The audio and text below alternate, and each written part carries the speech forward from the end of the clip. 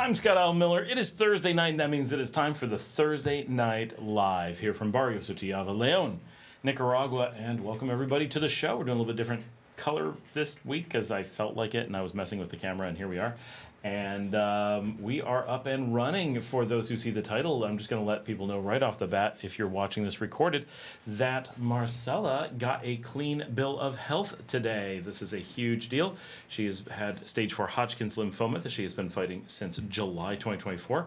And while she still has cancer, she'll never be 100% cancer-free. She is healthy and doing really, really well. So it's the best that she can hope for, and it means that she will only be on vigilance, on observation, where every so often she will be checking in for just to make sure that everything is still going well, and she does not have to go through treatment anymore. Trent Koch is here, right on.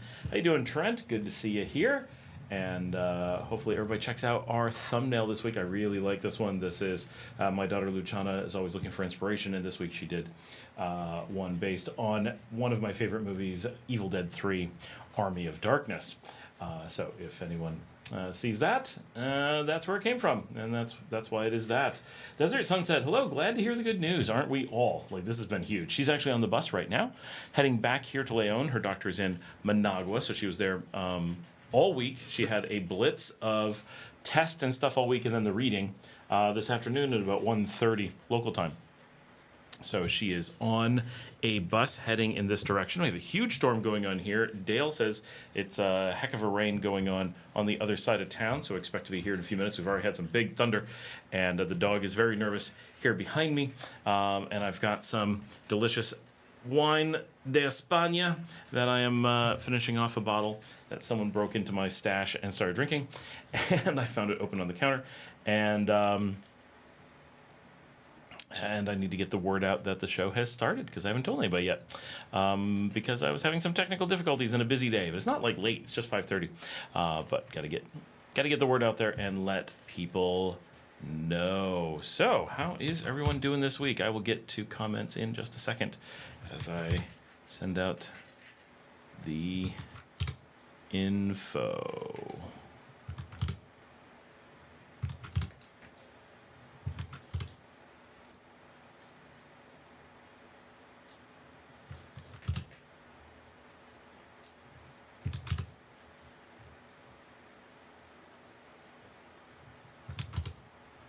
All right.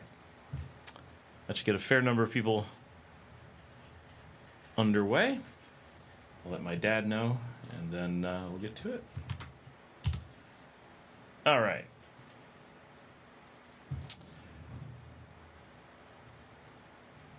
There is not as much showing up there as there was on my desktop. What is up with that?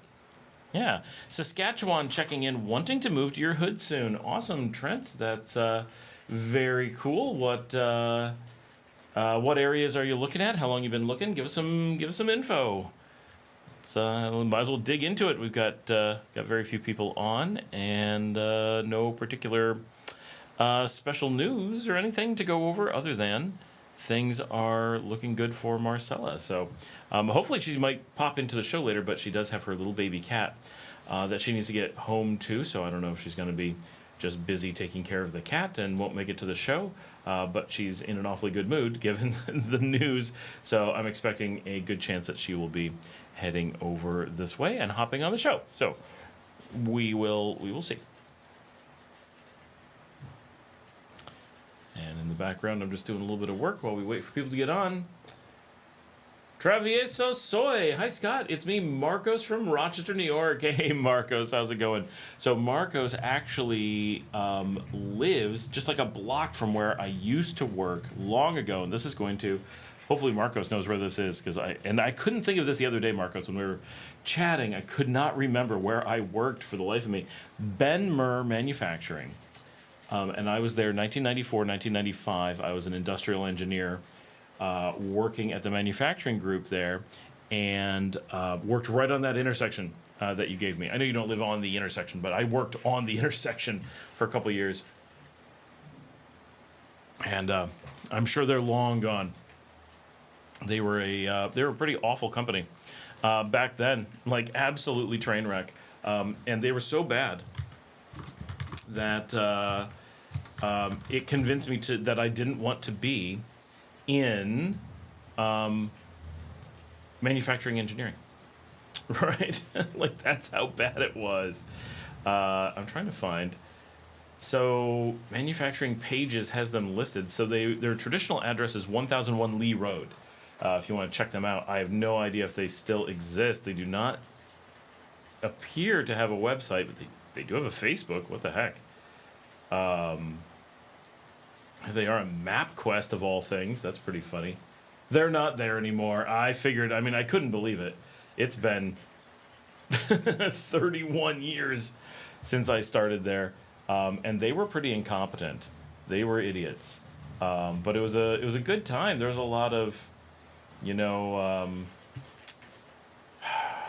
lot of memories, a lot of important stuff happened there for me. As I was young, obviously, and it was a very important part of my young life, getting started and making a lot of big life decisions and stuff from living there. And so they had a couple spaces, and it was interesting, right? It was neat getting to work as an industrial engineer there and do some big stuff. Did I grow up in Rochester? I grew up outside Rochester. Yeah, I didn't grow up in the city. I grew up. I was born at Rochester Gen, and then my dad is here. Hey, Dad. He says congratulations to Marcela, who's on the bus on her way here. And my dad can give you more details for sure. But I was born at Rochester General. They're on the east side of the city. And, Dad, you missed it. Marco is here and he lives up at the Lyle Mount Reed area and is looking at moving down. So he is coming down with that same hunger for garbage plates that all of us have here, which is funny that, So Marcos and I were talking about garbage plates. Then we were talking about doing garbage plates in Nicaragua. Then my Rochester crew reached out to me, because I still have a little bit of accent, reached out and is like, can we do garbage plates down there? I'm like, yes, we're doing this. And that's going to be my big business venture, is introducing garbage plates. Platos de basura, Nicaragua. Because all the ingredients are perfect here. Like, it is exactly a food they would eat here, but they don't. But they would. And my Panamanian friend absolutely loves them. She's been to Rochester, and she's like, she hasn't been for 10 years, and she's still like, I need garbage plates. So I was born at Rochester General on the east side, put in my first few months of life in Chile on the west side, and then my family, my dad who's on here, we moved down to Wyoming County, right on the eastern edge, so more or less straight south-ish of Rochester. In the countryside, so just a little bit west of Geneseo, and my dad's in Geneseo now. So small world there in the Rochester area, that kind of all connecting there. So that is why we were talking about Benmer Manufacturing, because I couldn't think of its name the other day, and what a bizarre memory that was. And my dad used to help me commute when I worked at Benmer, because he worked up at Rochester. He worked in Rochester at Eastman Kodak, and would often drop me off at Benmer when I was young and doing that. Hard to believe that was the same lifetime that I'm in now. Let's see. KL7 is here. Hola, Scott from Eastern Washington. 31 degrees in the morning now. I'm assuming that's the fake American 31 degrees and not the luxurious Nicaraguan 31 degrees that we have, because it's 27 degrees here right now with a strong rain. Sounds beautiful, but the dog's a little bit upset. Dale has some thunderstorms. Dale says, yes, very good news about Marcela. She is super excited. Dale says, an hour later and the rain is finally slowing down. Dale, we're just getting it here.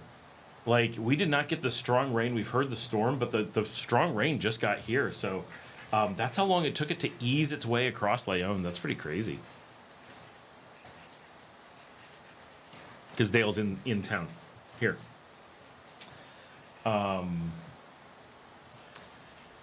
So yeah, what else we got going on this week? The Marcela news is kind of a big thing. Since like right after our last live stream, things that happen on like Friday, Saturday are easy for me to forget. My friend Marcel had a birthday party in Managua. And so Marcela and I are both friends with him, and went out to go to the party on Saturday night. Sounds right.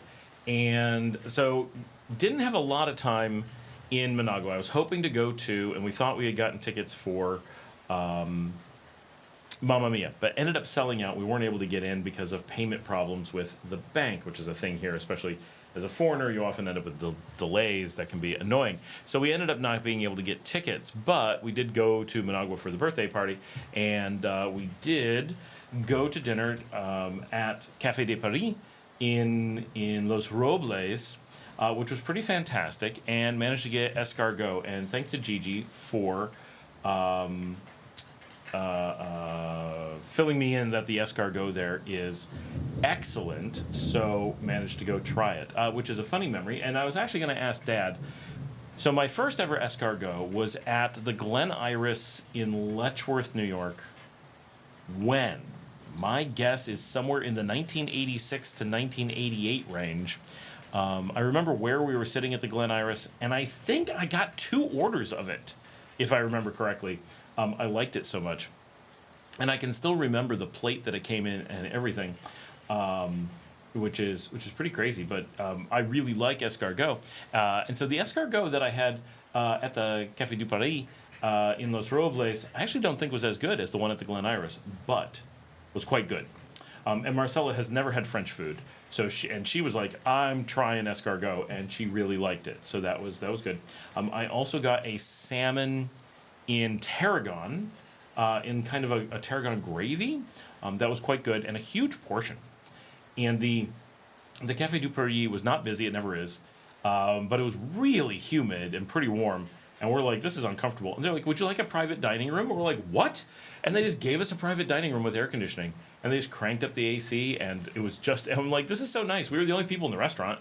Normally when I'm there, there's no one in the restaurant. So it worked out perfectly. It was very comfortable. But so Gigi, who is French, recommended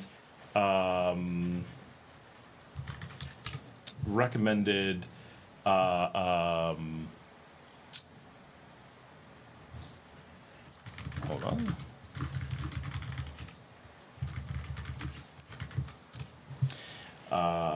Recommended it because she's like, this is actually really good French food in Leon. I've been there many times and never eaten because it's a little bit on the pricey side, and I'm not generally like, I really need French food.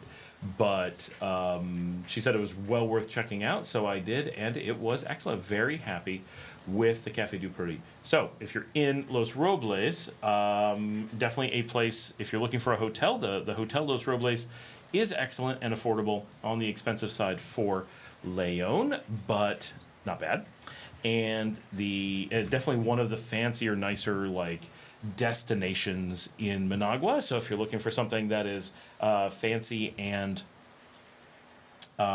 still very like authentic colonial Nicaraguan deep Nica style, I think the Hotel Los Robles is an excellent choice. And the food at the Café du Paris, which is there, is excellent, and the whole venue is just beautiful, with indoor gardens and a beautiful pool, giant pool, outdoor lounge areas, a tiki bar. It's the whole thing's very well done. So certainly a place to check out. So that was good. And then we went to the Club Terrassa, which is just up at Jean Paul Genis, and that was really interesting. So I found out that membership is roughly $12,000 to get in, U.S. dollars, and but it does give you a decade in theory, but you got to pay $12,000 up front to get access, which is pretty extreme. And then you pay for everything once you're there. They have a really nice swimming pool, beautiful restaurant, bowling alley, tennis courts, a bunch of things like that. Just really, really cool overall. It was very neat. It was a very nice party for our friend Marcel, and I got to meet some really cool people and all that. So that was a really cool time.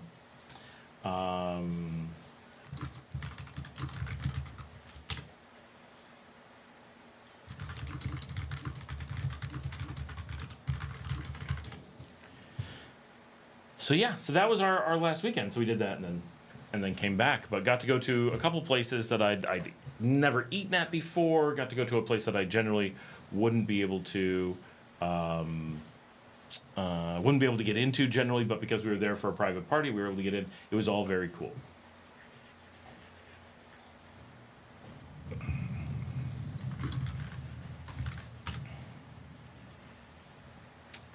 I'm a little bit behind on the messages. I should really read it on my screen so I can actually see it. My eyes are getting old.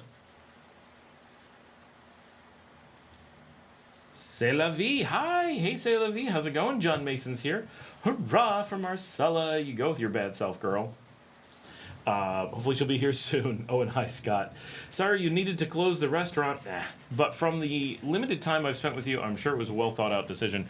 I'm not sure anything involving the restaurant there was a well-thought-out decision, but we've thought long and hard about how not thought-out the decisions there were, so maybe that counts in some way.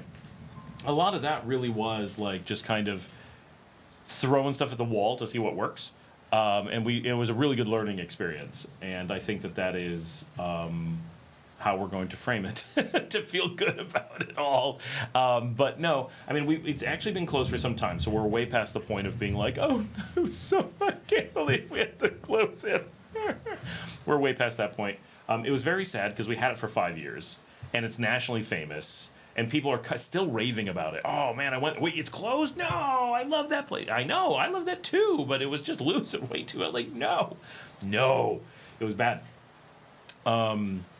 But so to give some quick, I don't know how much I recorded that video when it closed long ago, and then had it come up now that it's about to reopen fully. So originally we bought the Simple long ago, and it had a restaurant and small hotel.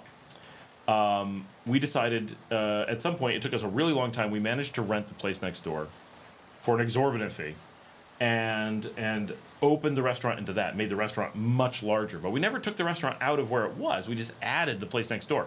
So the restaurant was extremely large. And like I said, on our final night, we had 600 people at once. Not throughout the day, at once. We had 600 people. So we were big and busy. And but it just didn't make sense. Especially with leasing the place next door. We couldn't do the improvements we wanted to do. I mean, maybe, but we would have been dumb, right? We couldn't really make a good investment,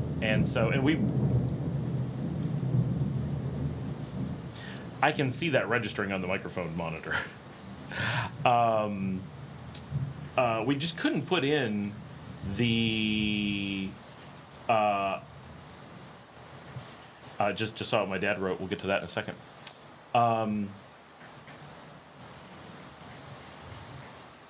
We couldn't make a logical investment. We couldn't upgrade the facilities. We couldn't do the things we wanted to do. We did a lot, which was dumb. We just poured blood, sweat, and tears into the place, and we made it very nice, I think. Like, people really did like it. We really liked it. Like, it was cool. It just wasn't smart, and we couldn't do what we needed to do.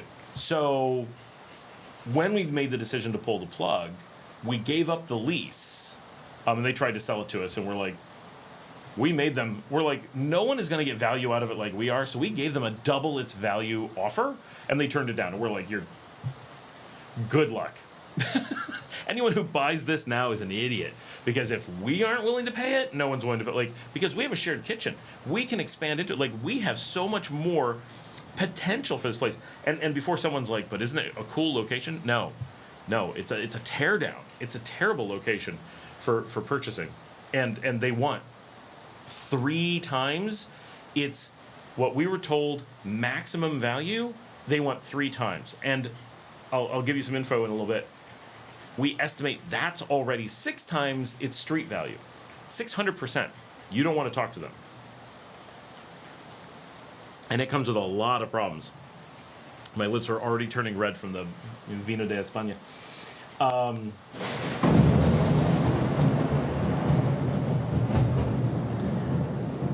Did y'all see the flash? Because I saw the flash on the monitor before it hit. It was crazy. Because I'm looking this way. That was behind me, and I saw it on the screen.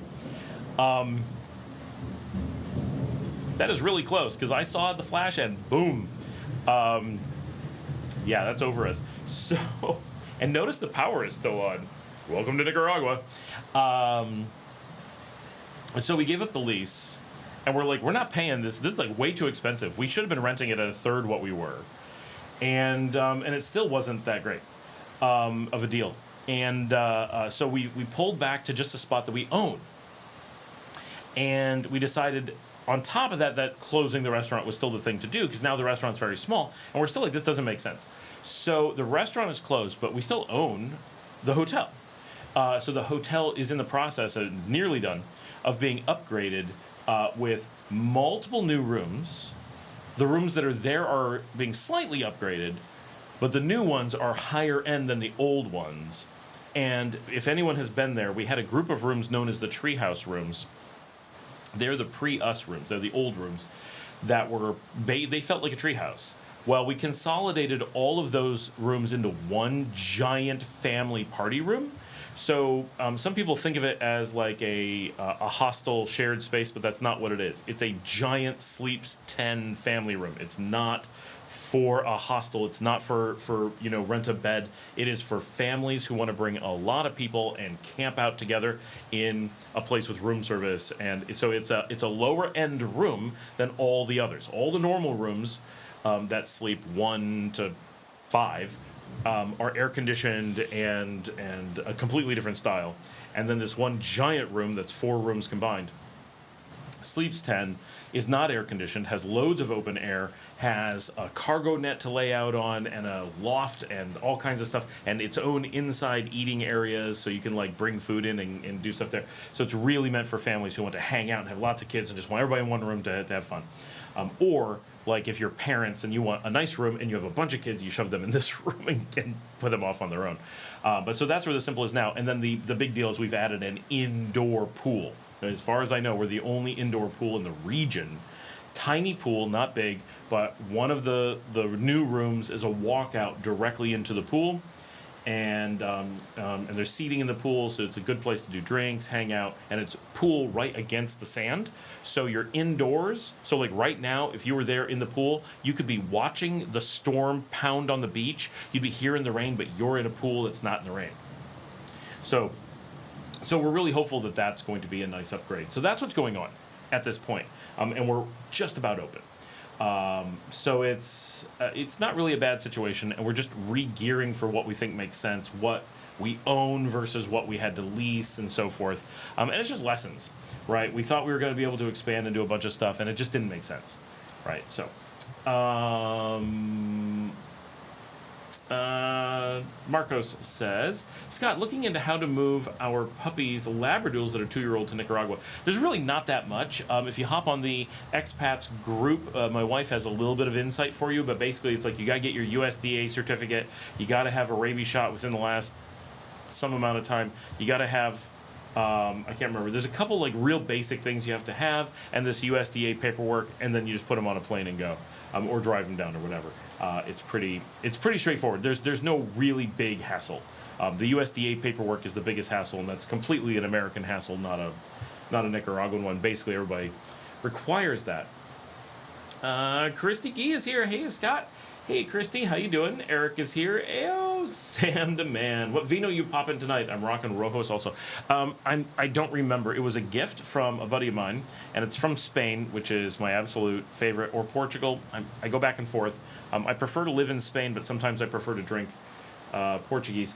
But that region, kind of the shared wine region there between them, is my favorite, and it's delicious. I've been having a hankering for some wine touring this week, and I was watching Wine Country, and then I watched Sideways, both again, right? Neither of those was my first time.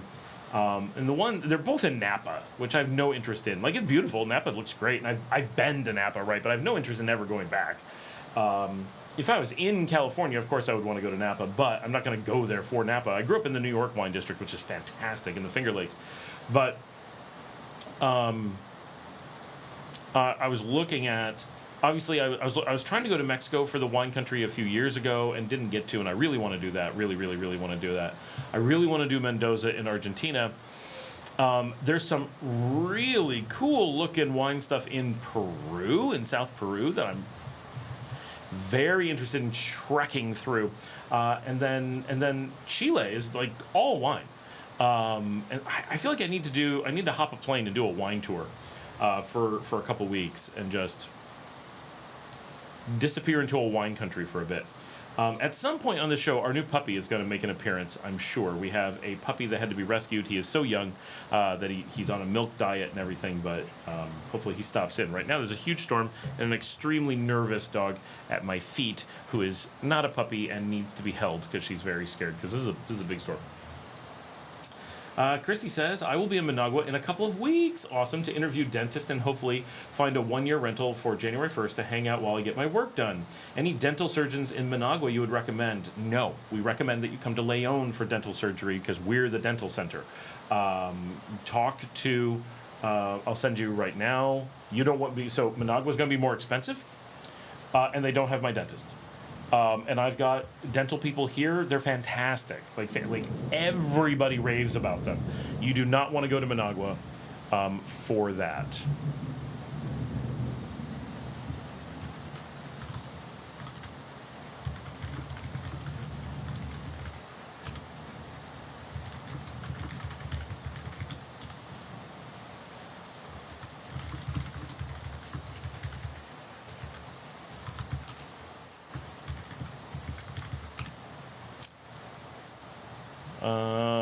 What was I looking? Oh yeah, forgot what I was doing.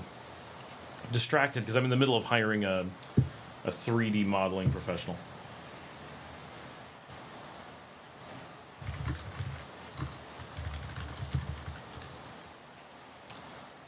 Let's see. Okay.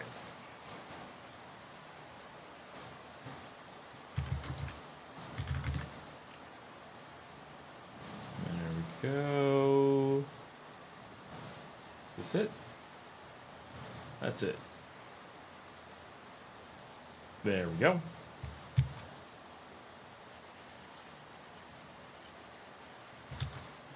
Oh, I can't copy paste there. Hold on. Yeah, I can do it over here. Oh, we got a good number of people on. All right, that is the Instagram for the dentist office you want to talk to. They will arrange everything. So staying in Leon for the year, cheaper. Dealing with going to and from dentist and surgical spots here in Leon, cheaper. If you ever need to go out for something specialty to Managua, it's not far. Not that I don't like Managua. I like Managua a lot. But I would you specifically come to Leon for dentistry, right? People come from Managua to Leon for dentistry, right? We're the dental spot. So do that.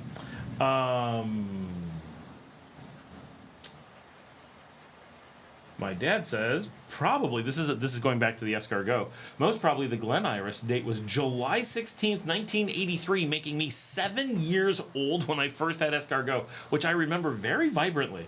And we then saw War Games afterwards. That's hard to believe. We went to the Glen Iris, which is a fancy restaurant, as you can imagine, having escargot in upstate New York. And then we saw War Games with, Matthew Broderick, of course. Wow. That's a wild memory. My dad just figured out that I first had escargot when I was 7 years old and then watched War Games. That sounds like you. Yep, my wife is here. Can you give this to the guard when it lets up ringing? I give it to him. Right, okay. Who's out there? Michael. Oh, okay. Are you off to the World Series? No, oh. There's a break tonight. I'm off to pick oh, the dogs right. that got stayed. I'm off to the clinic. Okay. It's raining. And the little puppy is in Luciana if you wanted to show him. Okay. We are, everyone here is rooting in the World Series, which of course is off tonight, I forgot, because everyone here is either from the Rochester, Buffalo area, so Toronto is our home team, because we don't have a local team in Rochester or Buffalo, so Toronto is our hometown Major League team, so it's pretty exciting, or the other people here are Canadians, and there's only one team in all of Canada, of course. That's not really true, but you know what I mean. So, yes. But that's crazy, 7 years old. I've been eating escargot for a long time. I can't do the math. 38 years? That's wild. TJ's here. Yo! Christy says Dunder Boomers. They're definitely Dunder Boomers. I love these kinds of storms, but sadly they make my dogs very, very nervous. John says, Scott, was your clientele at the restaurant mostly Nicaraguan or tourist? So if you're making any real attempt at anything here, you're going to be almost all Nicaraguans. There are very few tourists. Very, very, very few. If you had every single expat eating at your restaurant, you'd be out of business in a month. There's just nobody. And the nature of expats here is they spend less than the locals do. So on average, someone does. Someone spends a lot, but not many. So they are not good clientele in general. If you just want to have a little beach bar and hang out with your buddies and you don't care about making money, not a problem. But if you want to have like a place that goes and does stuff and like really, no, you got to take care of Nicas or you're not getting anything. So we were very specifically like, we were the Nica place on the beach, which is why we were nationally famous, because Nicaraguans are like, they do high quality, decent price, on the beach, Nicaraguan food, and they do everything Nicaraguan, like the huge giant menus that you get from like a Gecko's. We did stuff like that. So even the fringe stuff, fish and chips and onion rings that are hard to get, but Nicaraguans still consider Nicaraguan food, we did. But we did all the lobster, the fried shrimp, the steaks, the chicken fingers, the barbecues, the like all that stuff at really good quality. So it was a big menu. It was good stuff. Obviously, a lot of it I don't eat, but consistently really good track record that people just love the food. But it was just too much of a challenge, and we miss it. There's so much food there that I wish I could just go get easily, and I can't. Dale says, I've been seeing flashes for over an hour now, and it slowed and picked back up just now. Yeah, we had flashes for a while, and then now it's here. Vince says, hi, Scott, you seem like a busy fellow. Yes, just a bit. Luke says, hola, y'all. Hey, Scott, tell your daughter she killed the groovy broomstick-wielding Ash. Thank you, Luke. She always is like, did anyone notice my work? Did anyone notice my work? Because people never... no one ever mentions it, and so I'm telling her right now because this one I especially really, really liked, and I'm glad that you recognized it. If I can find her, in there she is.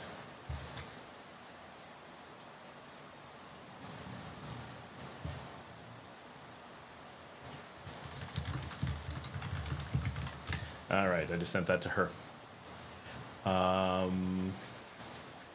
Oops, I lost. Oh, no, I can see it right here.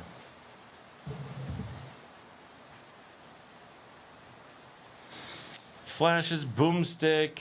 Marco says, looking to use Pet International. What do you think as a pet relocation company? What do you think about this company? So I don't know anything about them. Oh, no, we just lost internet. Crap. I'm hoping that the stream keeps going. We did not lose power, but we took a thunder strike, or a lightning strike. And it reset the equipment. We're waiting to see if we come back. I'm just talking about that we lost internet for a second as we wait for it to come back. I'm trying to see if I can see my streaming rate. It says we're still streaming. Everybody let me know if you can still see me. I mean, I still see me. And it's paused. It's not good.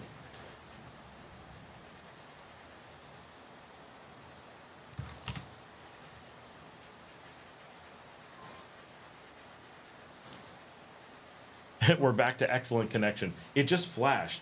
It was so much of a lightning strike that all the equipment like paused, but it didn't actually restart or something. I don't know. My TV is unhappy. Oh, no, it came back. All right, I do believe we are back. So I'm going to go back to where we were. Marcos had asked about AirPet. And I was about to say, I've never actually worked with AirPet. I don't know anything about them. They could be awesome. They could be awful. I wouldn't know. I'm unaware that they work here in Nicaragua, but I'm unaware of them in general, so I don't know. We flew our dogs, plural, in on a private flight, which was fantastic. We'd love to hear about AirPet and know what your experiences are, because a lot of people want to bring their animals in, and that would be really interesting.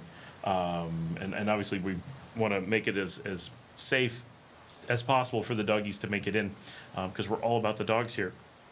And but sadly, I don't have any input. If anybody knows anything about AirPet, let me know. Cupcake says, I'm 30 minutes from Napa. Nice. living there definitely looks nice. If you're gonna be, if I was gonna, like, if you were like, you have to live in California, that's where I would want to be. Like there or Sonoma, like a wine country. Yes, love it. Totally my vibe. But, you know, I find it too built up. Like, I really want to be, you know, Baja wine country or, you know, Chilean wine country. Those really do. Oh my gosh, we have a lot of people on. I just noticed. Yay! This is awesome. Well, welcome everyone to the show. That's fantastic. Cupcake says, wow, we can hear the thunderstorm. Yeah, me too. Christy says, OMG, I'm so glad I asked before I booked accommodations. Yeah, and so remember, you don't really need to book ahead. Not that you shouldn't, but if you're looking at a year, I think you said, like this is like a long process. You're doing some major stuff. So a couple things. One, I don't know what you're doing. So keep that in mind that I'm giving advice without any context or information. Two, of people I know who have done dental surgery here, the leap in quality over if you're coming from someplace like the United States or Canada is so dramatic that often it's shocking what's going to be done. So I know people who've done years of dental work in the United States, came here and saw this doctor, the one that I recommended to you, and it was not there to get things fixed. They were there for like a cleaning. And she's like, what happened to you? And he's like, well, I had all these surgeries in the U.S. and all these doctors look at it. We have all this damage. And she's like, this is bad. Is it okay if I fix this? And he's like, what? And it was like, I don't know, under $100 and under 20 minutes and years of damage in the U.S. Everything was fixed. And he's like, I cannot believe it, right? And so if he'd have been planning whatever he was doing, it would have been, well, I have to give myself months or multiple trips. It's going to be a big thing. And that's probably the case. It's probably not going to be that for you, but it was one trip and years of damage was fixed from U.S. dentist. And so I would highly recommend getting here and having flexibility, right? Be prepared to live here for the year for certain, but and be prepared to stay and not need to do dental work. Just fall in love with Nicaragua and stay. Like, cool. Be prepared that you may get a lot of dental insight very quickly once you're here, and not necessarily want to go through the same procedure or process or time period or whatever that you're being recommended somewhere with lesser access to care.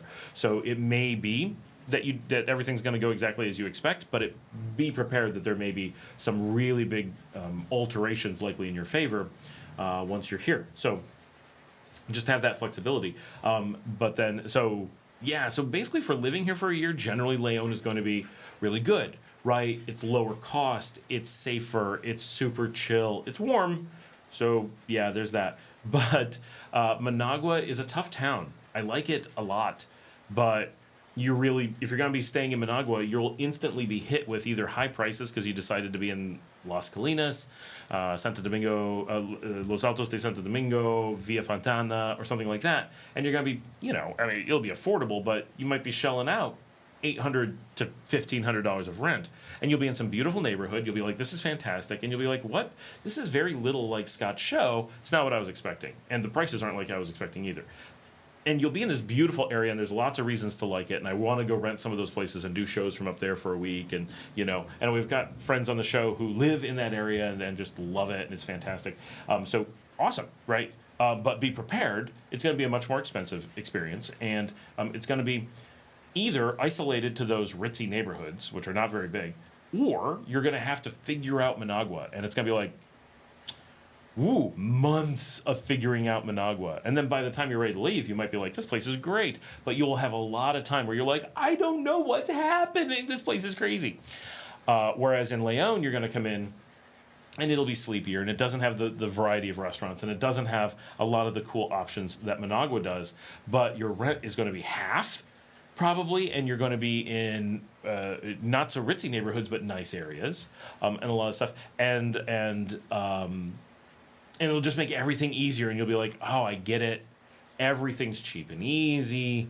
Everything's straightforward. All right, cool. And then you can, when you're like, but it's kind of a small town, right? Well, just here's a week. You have no dental work going on. You got nothing you got to worry about. Take a trip. Right, go to Chinandega, check out the restaurants. Go to Managua, spend some time. Go to Granada, right? Leon, while it's not as physically central, is a lower cost, much more chill launching point for exploring the country for a year than Managua is. Managua is far more central and way easier to just jump on a bus, for sure.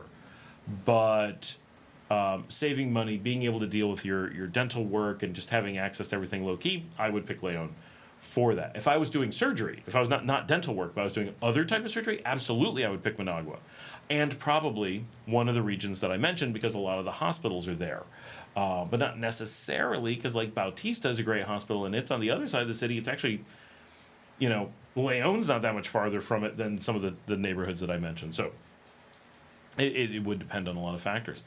Eric said, definitely recommend hitting up Mendoza for wine country. Peru's southern area isn't bad for wine either. Chile has loads of options and good wine, but carito. Mendoza is top value for sure. All right, good to know. I almost went to Mendoza when we were there in Argentina last year, and the thing about that is we're going to take our kids to Argentina. We're not sure when, so we'll hit it when we're there. What's the wine situation in Brazil like? Brazil must have a bunch of stuff. I mean, it's really warm, so I'm sure it's relatively small regions, but it's such a big country. It's got to have some wine stuff going on, but I don't have a clue where to go look. But that's where my kids want to go this year. Well, this coming year for vacations, they want to do Brazil, Sao Paulo. That's some tasty wine. Luke says we had some light rain here in Matagalpa. All I can hear is the street band, the one I'm now sponsoring, practicing outside. Very nice. Chrissy says, Scott, where should I stay in Leon? So let's talk about that. If you want to stay in El Centro, which I don't recommend, I generally don't recommend El Centro. It's expensive, it's bustling, it's loud at night, and it's all colonial, which if you're really into, if you're like, this is my okay.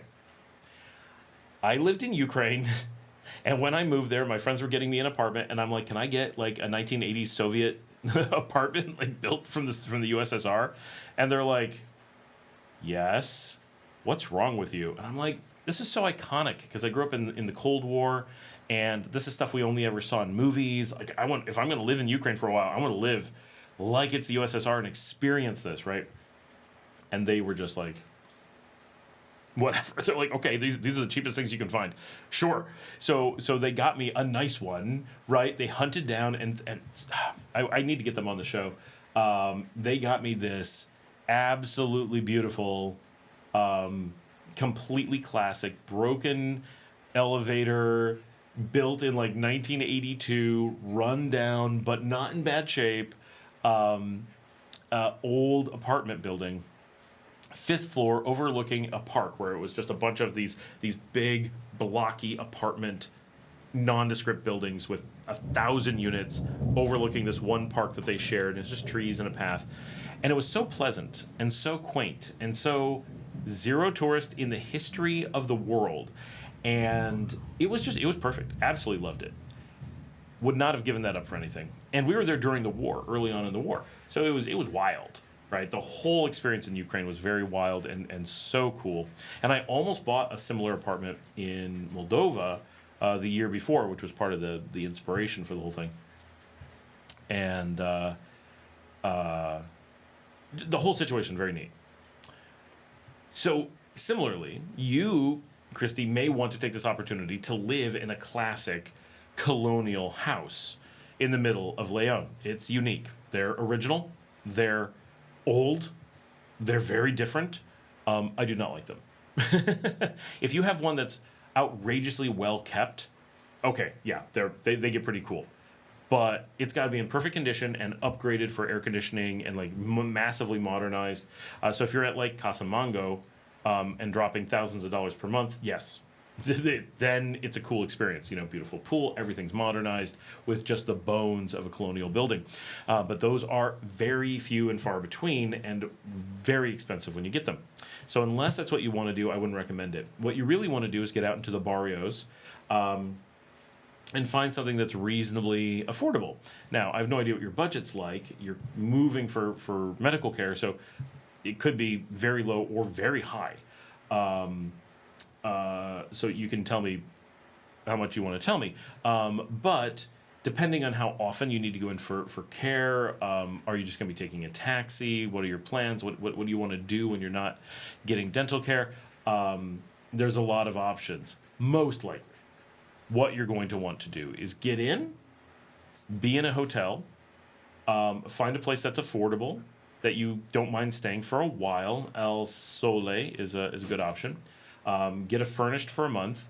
Start looking immediately. Go talk to the dentist, and talk to the dentist now, right? Betsy Carolina, give her a message on Instagram. She'll hook you up on WhatsApp. You can talk to her and her partner, Dr. Marisol, and they'll give you some feedback and some info, and you can ask whatever questions you need to ask. And then very likely, if you have any kind of budget, which you likely do because you were looking at Managua, then you're probably going to want to look in the Residencia de Fatima, which I'll put on a map here because we can do that. And that's going to be not far from her dentist office. Taxi ride, maybe 15 minutes. And presumably you're not going to be there every day. You'll save money on everything else in life. And then the last time I was looking, if you're going to take a year's rental in Fatima, you might be dropping between $450 and $650 per month, but we're talking gated, guarded, modern, really gorgeous, not huge, but very, very nice neighborhood where you're going to move in and just go, oh yeah, no, this is comfy, right? I'm comfortable. It's modern. I feel like I can walk the streets in the middle of the night alone. I don't need anything. There's, all of my neighbors are affluent. All of my neighbors are in an exclusive neighborhood. The chief of police lives in this neighborhood or used to. There's, real gates on the outside, real guards patrolling the place just in case someone's scaling the walls or something. Everyone's looking out for each other. Every house is nice. You're just going to be like, this is comfy. And when I call for a taxi, yeah, I'm a few minutes farther than other places. No big deal. Taxi's going to take you downtown to restaurants or whatever. You can Pedidos Jaw food to your house. You'll easily get internet, easily get electric. Everything's just easy in that. So if you're moving here permanently, you might do things a little bit differently. But if you're moving for that 1 year increment and you need to be tied to a location, there's a really good possibility that that's just what you're going to want to do. So I'm going to bring up a map here if I can, and just give you an idea of where we're looking and kind of where her offices are, so you're not totally lost. And of course, I'm going to struggle to figure out where her offices actually are. No, I know where they are. Okay, cool. Let me... Oh, nice. That worked really well. Okay. So her office, so this is Leon. Obviously, we'll just zoom out so you can see that's the city of Leon. We're going to zoom over on the east side a little bit, just a little bit, barely east. This road here, number 3, this is what everyone is going to call the bypass. No one's going to call it number 3. They're going to call it the bypass. This is the Pan American bypass. It doesn't mean we're bypassing the Pan American. It means we're bypassing Tegucigalpa. It is the part of the Pan American that goes to San Salvador, not the part that goes to Tegucigalpa. So I don't know why they call it that, but that's what it's called. Route 1 is the Pan American. 3 is the Pan American bypass. They merge in Managua and they re-merge in Guate. So it's just a very small area where they're separate, but this is what that is. This little neighborhood here with all these tight little streets here above 5th, this is El Calvario. We're going to zoom it right there. Highlight it, hopefully yeah, there it goes. It shows it to us. So this neighborhood is where you're going to be coming. This is BC Dental is in this. And yes, the name means Calvary, like Calvary Chapel type thing. So somewhere right in these tight little houses is where her office is. I believe it is right about here. No, that doesn't look right. Not next to a bookstore. Anyway, it's in this general area in one of these blocks. I'm surprised it doesn't show up on the map, or I'm just off far enough that it's not showing up. Anyway, it's in this tight little area, not really relevant. But I do walk across these streets sometime. Oh no, she might be over closer to here. So I walk up this street. Again, I'm getting distracted and it's not really relevant. Okay, so this is where your health care is. This is where your dental care is going to be. You do not want to stay here. It's a very traditional Nicaraguan neighborhood. It's just not, it's going to be very hard to find something you find comfortable. And it's not in the high-end, nicer parts of town. So it's not bad. No problem during the day. But if, I wouldn't want it to be my neighborhood at night necessarily. Obviously, my doctor is there. Like, it's not bad. Okay. So here is Reparto Fatima up north. So notice this is the center right here. And we're just coming right up here. Not far at all. So we're going to zoom in on this. Here is Reparto Fatima. I'm going to try to get it to appear so I can highlight it. Google's, there we go. So this is the Reparto Fatima, right? And this is the Parque Fatima here. This entire zone is the generally most expensive zone in Leon, which is not extreme by any stretch. This is the new hospital right here, the largest hospital in Central America. And so that's very handy, having that right there. And it's not just the hospital, it's also got a Central de Salud right next door as well. And then you've got this kind of fancy restaurant area just up here. This is hard to scroll. This is where the bypass comes in and heads out to Chinandega. So you got a lot of like big shopping up there, grocery stores, gas stations, that kind of stuff. Nothing super exciting. And just down here, this is Paseo Real, the mall. So remember, Fatima's right here. This is like 2 blocks, right? So even on foot, this is at maximum 10 minutes. So this is your small shopping mall. Also has restaurants, also has cafe, also has cafes, plural, also has major grocery store, and so forth. So this is a great area to be in with a lot of stuff. In Fatima, mostly houses, very little that isn't. There is the Hotel Leon Inn, very expensive, beautiful place. So what we're looking at is here. This area is the Residencia Fatima. And if we zoom out, it will show up. We might even get pictures. No, they're probably no good. Who knows what we're going to get in here? That's useless. Oh, okay. We're not going to look at those. Means nothing. Anyway, this area is what I'm thinking of. It's less expensive than the area outside the quote-unquote gates, which is out here. Out here, you get the mansions, like literally simply enormous mansions and a lot of open space and big yards. And I will try my best to, I think the gate is around here. Let's see if I can find it. No, where is the gate? So this is the main part of the Residencia Fatima. It's not that large, right? But there's several houses generally available in here.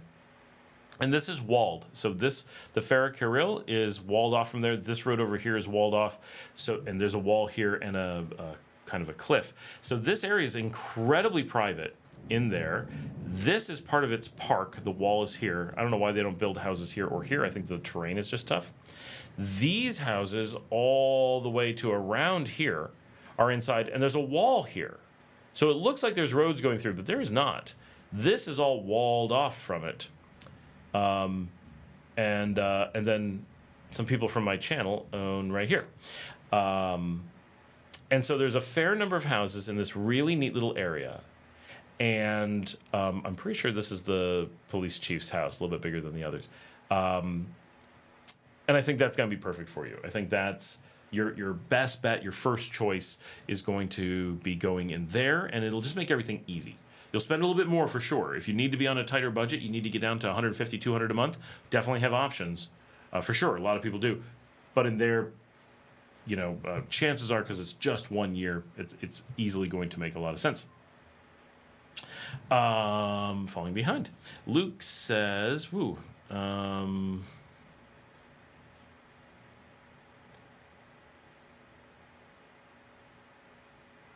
on. There's where the chat disconnected, but it's still there. Light rain. Where should I stay in Leon? TJ says, I now meet the requirements for the pensionado residency. My birthday was yesterday. Congratulations. Happy birthday. Feliz cumpleaños. And I'm going to start trying to get everything together. Very cool. Joe and Clara are here. Scott, sorry to hear about the restaurant, but glad you do so much for getting Nicaragua in a positive light and great info to us future expats. Thank you. It's, as a business person, we know that some businesses are going to make it and some are not, and that's okay, right? It sucks, but It's not that sad. There are a lot of memories there. It was a place we put a lot of effort into and spent a lot of time. It does affect us. But we could always reopen it too, I suppose. Cupcake says, beat LA. Hopefully. 2 more games in Toronto. My dad says, Aunt Gail and I ate Glen Iris just a couple of weeks ago. The new bridge is beautiful. Oh, I haven't seen the new bridge. Oh, wait, the new bridge over the river or the new bridge to get to the Glen Iris? I can't believe the Glen Iris is still open. How is it? Boy, it's hard to imagine that still being there. Just, it's been so long. Patinka, are the Nikas also rooting for the Jays? Probably. I would expect so. I don't know. You get a lot of people who have like ties to Los Angeles, but you also get a lot of people who would like to see American teams lose. So you'll see a lot of people rooting for the Jays from that perspective. Most people are not watching the game. Like that, it's not a huge thing here. Even though baseball is the big thing here, we play the international leagues, not the local ones like the U.S. So the big games that people care about here are different ones in many cases. Jan says, well, I hear you. Christy says, all is well. Ed is here from Queens. Hi, Ed. Luke says 5 over 5. All right, cool. Well, it seems like we're all good. Eid Group is here. I can see and hear you. Marco says yes. Jan says, well, it's working here. Jan says, I have to go to class for a bit. TJ, was it hard for you to get your NICA license? I actually never have. I have a U.S. license. I don't need a NICA license because the U.S. one is fully valid. I need to do that yet. And it's on my list, but it was like really important, and now everyone's like, nah, it doesn't important. I'm like, why is it only important when it's hard? Right now that it's easy, everyone's like, nah, it doesn't matter. But it's not a big deal one way or another, as long as you keep a valid one. So I've got a while before I have to get it. Christy says, my homie Angelica and I plan to relocate to Nicaragua with our... Oh, this is Christy who is looking for a place to live. So this may change all my recommendations now that I'm reading this. My homie Angelica and I plan to relocate to Nicaragua with our 3 cats, so any recommendations would be greatly appreciated.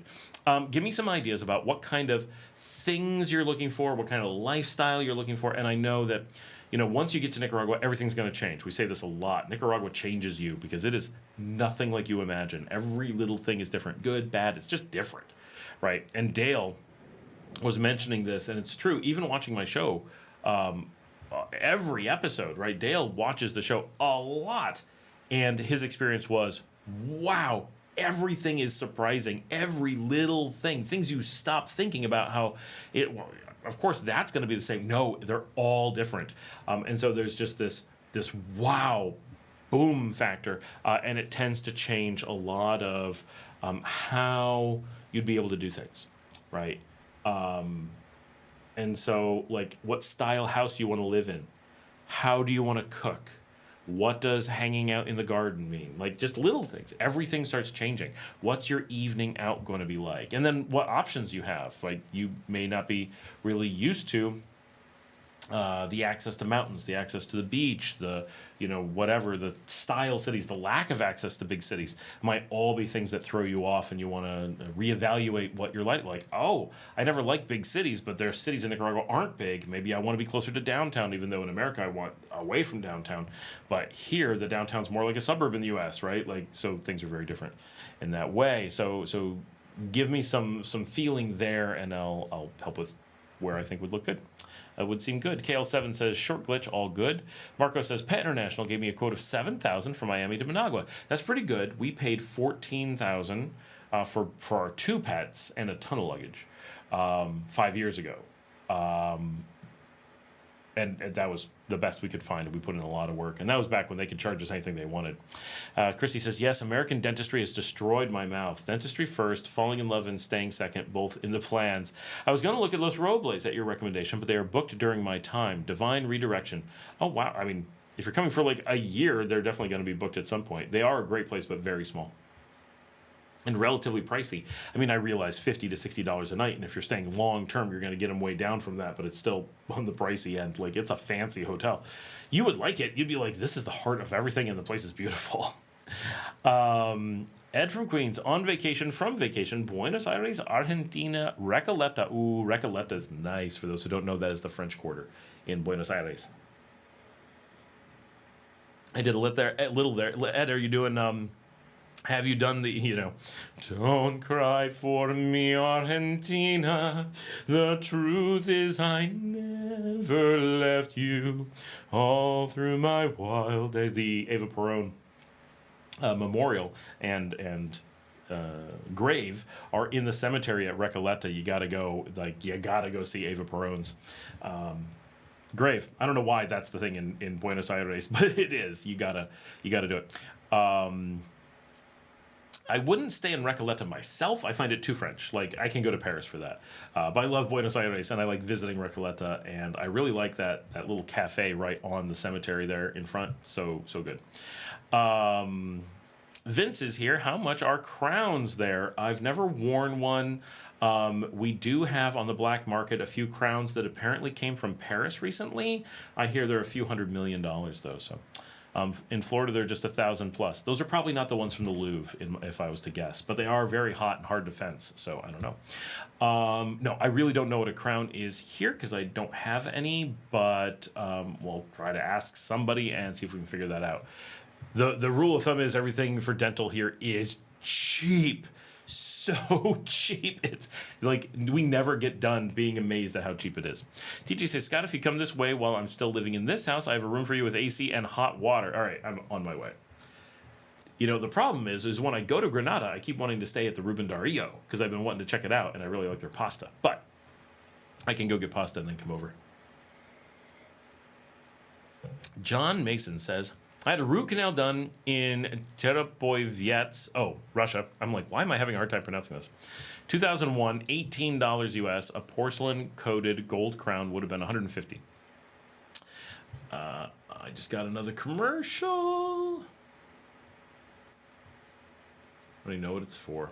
Oh, by the way, don't forget to give a thumbs up to the show. No one's mentioned it yet, so I'm mentioning it. It does help if we have a great audience on tonight. This is like not just cool people, but also a lot of you, so very thankful for that. I'm remembering during the week to mention the live stream a bit more, and I think that's helping slowly because it's like, oh, you have a live stream. So many people are like, oh, a live stream? And I'm like, yeah, I guess we never really promoted it much. We just kind of did it. We never really expected it to be a thing. Now it's like a lifestyle, right? Like, it's hard to imagine a Thursday night without doing it.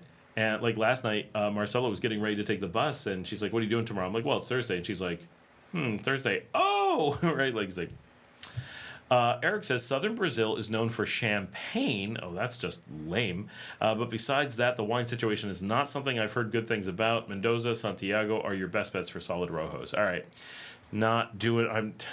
I am not going anywhere for champagne. Not happening. Marcos just scrolled off my screen. I was watching another YouTuber with the coffee farm. Yeah, that'll be Elton.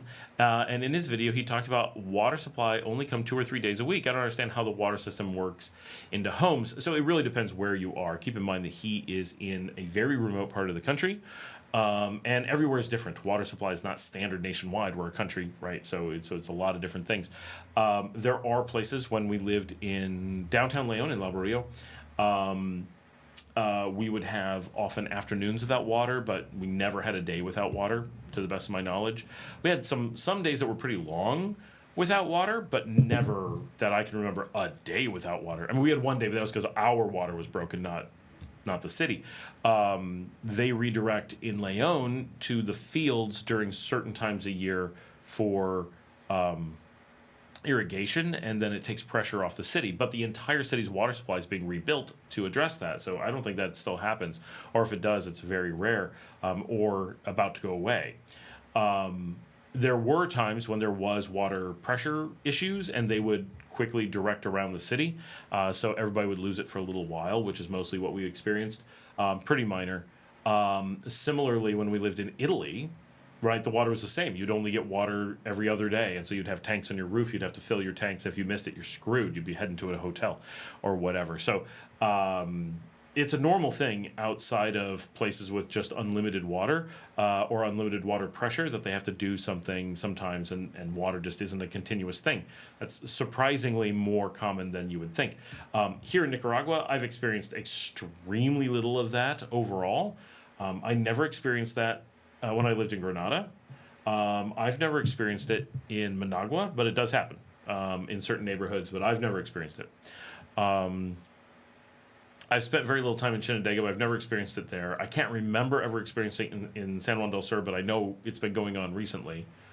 But mostly that's because there's like a drought down there or something, or something broke. I don't know.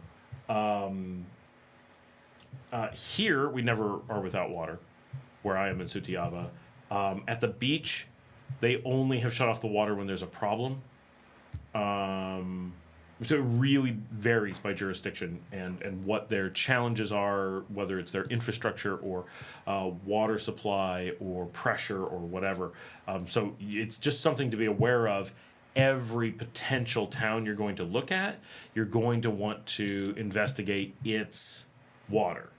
It's just part of investigating everything, right? It's Nicaragua is a country that's less uniform. So every town, every neighborhood, every little thing, it just has different life. Like, and we talk about this very little with water, but we probably should more. But we do talk quite a bit about the electrical, right? The supply is generally the same, but the cost can be wildly different between neighborhoods. So, just because, if you ever have someone who's like, the price of things in Nicaragua, generally that's bunk. If they're talking about gas, that's universal. That's a government set price. And they charge by the liter, and that doesn't vary, right? They don't we only charge you for half a liter. No, they're going to get in trouble, right? Because the tank's going down. But electricity, there'll be a set price, but then you only pay for every other kilowatt or whatever, and all kinds of things vary. Or you're on a set price. It doesn't matter what the kilowatt is. That's all fake. So it serves as and I think this is something that happens a lot, is that they allow outside entities to kind of get semi-misinformation, half-truths, and run with it to disparage people coming to the country. And I think Nicaragua does this because they're like, if you are going to fall that much for anti-Nicaragua propaganda, probably best you're not here because you're going to be negative, right? And it's kind of a organic self-filtering, like a very cheap way to just make people who are just going to generally be unhappy, not with Nicaragua, just anywhere they end up. Right, it's not what I was expecting. I thought it would be whatever, and then they're just complaining or whatever. Well, much easier to just have those people believe it's going to be bad without checking and then not come. So I kind of have a feeling that is the technique that they use, because it really does seem to be the case.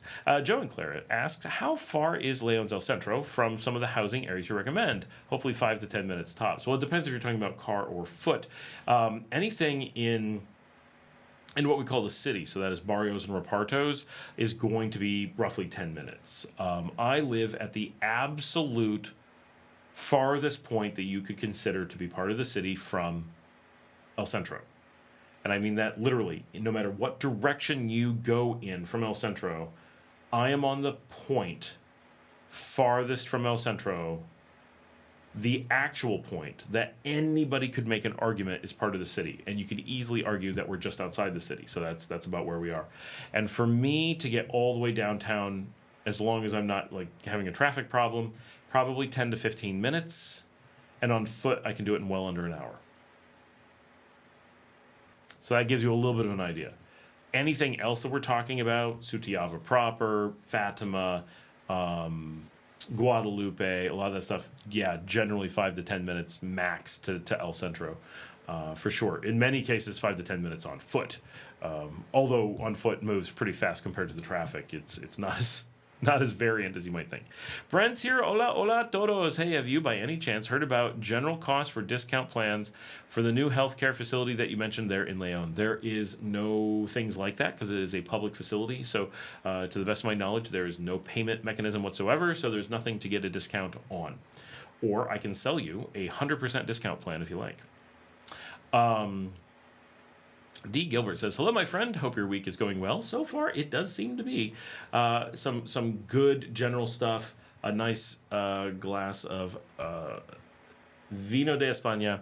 And Marcela got a clean bill of health today. So it has been a good day. Good week. Now, how did you obtain residency? Through investments or... I think that was just an or something else. I did it through investment. Yeah, that is true. So we did not come here, and I say this a lot, right? This is kind of the the Scott Allen Miller story. Oops, I invested. The Scott Allen Miller story. We bought a house here that turned out to be a business. That makes us sound more idiotic than I think we really are, but that's basically what happened. And we probably are more idiots than we think we are. So if it makes us sound like idiots, it's probably right. In doing so, we initially thought it was like this little tiny business. This is really what happened. We didn't buy a business thinking it was a house. We bought a house that we knew had been converted to a business, and we thought that it was this tiny little dinky thing that was in the process of shutting down. And they were in the process of shutting down. They had already hired a manager to shut it down. They had already started closing things down. They were getting out. And so we thought we were buying something that was just about to shut down and that we were done. And that it was just going to be a house on the beach, which seemed pretty cool. And then when we got here, it was surprisingly busy and booked out. And so the question was, the thing that triggered everything was the shutdown manager, the girl who was there just to shut the place down, said, what do you want to do with the existing bookings? Do we call them and say we're not going to honor them? Do you phase it out? Do we stop taking new ones? What do you want to do? And we were like, oh, we hadn't thought about that. We didn't know there were bookings. We thought there was just no tourism because we came in during COVID, right? So that there were bookings was like, what? And so we're like, well, are there like a lot of bookings? So just a bit. We're like, okay, let's give it a try. Let's keep it open. We'll rent a house across the street instead, and make some decisions over time. And so we just fell into having bought a hotel and restaurant with no planning or anything. And it was like, what just happened? Like, this is crazy. And so we had never really thought about residency. We weren't planning on filing for residency or anything. Or if we were planning on getting the rentista, because we're all over, well, my wife wasn't at the time, but we're all over the 45-year-old mark now. And we had lots of time and you know, we had been living around the world, so we weren't like Nicaragua is the only place we're going to be. We had, to try to make a long story as long as possible, we had really just made the decision to stop using the U.S. as our home base, to stop using Dallas, Texas as our home base, and switch that home base to Nicaragua. Now, our home base in Dallas had been empty for years because we just kept a house and never lived there. We were always living in Europe or Latin America. But we would come back and be like, here's our weekend in our house. And be like, this is so weird. I still remember coming back at one point. I hadn't seen the house in like 5 years. And my best friend was living there, and I was like somewhere nearby, and she's like, you got to stop by and see the house. And I'm like, you know, we should. Like, that's good. And I couldn't remember how to get to my own house that I still owned and had always owned. And it was like, where do I turn to get there? Now I could do it again. Like, I don't know, somehow having been away and coming back, now I can do it no problem. But there was a time period where I actually had lived there for a while and then forgot how to get back to the house. And I remember opening the door and my best friend meeting me and just being like, holy cow, this is our house. I forgot what it looked like. I forgot what it felt like. I forgot how it was laid out. And it just, this flood of emotions of just like, wow, this is our house. And then we were there for like the weekend or whatever. And then we took off again. And it was just, whoa. And then we started using it more after that, and we would sometimes stay there. And we did end up living there for a little while. But our thought was we were going to buy in Nicaragua and almost never be here. But we wanted, whenever we were somewhere, it to be Nicaragua because it's cheap and safe, and we love it here. And then it just kind of life happened, and we didn't end up traveling as much as we expected. So we've been really heavily here. Now, you know, I've been to Mexico some. I go to Belize on a regular basis. I went to Argentina, went to Bolivia. I've got a couple Belize trips coming up. I really want to do some kind of wine country trip, something, and we're hoping to take the kids to Brazil this year. Right, so we're still traveling, but nothing like we used to. And so we bought this business on accident that was significantly larger than the investment requirements, like by a lot. And so we just qualified. So our lawyer's like, why don't you just get residency? Like, you've got investor residency. Let's just do this, right? You own a home. You've done the investment thing. This is your home base. You plan on being here. Why don't you make this a real thing? we're like, oh, I guess that makes sense. Yeah, since we already have it. So we ended up doing investor residency from the beginning with no plan. It just happened. So that's how we ended up doing it. Otherwise, we would have done the rentista. D. Gilbert says, also, how do I find student housing as a 25-year-old expat? I don't mind having a small space with a bunch of people similar aged and the fact that they are super cheap. I honestly don't know. Like my driver knows. He knows people who do that. I have no idea where they're advertised or anything. That's not something I've ever looked for. But, I mean, we could ask around. They're not hard to find because universities are all over the place. Christy says, I'd like to end up in a modernish walled house with outdoor space. Angelica and I are sound bath practitioners and frequency healers. We hope to serve the community while strengthening our skills. So a quieter area where you have some privacy would logically make sense. I mean, Fatima is definitely a place to start. Veracruz is an option. There are plenty of little spots here and there just hidden around places that could work, but those are like big areas to definitely look at. There is some, I don't know this area very well, so I can't tell you a ton about it. Hold on, I'm going to jump back over and do this. So let's find downtown. Here we go. Here's downtown in the yellow. We're going to head out on this road here. We're going to come out, and then a really neat area, San Geronimo is pretty good. The condominios Santa Marta can be good, and the residential Monte Sinai looks fantastic. I'll show you some pictures. Never been in here, would love if anyone knows how to get in there and take a look. This area is fantastic. Not real big, not super fancy, but nice. I haven't seen exactly this style elsewhere in town. I don't know what this is. But so that area has some real potential. I don't know if we can get any pictures of Geronimo to show. Probably not. And is there another one? Maybe there might be a little bit like hiding around here, just a tiny bit. So that area is pretty good. And then the Colonidad Universitaria here is a pretty good area. So Condominio San Andreas is good. Let me get my bearings. So you come up, there's that one, and then there is more along here. This is Casa Leon. This is probably not what you're looking at. This is a little bit lower end, acceptable, lower end. This area at the Condominio San Agustin is really good. You can come in. I'm just on my live stream. These are beautiful and available for rent. Really, really nice. People from the current chat group live here. So easy to check out. That's a lot of... This is not what it looks like there. I have no idea why that's there.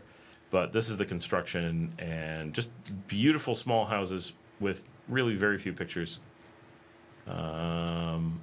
This gives you the best idea. But modern, air-conditioned, they can have a pool. And so you got some stuff in that kind of area. What's up? Hi. Just coming to say hi? No, I was watching this story on Steve Wynn from Wynn Resorts. Yes. He must have pissed somebody off. Why? They took him out. I mean, wow. Well, wow. Oh, yeah.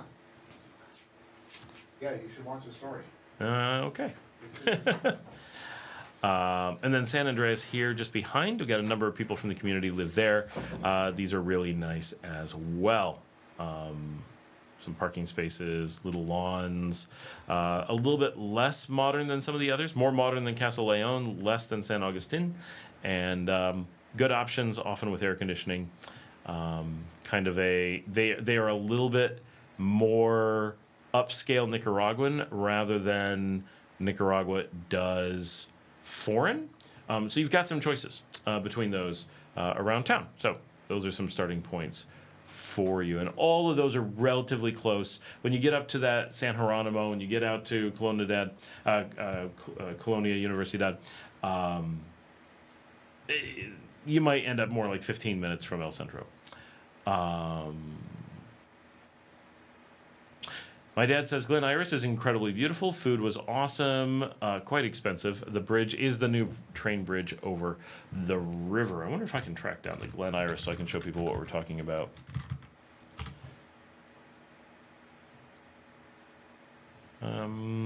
All right, let's. So this is a restaurant really close to where I grew up, and still close to where my dad is. It has views of the waterfall. Like, it's absolutely gorgeous. Really famous restaurant in the region. It's inside the biggest state park in New York, so it's really special. I was there for some giant event. Did I have a prom there? I had too many proms. I can't remember where they are. I feel like one of them was actually at the Glen Iris. Very upstate New York in so many ways. But if you are going to be in upstate New York, then this is certainly a place you want to go. Oh, they call it Carolyn's at the Glen Iris? That's weird. Okay, here's the menu. Not bad. Danish brie. None of that French brie for us.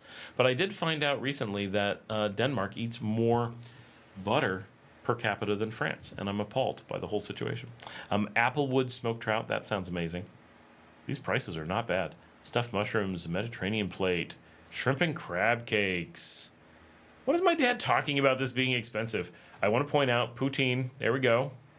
Okay, poutine for $22 is insane, but and $8 more for prime rib, so it gets up to $30. Let's hit this dinner menu, see what we got. This is honestly the same price as we have here. Like, this is nothing. I can go to more expensive places. I have been to more expensive places this week. Oh,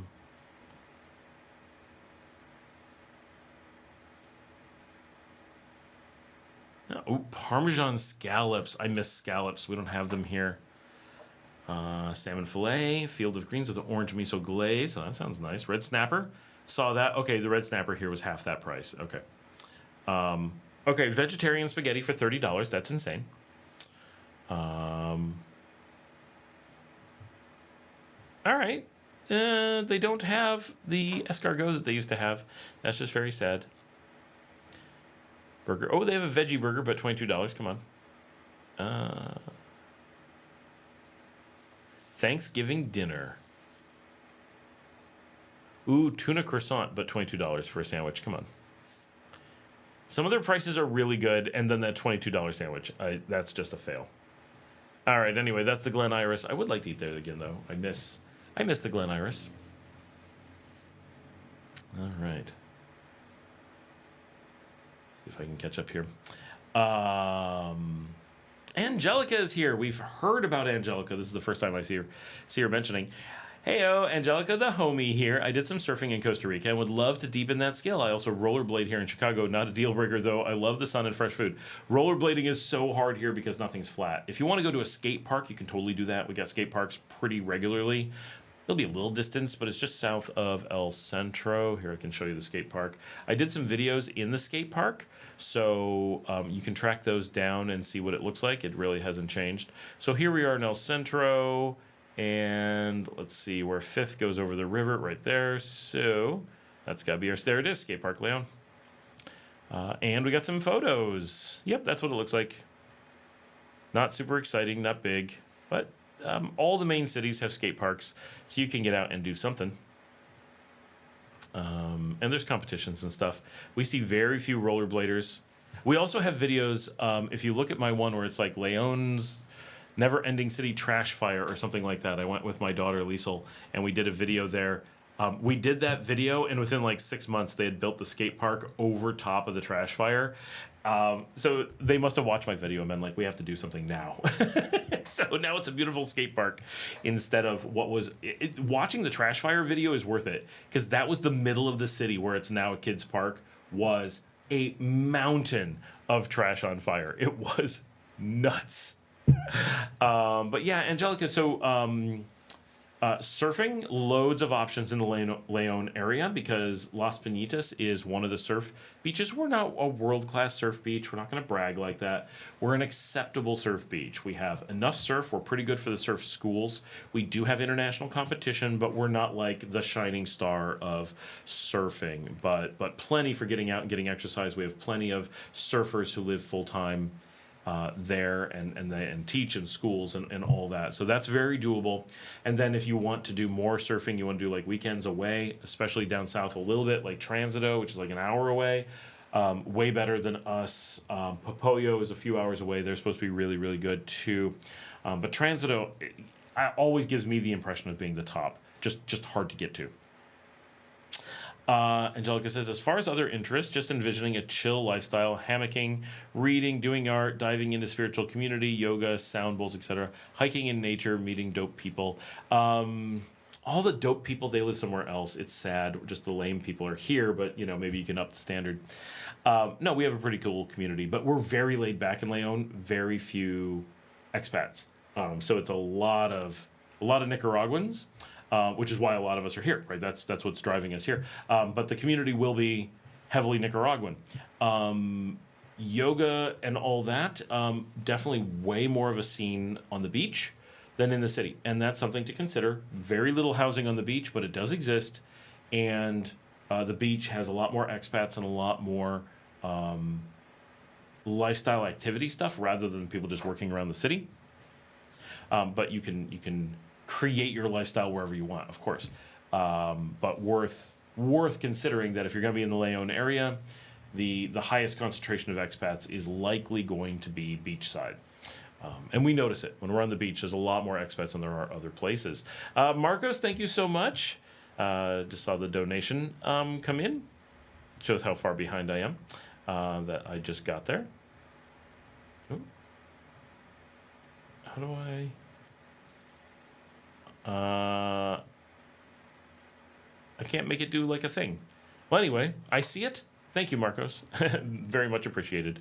Ed says, amazing cemetery, $18 admission. Yeah, totally worth it. I wouldn't do it every day, but for a one-time thing, totally worth doing. TJ says, live from Granada, question mark? Well, I know we got to do a live from down there. Sometime when I have the car, I'll come down and hang out. Right now, everything is just... Life is so busy. Getting anywhere is so hard. Christy says, everything will change. We are master manifestors. We know any plan is one to be diverged from. Good. That's the have enough that you're okay for a few days, but be prepared for just wild things to happen. Nicaragua is somehow just the most vibrant, dynamic place. No matter where I go in the world, I feel like everything is more predictable than Nicaragua. And maybe that's just me. Maybe it's how I manifest in Nicaragua. But I found, living in Spain, Italy, Greece was not what I was expecting, but very predictable once I was there. Ukraine, even Panama, everything was so much more like, I know what I'm getting into. And Nicaragua just was so much like, wow, it's just wildly unexpected, and so much more than other places I've lived. This self-discovery process everywhere does, right? Of course. Staying home, you have self-discovery, but and probably most of your self-discovery is internal. Like, make yourself do it. I feel like Nicaragua just really encourages these things in a very strong way. Luke says Metagalpa recently went 5 days without municipal water due to the water main break, but not a common thing and definitely not planned. Ed says, where did you stay in Argentina? All right, back to the map. I really like having this map. My dad really likes that I have this map. I think his favorite part of the show is looking at maps. All right, so we're going to head down to beautiful Buenos Aires. Boom. Boom. Palermo. So let me see if I can remember where I stayed. So I was in Palermo. And I filmed basically this area. And I definitely filmed in Villa Crespo and Chacarita, but just a little bit on the north side. Tons of Palermo. I got a little bit into Belgrano. And then so Recoleta. Here's La Boca. So this is way down. And Barracas. I feel like Recoleta is... I'm going to get it wrong. Could have sworn it was right here on the screen. Am I off?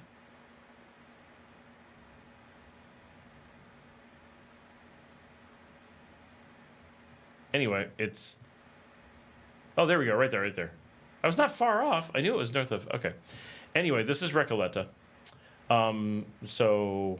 Oh, it's closer to Palermo than I'm thinking. I thought there was... Recoleta touches Chico? Chico's a really nice neighborhood. So we were not in Chico. We were in... So there's Hollywood. We were in Soho. All right. There's the Plaza Italia. Were we on Guatemala? We were not on Nicaragua, but that would have been perfect. We were around El Salvador, I thought. Paraguay. I feel like we were on Guatemala. Anyway, we stayed in this neighborhood, right in here. If I spent enough time, I could track down exactly which street. We just had an apartment there, so it's a little bit hard to remember exactly where it was. But it was good. We liked the area. Oh, wait, I can figure out from where the different stops were. I know we were south of, or west-ish, I guess, of Santa Fe. Came down, and you go up.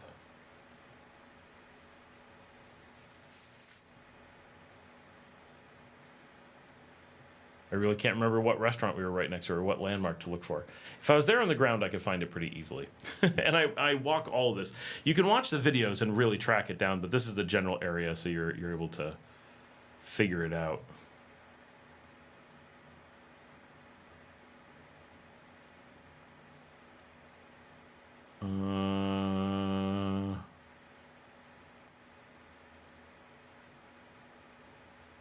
Where is the little, like,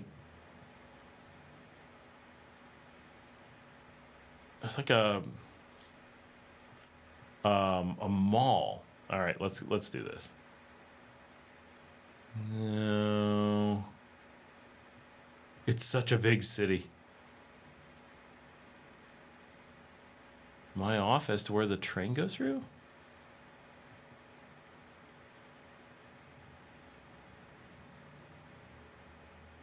I swear that's the train. Anyway, I don't want to bore everyone with me staring at a map trying to figure out exactly where our apartment was, but that's basically where it was.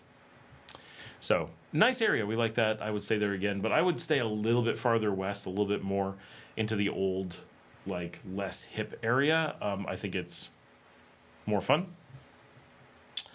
5 days, where did I stay? Mark, my first time in the chat while in Nicaragua. Hey, Mark, how's it going? But it's dinner time. Adios. Oh, well, cool. MBA is here. Hey, Scott, on the east side of the country, what percentage would you say speaks some type of English? I mean, most, I would assume, it is an English area. It doesn't have to be fluent, just get general points across. I mean, it's an English-speaking region, so it's the main language out there. You're going to get a lot of Spanish, but you're going to get English, like, all over the place, like, constantly. Tiffany does great things. Hola, Scott. Hope you're having a great day. So happy to hear about Marcelita. Thank you. She is doing well, and hopefully she's here very soon, or at least here in Leon in general. Actually, I'm going to pop up and ask her where she is.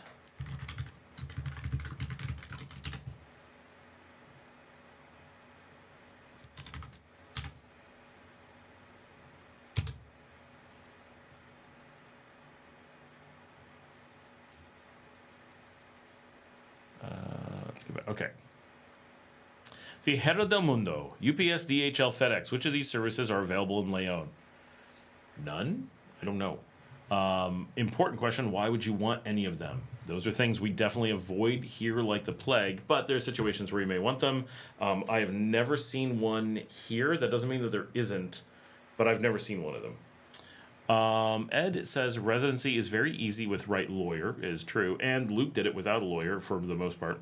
While all three technically available, none are recommended. Most of us use freight forwarders like Envio's Fast Track, who brought me 177 pounds of stuff today. You ship to Miami, they forward to you by boat or plane. My dad is taking off. Good night, love to the family. Night, Dad, love you. Marcos says, Scott, my wife, and I will be vacation there in Nicaragua May or June of next year. We really look forward to the trip. Awesome. Look forward to having you down here. It really is. It's such a great place.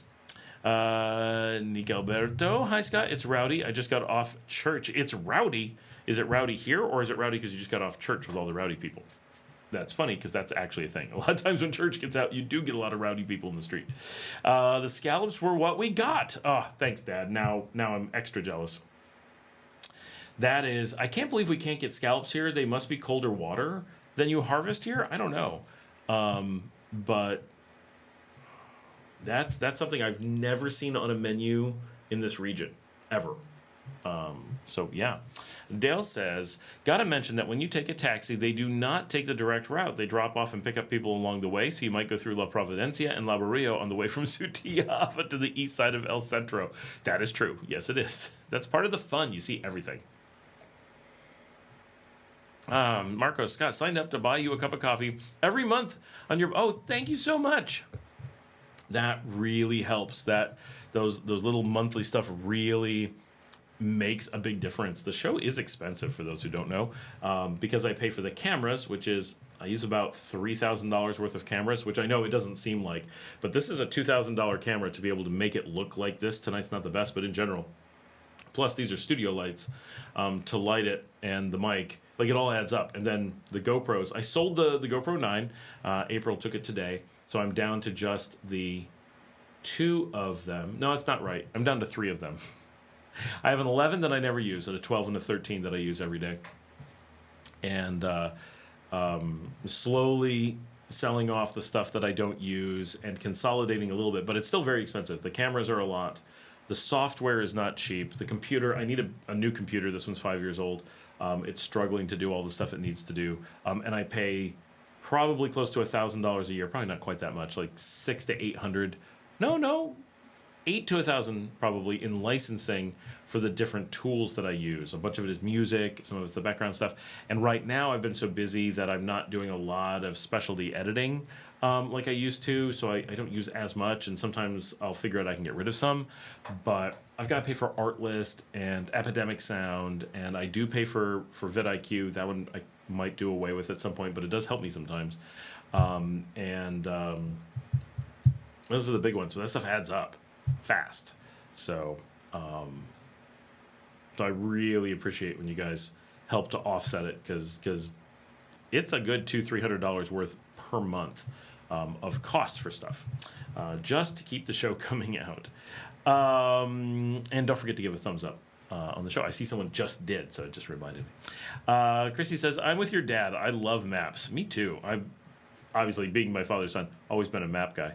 But Vijero, well, if a person needed a document, new ATM sent into Nicaragua, well, definitely. They exist only for sending out. You never use a U.S. sending service outside the U.S. There's probably some exception, but I don't know where it is. Even in South America, in Europe, you never use those services because there's just so many complications. But in this part of the world, and this is far more than just Nicaragua, you always use a forwarder in the country, because then it's in the hands of your importer outside the country and they bring it in.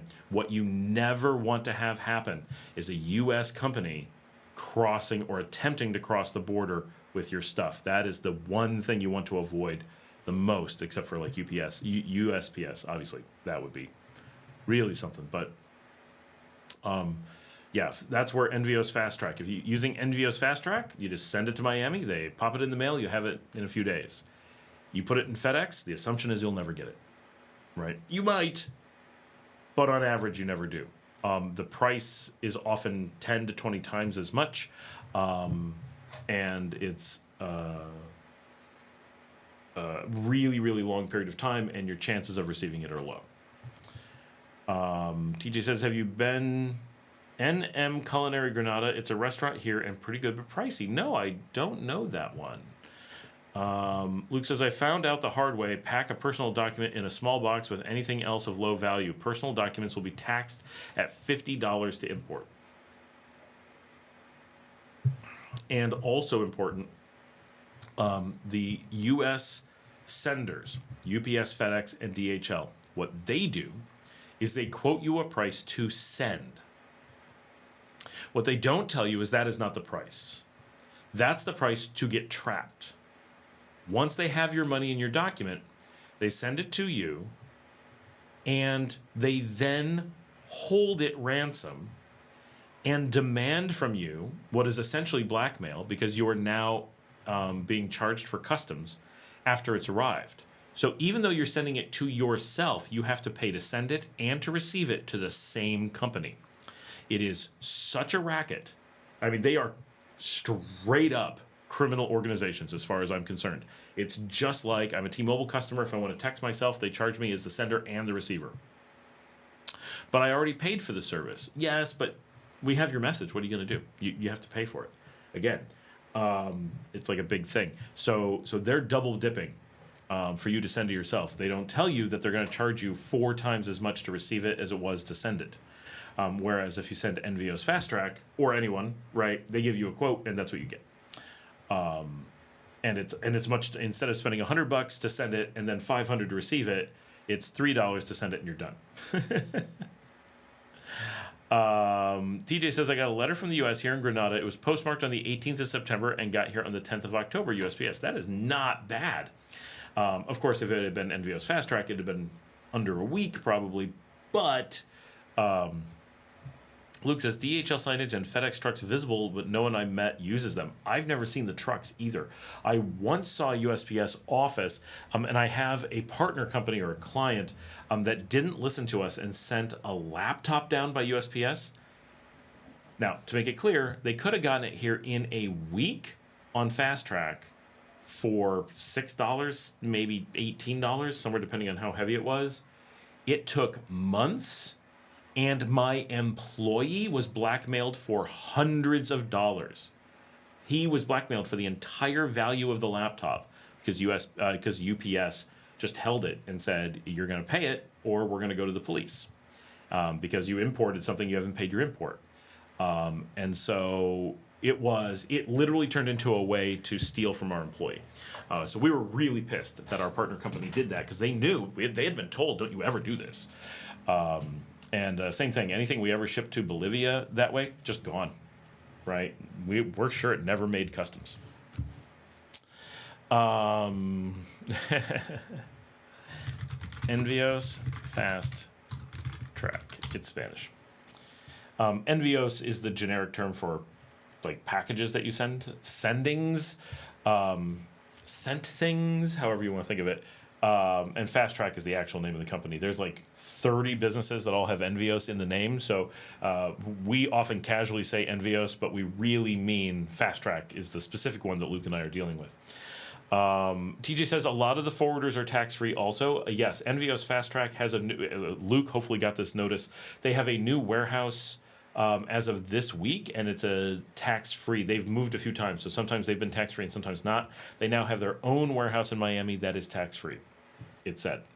I have not used the new one yet because it's only been there a few days. Luke says, Marcos, you will need an address for in-home interview. No guarantee when that occurs. Wait, did I miss? Oh, Marcos, can I apply for residency while I'm there on vacation? No. And there's no reason to whatsoever. It makes no sense, so don't go down that path. Residency is not something you race. I know Luke did, and it worked out fine for him, but in general, don't try to make your residency move faster than you need to. Getting started once you're here and living here, that's fine. Like, no problem. That's cool. But don't get weird about your residency. All you will do is make your life painful. There's no benefits to getting it early. There's no reason to push it through fast. That is not how the system is designed to go. They will be confused as to why you're racing it. You will end up with just things that it should be easy will end up being very hard. Move here once you're here, and you're like, okay, we're here. We're ready to do this. Then at any time that you feel comfortable, you can start your residency. But don't push it before that point.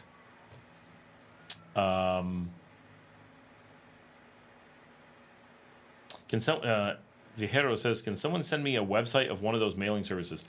I've heard there's a website, but I've never seen it. I have no idea, because we don't really use websites in this country,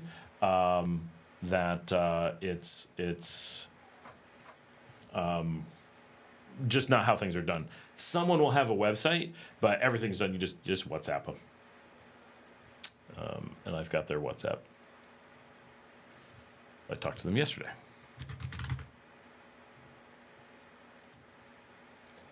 Because I got 177 pounds of stuff today. It's not going to let me type it in. All right, they are 8690. 8690 9404. No. 04. Did I get that right? I did.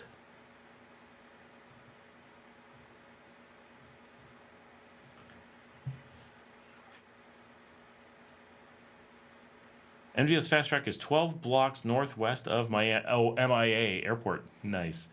TJ would like to talk to Luke. Are you on WhatsApp? Yes, you guys are both on. Next Gen says, good luck getting residents. You're better off making border runs.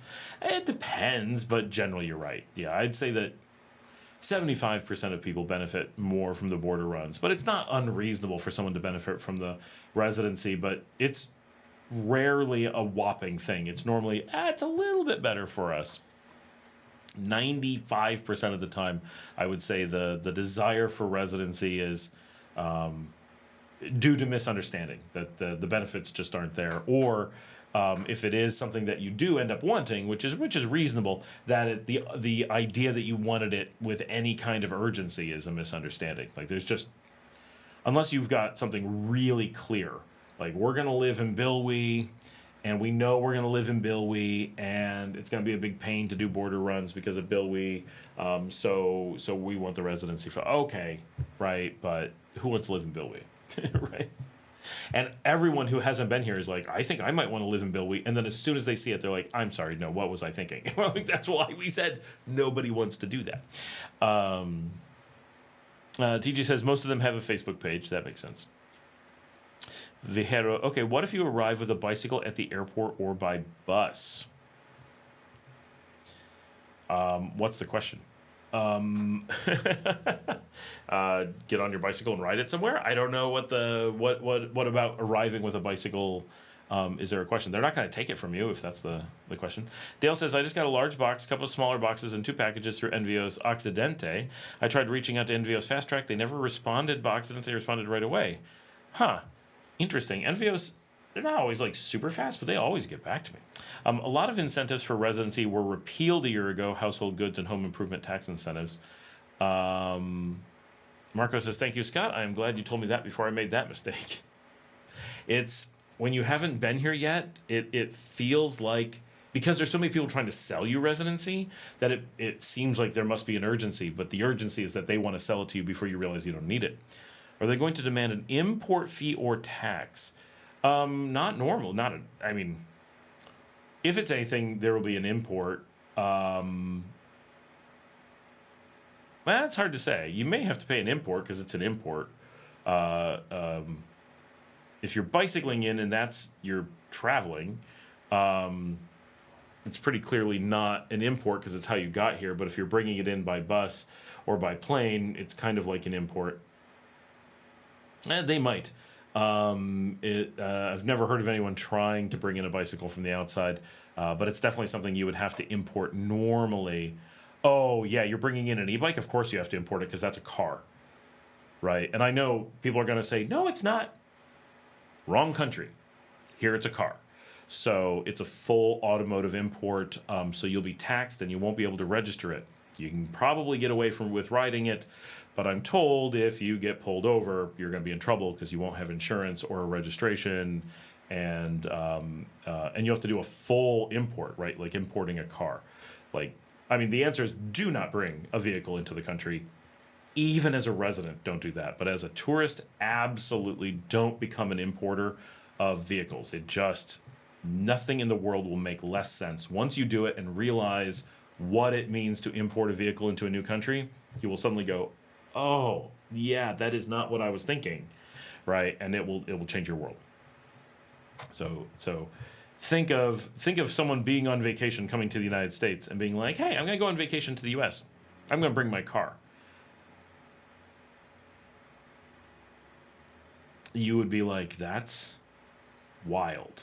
Why would you do that? Next gen says, I live in Esteli. Now I've been here a year and have always had lawyers involved, but still need not any closer to getting residency. What type of residency are you working on? Yeah, Luke says e-bike would definitely be an import. Luke says a bike would definitely be an import. I think some bikes you might be able to get away with, but an e-bike definitely not because it has a motor. Tusk is here. Hey, Scott. Hey, Tusk. Okay, then it is better to buy a moto. I mean, if you want to import, why not buy an e-bike? But yeah, a moto also better. Marco says, buy a new car in Nicaragua is there a waiting list to buy a new car? No, just walk into a dealer and buy a car. Luke says, low end, 15% IVA tax, expect much more, especially because it's a vehicle and it's not one that's already in country. Expect some real hassles for anything like that. Because you're not a resident and don't have a business here, anything that's an import just becomes so much harder because a tourist importing is a weird thing, right? So that's where not that the residents importing isn't weird, and we basically never do it. But permanent residency, but making the border runs has been easy so far. So your investor residency. Yeah, the border runs are super easy. We did it for a really long time, and it was like, wow, who's really worried about the residency? And when that's one of the reasons we never pushed it to move forward faster, because we were like, this is fine. Like, we'll get there when we get there. The government wasn't like, it's taking too long, and we weren't like, oh no, we need a thing. Everyone was just kind of like, yeah, we're working on it. And it's like, do we want to wait in line today? You want to wait in line tomorrow? Do you want to do your paper? You know, like, does the office want to do the paperwork with us today? They're like, whatever, right? And we got there, and we got it. We're glad we have it, but it wasn't a big deal. TJ says, I bought a little Honda Wave. It was like $1,400 new. Very nice. Whatever you do, don't go to Managua for an extension. Luke says, I had to pay 15% on a music keyboard on initial trip here, even though musical instruments are supposed to be duty-free. Yeah, that one's weird.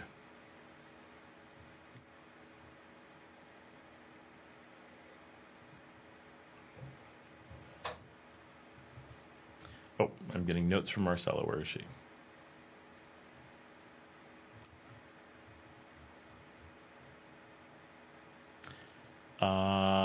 Oh, she's in the grocery store.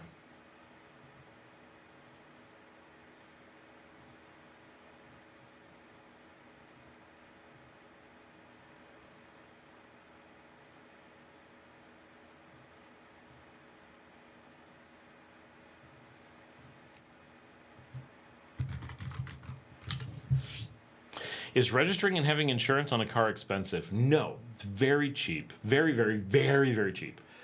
Every action in Nicaragua is cheap. Even things like imports are cheap. It's just that often people want to do things that are outrageously expensive in Nicaragua that they would never consider doing somewhere else, right? That is, that's the thing that catches people. Right, they'll be like, well, I want to do this thing, and you're like, okay, and they're like, but that seems expensive. I'm like, okay, but what if you did that somewhere else? What if you did that in Germany, the U.S., Canada, anywhere? Like, name it somewhere else. How expensive would it be? And they'd be like, I don't know. I'm like, exactly. It's so expensive you would never know. It's something absolutely crazy, and that's why. So the thing, even though it's cheap here, it's still expensive because you're doing something you would never have done. So imports are one of those things. If you're like me, you're from the U.S. I've never once imported something into the U.S. ever. Never in my life have I imported something, except for like I went on a Chinese website and ordered a camera part. Right, directly from a Chinese manufacturer, and they sent it to me, but it's under the import number they used to. It's not there anymore, but it used to be a duty-free number. And so that's the most we would ever have to deal with, and that was it. But moving to Nicaragua, most of us foreigners are 1%ers, and so we have this level of affluence and access to resources and the desire for things that are not locally available here. And so, unlike the Nicaraguans, we're suddenly doing things that we would not be doing in our own country, and so we're often looking to do really expensive exotic things that are like, normal people in the country wouldn't do that. There's only 10 people in the whole country that would consider doing something like that. And it's like, oh, that is a really rare thing. No wonder it's expensive. But if you're dealing with like registration, every Nicaraguan who makes $500 a month total salary has registered a car and owns a car and insures a car. So they have to be pretty cheap or people couldn't functionally do it. The things that catch you is that a lot of processes take a long time and are annoying. Registering a car is generally an entire day or 2-day ordeal, but the price of it is very, very low. But the cost to your time and mental well-being may be pretty high. So it's all in how you look at it, but really nothing has a high price tag here. Next Gen says, I bought a new truck and car. My wife is from Nicaragua, so it was easy. Marco says, that's the question. TJ says, I had 2 monitors, a computer, and 2 televisions shipped through forwarders. Gooch says, very expensive, $35 per year for a motorcycle.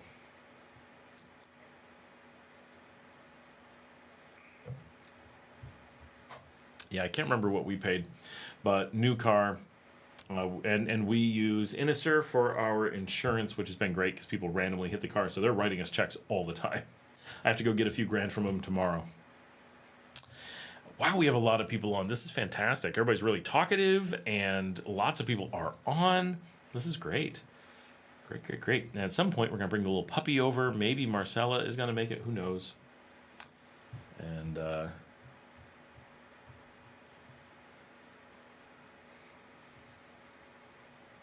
so next gen, permanent residency is what you want, but you're making border runs. But your wife is from Nicaragua. Have you thought about getting the matrimonial residency and just being done with it? Like, it should take you a week. It should be essentially instant. If you bought a new car, would the dealer register it for you? No. And get the license plates? Yes. I believe the dealer will have the license plates on it, but you've got to register. I bought a new car. I had to register. 2-day ordeal. It was worse because it was new because they didn't know how to find the VIN. John says, Marcela should be celebrating and drinking your wine. She had a lot to drink yesterday, so she may not want any more alcohol today. At some point, so this is the funny story. She called me and was furious because the gas station had stolen her purse and all of her money was in it, and she needed some money for today, and she was just angry. And I'm like, all right, I'll be there in 15 minutes. So I ran up the street with some money, and I got there, and she was holding her purse, and she couldn't explain how she got it. I'm like, and she was in the taxi when she called me, so it's like,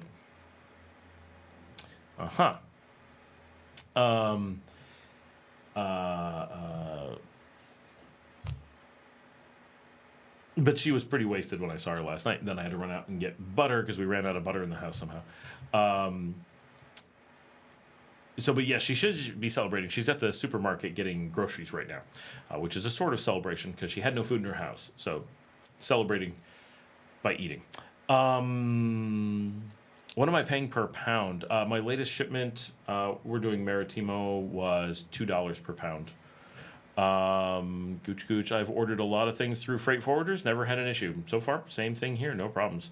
Luke says EFT, $3 per pound for Maritime, $7.50 for Aero.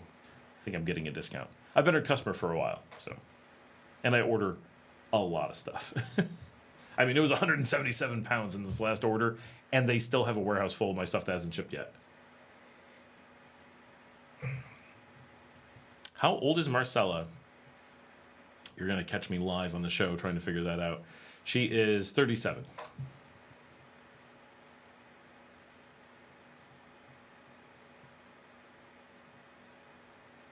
Asking me how old people are while I'm live. Come on. That's like, so what's someone's birthday? And they're like, oh my gosh, it's I've learned to just remember people's ages as a modification of my own. Like my age, then they're this much older or younger, and that's okay. That's like become my trick. Piero says she looks nice. Yes, she's very pretty, and has aged very well.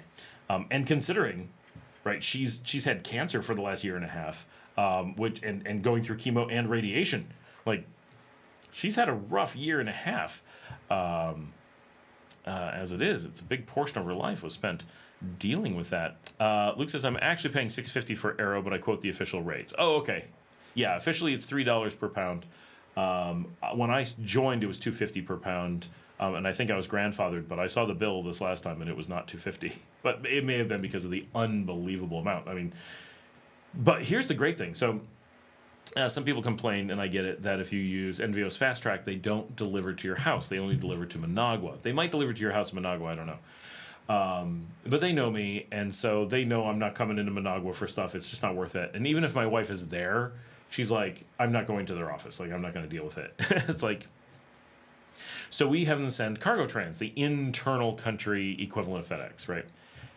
So I just had 177 pounds, 2 enormous packages sent to my house from Managua to my door here in Leon on Cargo Trans for $6.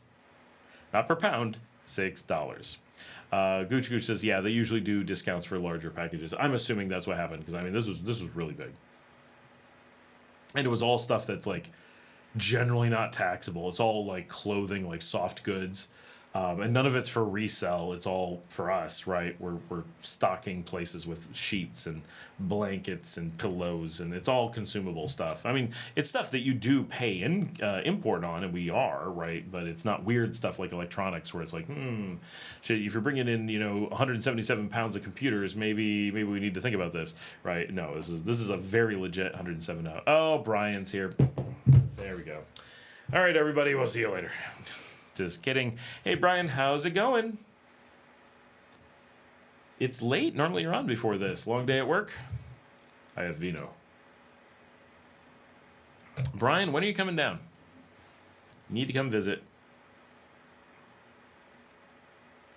Brian has been down, for those who haven't seen him every week. But he hasn't been down in a while. Oh, Brian, you missed the news if you're just getting here now. Marcela got her clear bill of health today. She's not cancer-free. They can't do that because it is lymphoma, so it's always there lingering in the background. But she is now considered healthy and only on monitoring. So it is not expected to come back and not expected to have a problem. John Mason says, that's good because I will never find shoes my size in LATAM. What size are your shoes, John? Mine are 14s, and it is a massive problem. But it's easy to send shoes down. I just Amazon all my shoes, no problem. My monitor is still showing the restaurant from a long time ago. Janet says, well, I can't remember any of my kids' ages, only when they hit an even year, like if the oldest is 40, then the twins are 30, but there is another one that is off by 2.5 years between them. Brian says, hell yeah, that is awesome. And sorry about your headache. But yeah, big day for her. She about 1:30 is when she had that appointment. John says, 15, my gosh. Okay, wow. D Fortune. Hey Scott, would my personal mini PC duty free? It's hard to say. I brought in my Mac Mini, no problem. I brought in my HP Mini, no problem. I brought in a giant video game computer, problem. In general, the mini computers make it through. No guarantee. Paraguay allows 2 years without a visa, I heard online, and the cost of living is very affordable. Yes, Paraguay, everything I hear is that it's almost as cheap as Nicaragua. 2 years without a visa is really good. I don't know officially the numbers, but Paraguay is super easy and super affordable. It does not have ocean. I have to say, I've never been to Paraguay. Really want to. Looks awesome. I was supposed to be there last year. Didn't manage to pull it off. Definitely not making it this year because the year is wrapping up and my wife has to go to the States yet. But she's going to see... oh my gosh. Getting old, can't remember, but anyway, lead singer for Fleetwood Mac. She's going to see her perform in the U.S. Doing some stuff. Luke says my 160 pounds from EFT via cargo trans was only an extra $65. Mine was only an extra $6. What the heck? I cannot predict anything. TJ says I made my gaming PC small and shipped it here with no issues. That's what I'm going to do next time, is I'm going to go for a small one, probably pre-built. Maybe not. I'll have my cousin or something assemble it in the U.S., my dad maybe, and then ship it here as just a little... It'll probably be no problem. but technically you are paying for that, right? There is a certain amount of import tax built in. It's just very small. John says, I would love to check out Paraguay. Well, just hop a flight. Paraguay is a pain in the butt from here, but what you do is you go through either Bogota or Lima, and then catch a flight to Asuncion, and it's not so bad. Or what I'm going to do, fly into Cochabamba, grab my buddy and his Renault, and drive there. Because I can. Stevie Nicks, thank you! Thank you.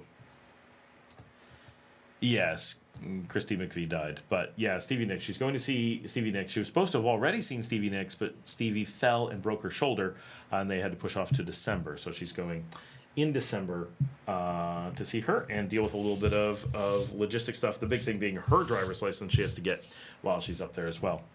Every time I'm doing this, it's either crumbs or beard shedding that I'm cleaning off my desk, just in case anybody cares. Yeah, I don't know when I'm going to be sending down my next gaming computer, hopefully soon. How good is the internet there? Really good. That's one of the reasons why people want to be here. I mean, we're not the best in the world, but we're quite good. We've had a little bit of problems recently. It's far from perfect, but so I pay for 50 by 50. This is going to be brave. I'm going to do a real test live while streaming.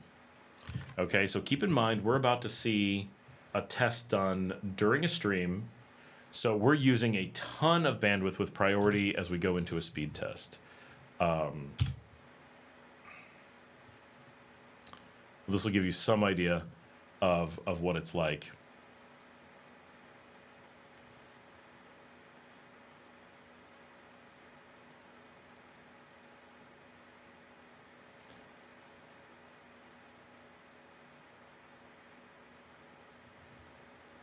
And I'm on a 50 by 50, right? So anything close to 50, right? So right now, movies are being streamed in the house. Kids are playing video games. I'm streaming a show live at very high bandwidth. You can see, and these are the ping times to Miami, right? So this is not testing inside the country, which is what most speed tests will do, which is what you should be testing normally. But if you're looking at, like, for example, all of my data centers are in Miami, this gives me a really good test of how my American internet experience is going to be. And certainly this is not perfect, but that is a very low jitter. That is a very reasonable latency. Those are very good downloads and uploads considering I'm paying for 50. For getting stuff to and from the United States. So that is a very real-world, real-time test that we just did while we're streaming. So there you go. That gives you an idea. Like anywhere, you can end up in an apartment and get internet from someone who has terrible internet for you. That's a different thing. That has nothing to do with Nicaragua's internet. But if you're living in Nicaragua and you control your internet, you can get pretty darn good. You can get pretty much any speed you realistically want, and we're on fiber with decent latency. And if you're getting services from inside the country, right, 90% of that speed and latency is all outside the country. That's between Bilwi and Miami. If you're not going out through Bilwi, if for some reason you're able to get services that are here in country, then we're just going to Managua. What you saw is us to Managua, which is a 2-hour jump, then Managua to Bilwi, which is a 12-hour jump, and then Bilwi to Miami, which is a week jump, to test that. If you're only testing that first little bit, oh my gosh, the services would be fantastic, right? Way better than you're going to find anywhere. It's just that basically nothing is hosted here in country. Something that if I get my druthers, I will do what I can to do something about. That is a major leap, however. But the internet is quite good here, and the power is fantastic. Xpizzazz says landlocked is okay with me, but I heard dueling is legal there. I mean, heck yeah. Paraguay is kind of the Wild West. They've got really the Wild West. I don't mean that in the figurative Wild West. I mean they're a little bit like the Wild West. It's a pretty cool place. TJ says 500 by 50 there. He's on what am I trying to say? Consumer carrier, and I'm on a commercial carrier. Gooch says, where I live, my only option is cellular internet, which is horrendous. It works good enough for what I do. I have a router that holds a SIM card. TJ says, IP leaked. Oh no, you know my IP address. Brian says, paying for 400 by 40 fiber at home and only getting 50 by 50 right now. Time to call the ISP. So Brian is in an affluent part of Dallas, is paying for 400 and not getting it. And his upload is on fiber slower than my low-end service here. Out at the hotels, we pay for double that. You can easily get way more. I mean, you can get what you want. What I want is another bottle of wine. We'll be doing that soon. Can a resident purchase a vehicle? Of course, a resident can do anything, right? Except for vote. Is there anything a resident can't do? No. Not aware of anything. Except for purchase within the forbidden zone along the border. And even that, you're getting into a gray area. No one knows exactly how that works yet. We don't have all the details. There's a 5-kilometer zone that you could never purchase in as a resident, but it also falls. It's a strategic zone, right? It's strategically unwanted. There is nobody who wants to buy in the first 5 kilometers that you're not allowed to buy in. Like, there's nothing there in any direction. So it's like, haha, you're not allowed to buy here, and we're all like, oh no, we can't buy there. But now there's this new 15-kilometer rule that kind of impacts a few people, but it's still very few, and we don't know if you can do it. Essentially, as a resident, you can do anything because they don't give you citizenship here. Like, that's realistically never going to happen. So everybody who's doing stuff is a resident, right? And you can actually purchase a vehicle not even as a resident. You can do it as a tourist. It's harder. I recommend you have a lawyer, but we did it without being residents. No problem at all. So it can be done. John says, I find many countries have better internet because they aren't using legacy infrastructure. They went straight from almost no phones to cell and internet. That's exactly what happened here. Huge difference. Marco says, wow, that is really good. Spectrum internet here in New York sucks. Oh, I know. And Verizon sucks there too. No, sorry, Verizon, didn't mean to pick on you. Frontier there sucks too. But Frontier in other parts of the U.S. is really good. They hate Rochester, and Rochester hates them. Paraguay, 1-bedroom apartment, $250 a month, or half that outside cities. This comment is meant to be on topic with Nicaragua as a comparison. So the thing that's very hard to do here as a comparison with Paraguay is finding real quick, I wanted to answer the next one. TJ says, do you have to have a Nicaragua license to register a vehicle? No. You don't even have to have residency. You have to have residency to get a Nicaragua license. Someone correct me if I'm wrong. That's my understanding. I was never eligible until I had residency, but you can get a vehicle without residency. So you can get a vehicle registered before you're eligible for a license. You can then, almost none of the residents have a license, and half have vehicles. Lots don't. So none of that is dependent on each other. And there's just tons of people who own vehicles. Oh, and yeah, I know someone selling a vehicle here that doesn't have. Okay, so the thing that's difficult to compare in a 1-bedroom is that places like Paraguay and most of South America, a 1-bedroom apartment. No, TJ, I saw it. CG Nat on my where does that show up on my speed test? Where the heck is it? Where did you see it?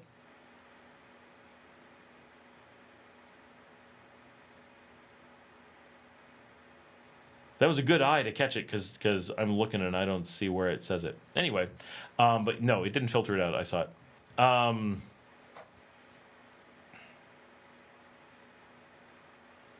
So automotive is shady down there too. A little bit. Not too bad. It's mostly straightforward. So Paraguay and South America 1-bedroom apartments are quite common, and I've used them a lot, and studios. Oh, TJ, you're talking about your own. I'm like, I didn't know and I didn't see it, but yeah, it could be. Yeah, you've got the CG Nat that we had talked about earlier, which is unfortunate. But here in Nicaragua, one bedrooms are outrageously uncommon. So, like, to the point where I've basically never seen one.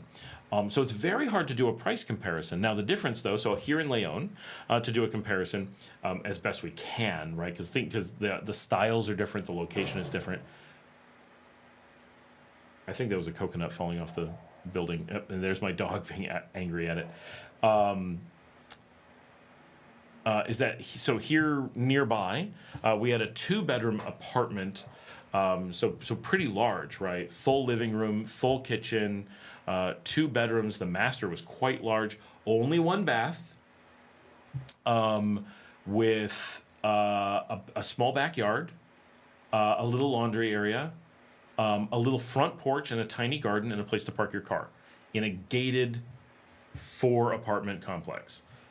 That was 180 in a desirable part of the city. Nothing fancy, but desirable. Very close to a lot of stuff. We took Norman there. He was absolutely enamored immediately, loved it. He was like, this is the place I want. Ended up, he didn't get it fast enough. It went just like that. But 180 per month. And then we know, because that had been my apartment for a long time, we paid about $11 for...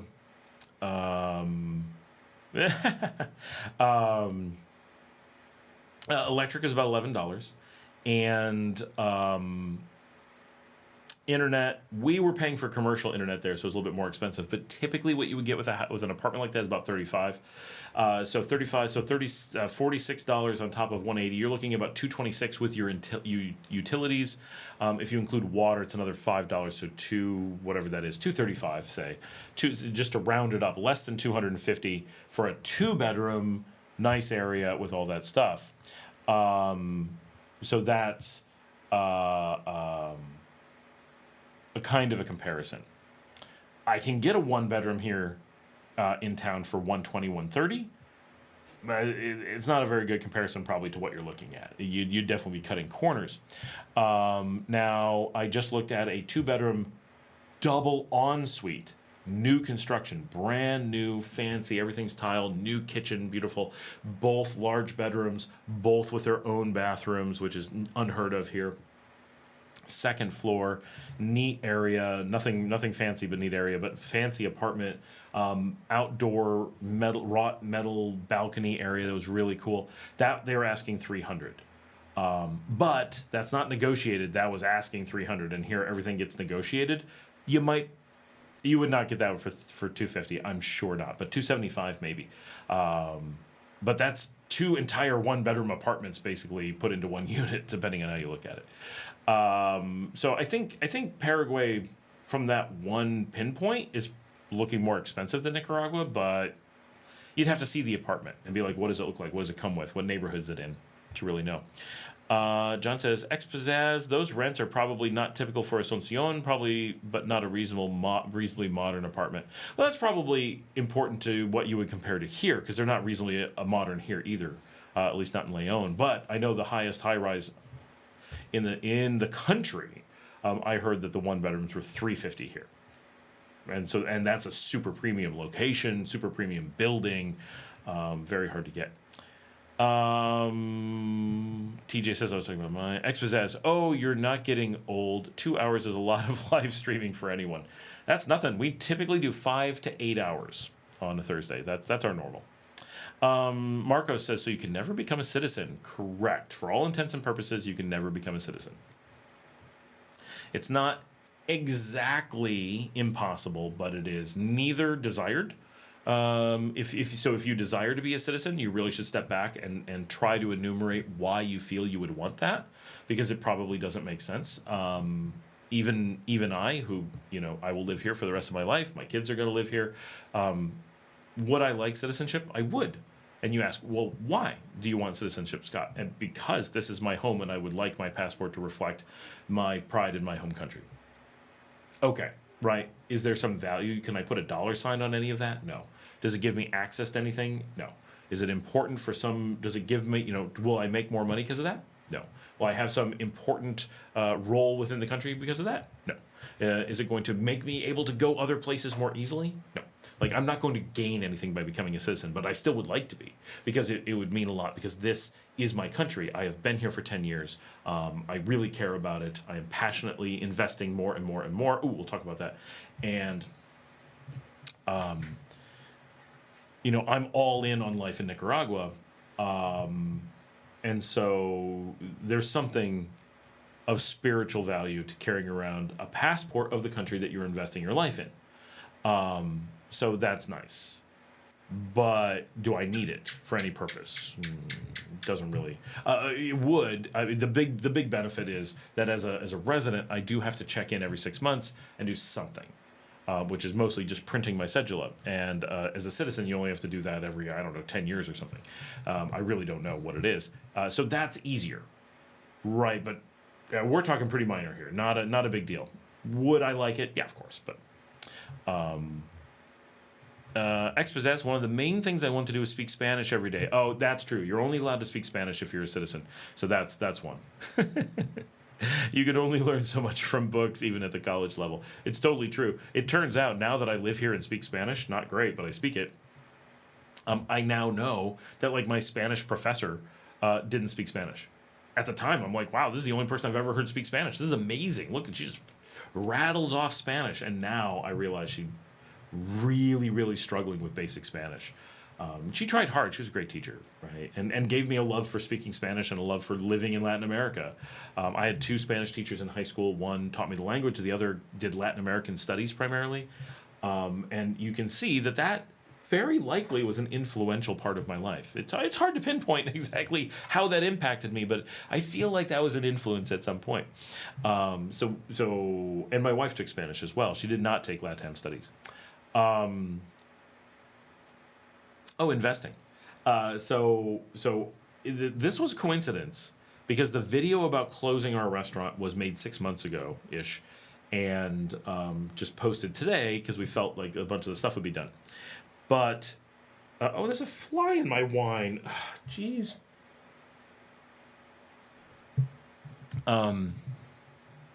It's a gnat. Not to be dramatic. Fly in my wine. Okay. But in the same week that video came out, and officially yesterday we signed, we just invested in our 4th property in town. It was not planned. It is a really interesting drama, because we tried to buy the property with someone as a joint purchase. It was a larger property. We wanted to purchase it and split it. So we weren't, because I recommend, as a business consultant, I recommend that people not go into business with each other at a personal level. Like, it's just a bad idea to mix businesses, like co-own a restaurant or co-own.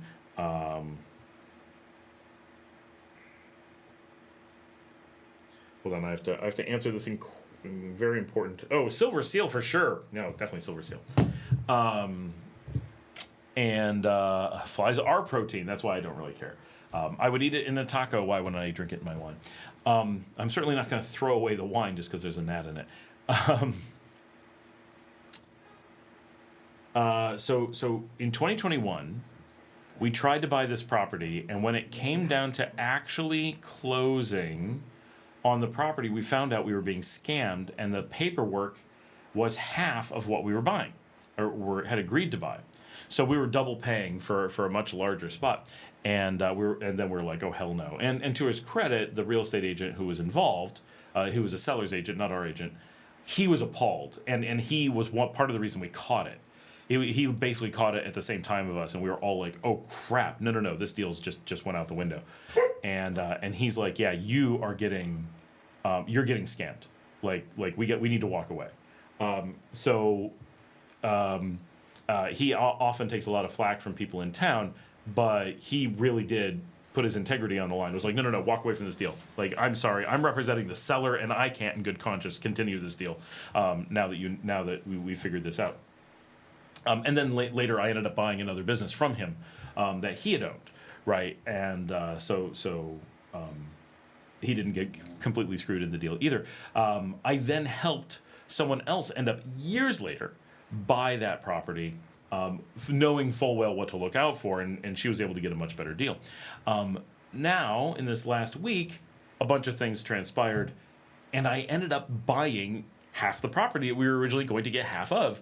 Now, the funny thing is the half that I ended up getting now is the opposite half that I was originally going to get in 2021, but we signed on it yesterday.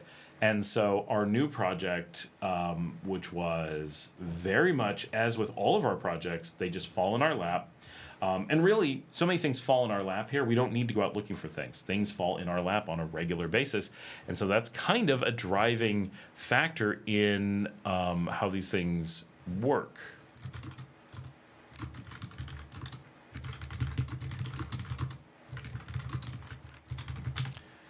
I'm having weird internet issues this evening for our chat platform at work. I'm going to go reboot it or something. I don't know. I check my work emails here for a minute. Everything's good. Life is good.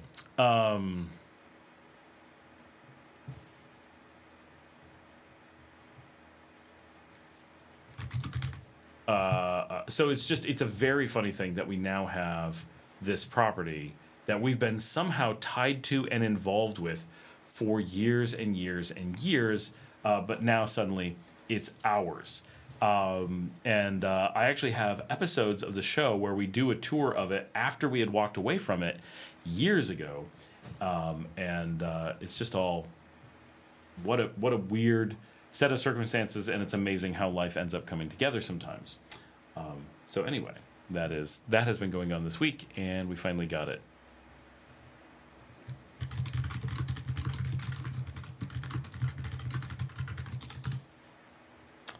Huh, we've got a server having a problem.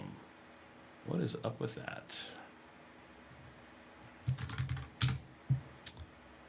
Get back to you guys. All right.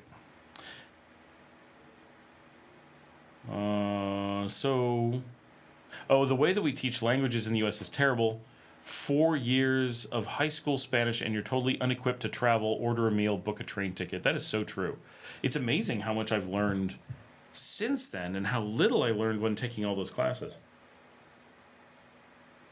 Expat, so that is good information. Nicaragua is more budget friendly than Paraguay.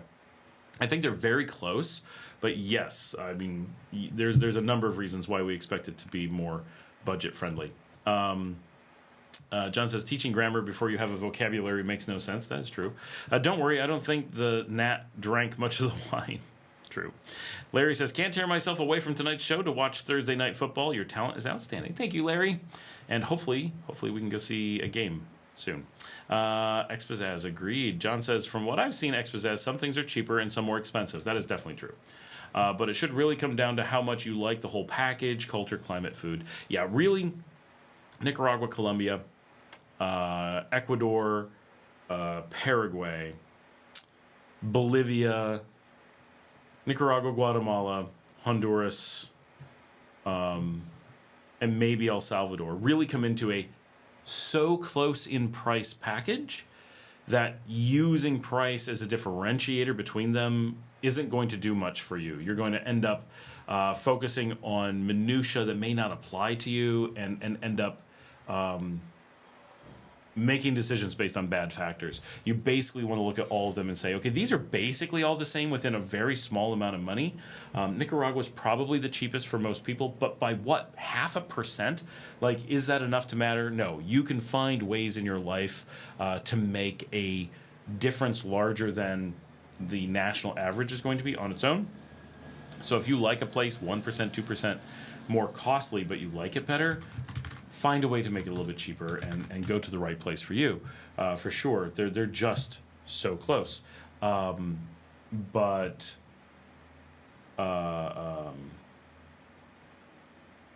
Because they're in a category where they're all pretty close together. And some of them it's housing, some of them it's food, some of them it's transportation, some of it's the flights in and out. And how you live in each country will be a bigger factor than the country's average on their own. So it's pretty extreme. TJ says, have you ever financed anything in Nicaragua? Absolutely not. Never going to do that. No. The rates here are crazy. Expat says $180 for an apartment sounds good to me. There, a lot of the region you can actually do that. But yeah, here in Leon, we're definitely very affordable, and that's in an area where it's very cheap to live. Like, it's very easy to travel different places from there, very easy to take public transportation. So your total cost of living isn't just a cheap apartment. The whole thing is very, very affordable in a comfy apartment. Nothing fancy. Not super modern. It's a Nicaragua style apartment, but Nicaraguans are like, this is a nice apartment. And a lot of expats who go there are like, this is, I mean, I know it's not a fancy apartment, but this is a nice apartment. This is comfy.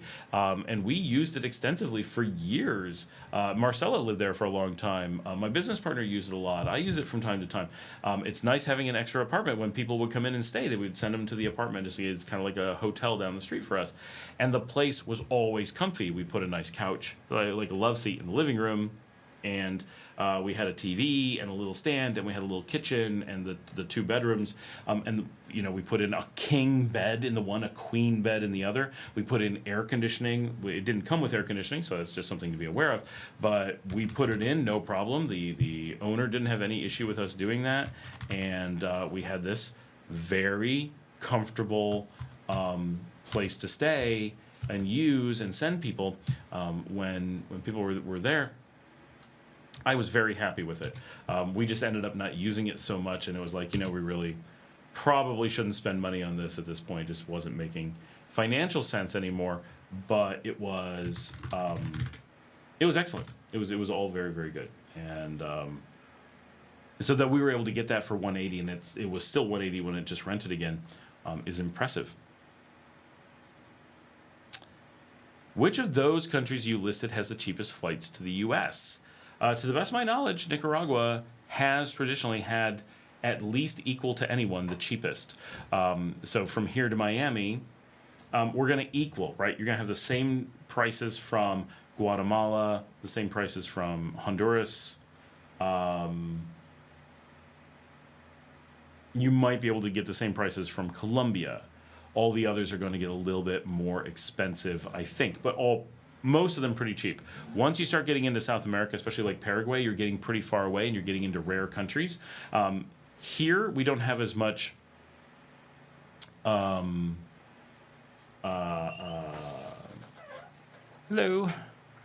What happened? Oh, apparently the rain stopped and I was supposed to take food out.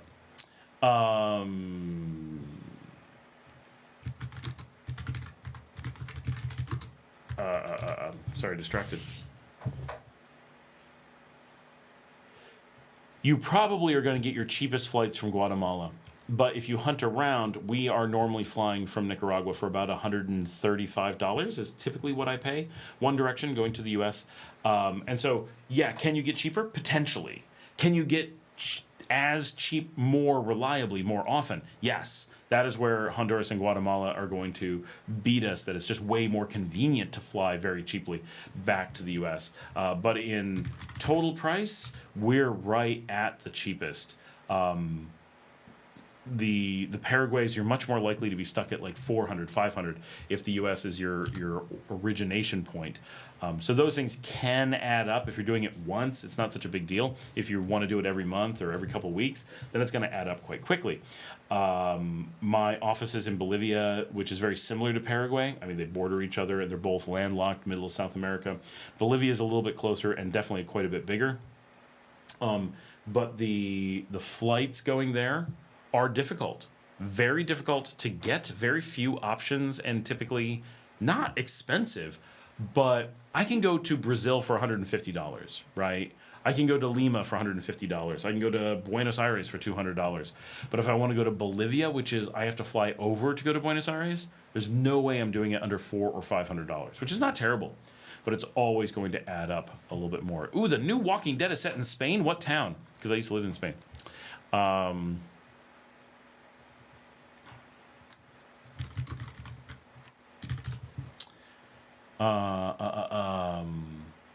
Ed says English has 1 million words, Spanish has 100,000. English has the most words of any language in the world, which makes it very expressive, but it's very difficult. But there are 45 variations to conjugate a verbo. Spanish verb conjugation I find the most challenging. It's definitely hard. The hardest part is his accent. Ed says the idioms are also a tough part. That's definitely true. I had that today with Marcela's cancer treatment. She kept saying she had to ring the bell, and I'm like, I don't know what you're saying. Like, I understand the words you're saying. I'm like, is this an expression you're trying to use? Because I don't know how you're trying to use it. And that's very tough. And like, even telling her, I think this is an idiom, she was struggling with.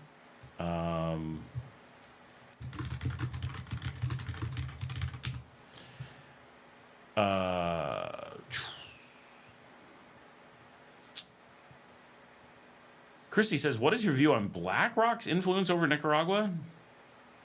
None? What does BlackRock have to do here?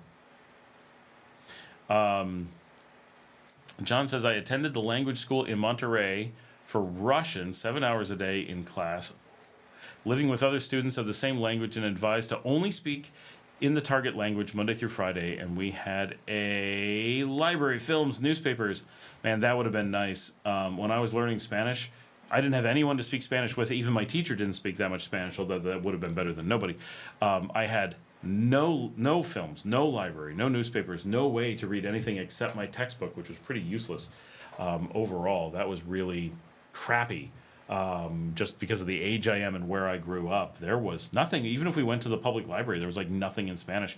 We had no Spanish television or anything like that. The idea, it was really depressing because I wanted to speak Spanish. Now, I'll be honest, I wanted to speak German more, and that's my eldest daughter is now learning German instead of Spanish as the language that she chooses to do for school. But and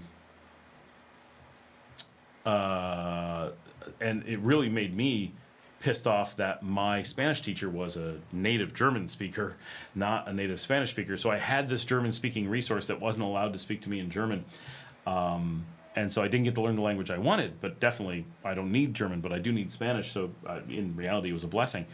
But I wanted to learn foreign languages. That was of interest to me, and it was to the point it felt like we were blocked from it. That's how hard it was to get. And I know in elementary and middle school, we were forbidden to take foreign language. It wasn't allowed to be done. You could do it outside of school if you could hire a teacher, but how could you?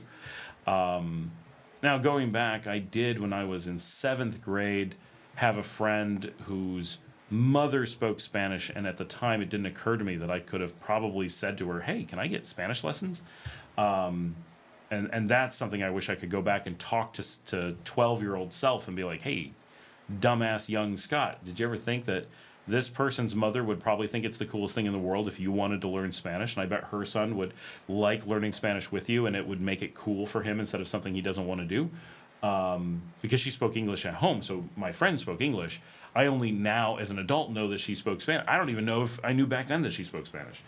And I don't know how good her Spanish was. I assume pretty good, but I'm only assuming her English was quite good. That was my only, I guess now that I'm thinking about it, I'm not 100% confident that she could have spoken Spanish with me. But that was the closest I could have come to it. And as a 12-year-old, asking my friend's mom to teach me Spanish is not something I was prepared to do. There was just so little offered to us. No way to even know what it sounded like spoken correctly. Ed says, Luke, I liked the wrestler Crazy Luke Graham. Well, there you go. Expo says, New Walking Dead in Spain. Awesome. Dale says, yeah, the rain stopped a while ago and started up again 10 minutes ago, so it's coming your way again. John says, Expo says, if you think Spanish conjugation is a bear, try Russian. Luke says, Crazy Luke Graham, similar description, but no relation. My name is founded in the fact my mom was a Paul Newman fan, and Cool Hand Luke had just come out. My cousin was actually good friends with Paul Newman. Ex-Pizzazz, Daryl Dixon, filmed in Belchite, Santiago de Compostela. Wow. Sepulveda and Barcelona. Very cool. Janice says, ringing the bell is a thing in English, too, to celebrate the end of your cancer treatment. A friend of mine in Mexico told me that when I asked, and I'm like, I've never heard that in the U.S. And my dad has cancer. My mom went through cancer, and we lost her a long time ago. But then we looked it up. So this is a funny story. So this happened this afternoon. We looked it up, and it's a term that came from Texas, from Houston, at MD Anderson, which you have to look up MD Anderson. They run their ads about how they were defeated by cancer and they're going to kill their patients. It's not what they meant to do, but it's definitely what their ads say. They have the most aggressively given up on cancer treatment ads I've ever seen. It's the weirdest thing. And I only know the MD Anderson former cancer clinic because their ads are everywhere that they're no longer the MD Anderson Cancer Center. Apparently that's not what they intended to do, but it's the only thing I know them as. I know nothing about them other than they are no longer a cancer center. But apparently they are. But their ads are exactly the opposite. Ed says he was a real character. Luke says, I lived in Southwest Florida near Sarasota. Wrestling school was near Ringling. I know the British Bulldogs, Rowdy Roddy and Macho Man was a regular bar customer. That's pretty cool. Ed says, I had 6 years of Spanish in public school, learned the days of weeks and numbers. I wish I had 6 years. We were only allowed 4. For those who don't know, the girl from my Spanish class that I spoke Spanish with the most, which was very little, it's a low bar, but she also learned over the years a bit of Spanish and lives on the same beach as me here in Leon. So that's just funny that we're both right here. Let's see, I seem to...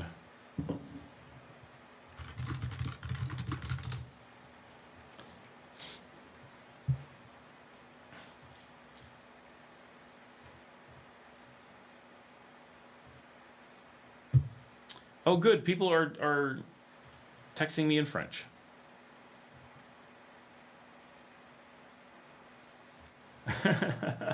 This is going to really push my French reading to the limit.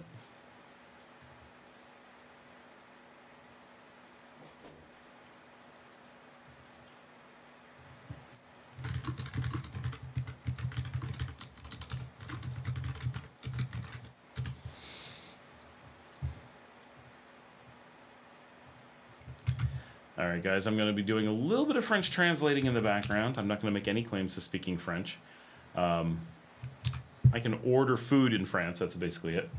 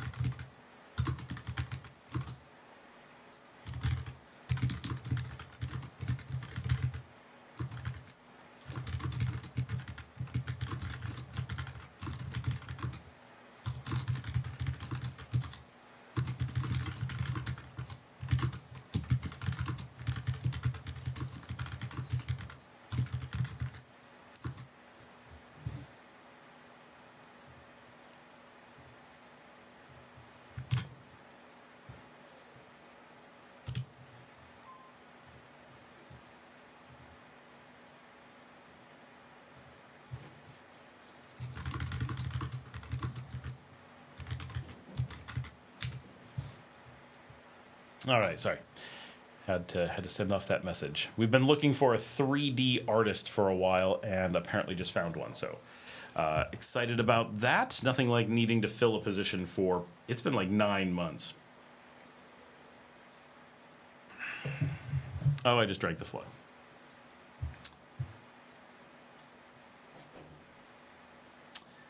Marco says, time for bed. I will see you next Thursday on your next live. Great information today. Thank you.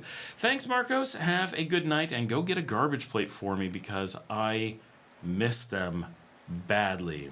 Comment allez-vous? Terribly. My friend gave me a tip for speaking Spanish. You got to throw what you know, which means just do it. Start speaking to people the best you can. It's true. todo está verdad. Hablando con todos mis amigos aquí cada día y en tiempo es más fácil y más fácil y más fácil. A veces es difícil y hay palabras no conozco, pero los patronos para hablando es más fácil cada vez y en tiempo está bien. Y ahora, especialmente cuando tengo mucho tiempo con una persona en español, es fácil para tener conversaciones con ellos, simplemente porque tenemos una situación cómoda juntos y en tiempo conozco los idiomas y temas con una persona y es fácil. Y ahora pienso que puedo hablar suficiente para conversación y una vida aquí. And you really just do it, and it gets easier and easier every time. And eventually you can do it on television live, and then you have a heart attack. Christy says, "Do I have a Facebook profile?" I do not. I no Facebook for 10 years now. Maybe not quite that much, but quite some time. No Facebook at all. There's no, completely doesn't exist. But thank you. And I would let you, but I don't have one. I have everything else. Right, I've got Instagram. I have an X that I have not logged into in forever. Since it went to X, ever since the Elon machine got involved, I don't have anything there. I have that Blue Sky thing, but I don't use it. You're welcome to add me. I'll never see it, but you're welcome to. If you want something like that, my Mastodon account, which is nicaloro.com, is available. I have Instagram, which I'm on a lot, but I don't use. I just talk to people. And I get overwhelmed. Please don't use that for general chat. Just be aware that I'm overwhelmed there and I'll barely see it. I have Nicagram, which Luke likes to do his food dumps on there, photo dumps just of his food before we do the show. That's where I put all my photography. When I'm into the photo mood, I put it all on Nicagram. I try to be on Nika Loro, which we just updated for a lot of things. So I'm on a lot of social media, but not a Facebook. Luke says, going to find out tomorrow if I can reissue my cedula in Matagalpa or if I need to make 2 trips to Managua in 2 weeks. The answer may have changed in the last 5 months. It absolutely may have. Good luck. John says, you will probably never pass as a native speaker. Yeah, thanks. No, that's realistic. But so long as you can get the point across and get what you want, that is what matters. I mean, it would be nice to pass as a native speaker. However, I'm never going to pass as a native. No one's ever going to look at me and be like, is he Nicaraguan? I can't tell. Let's see if he speaks. And then be like, oh, yeah, perfect Spanish. He is Nicaraguan. That's never going to happen. If I did speak in perfect Spanish, they would go, wow, that guy really learned Spanish for being so not Spanish, right? I could pass as Argentinian, but I don't live anywhere near there. And that's about it. I guess I could pass in Mexico, maybe in some very isolated areas. That would be a stretch. So, yeah. Brian says, ¿Dónde está el baño? Actually, he said bano. That's not correct. Exposaze, both languages spoken in the Philippines, other than English, shares several thousand words of Spanish. Oh, English and Tagalog, of course.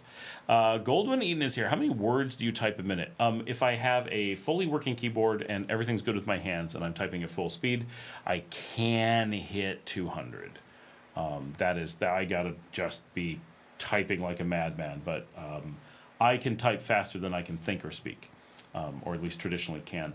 And we've talked about this on the show before. Pretty recently, someone asked me how fast I can type. I would say my normal typing is much more like 168. But if I'm typing and I have a perfect keyboard and everything is perfect, about 200, which is crazy. I can type at full speed, reading something while talking to somebody, because I've done it for so long. I've been typing since I was 5, and really typing all the time since I was 5. I started programming at 9. I can see it and type it I don't have to process. Like, I have a muscle connection where my eyes can go directly to my fingers, and I can talk about a different topic and then be like, oh, did I just type this? Oh, yeah, I typed it. Obviously, I don't need to look at paper and type it up anymore. That's a useless skill that has now left the universe. But back when that was still a thing, I was able to do that. Ed says, Scott, you speak Spanish like me. Oh, I'm so sorry, Ed, that's how bad your Spanish is. But it's getting there. It's definitely improved. I've noticed, all the time, a little bit better, a little bit better.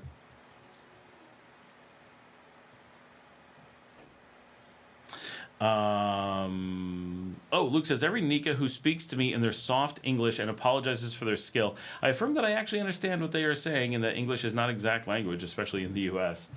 Brian says, does Luke do his photo dumps on the site before a dump?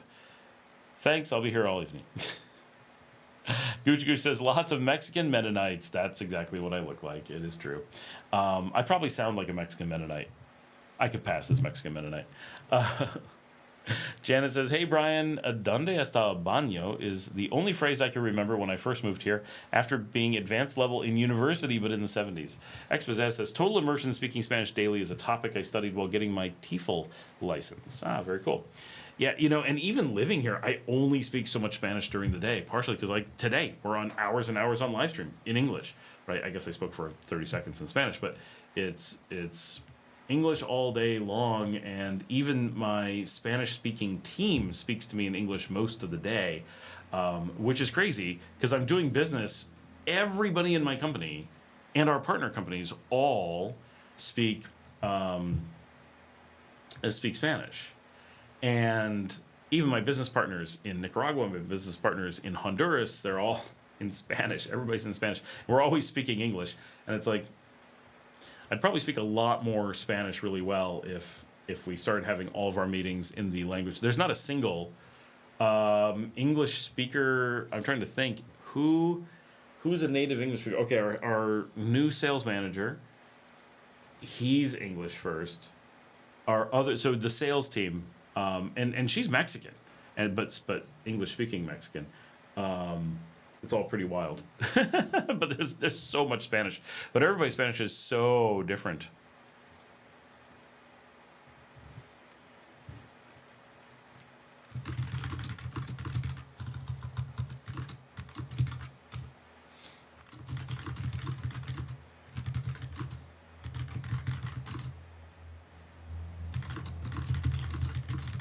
Yeah, speaking Spanish is not good for learning, in my opinion. Speaking Spanish is not good for learning.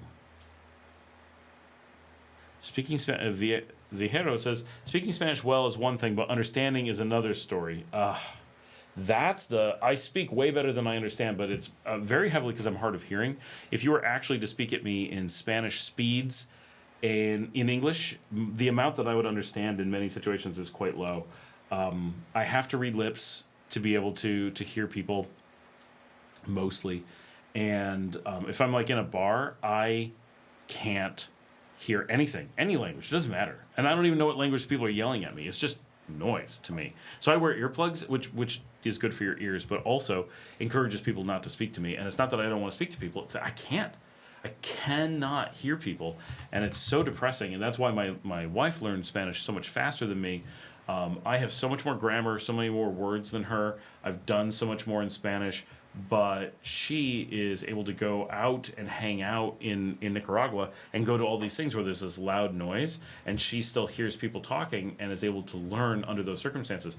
I can't hear a darn thing, not anything, when doing that. And so it's like that time for me is just lost. And for her, it's her main Spanish learning time. And so that really, I notice, is thing. A mix of Spanish and English is Spanglish. Yes, it is. And that is the primary thing spoken in Texas. It is now, I've heard, broadly accepted as a language.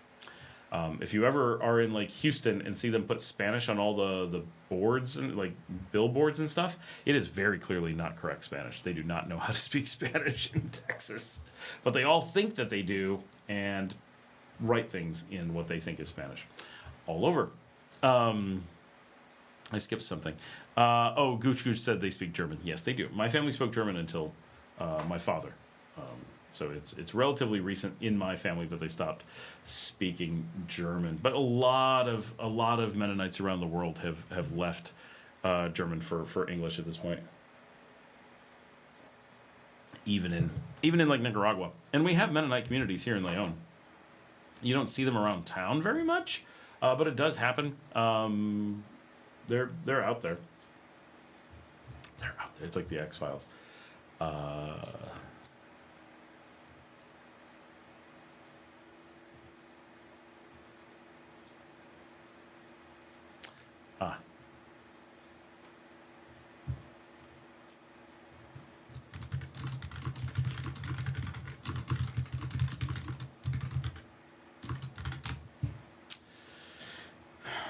If you're into video games like me, Dragon Quest 1 and 2 HD remakes just dropped today. Just so you know, just in case you're looking for something to buy.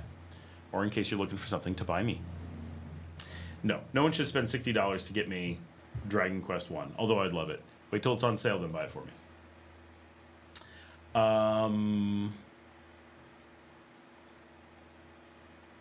There is a sign in town with welcome in several languages, including bienvenidos. Bienvenidos. What town is that in, John?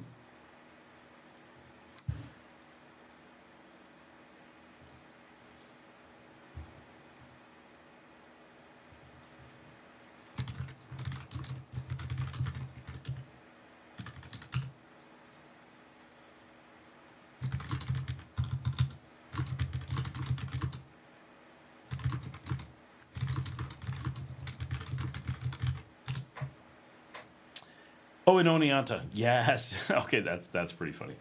That's because there's no Spanish teachers there either.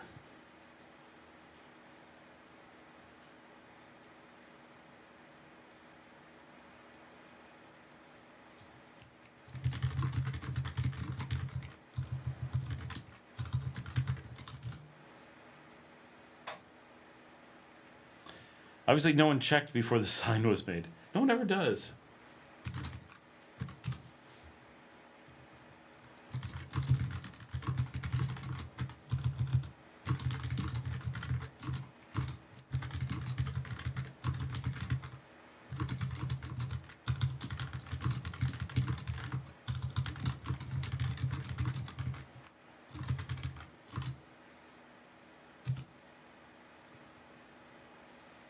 Here, nurses and assistants do the doctor's job. Is that like that in Nicaragua? No, not really.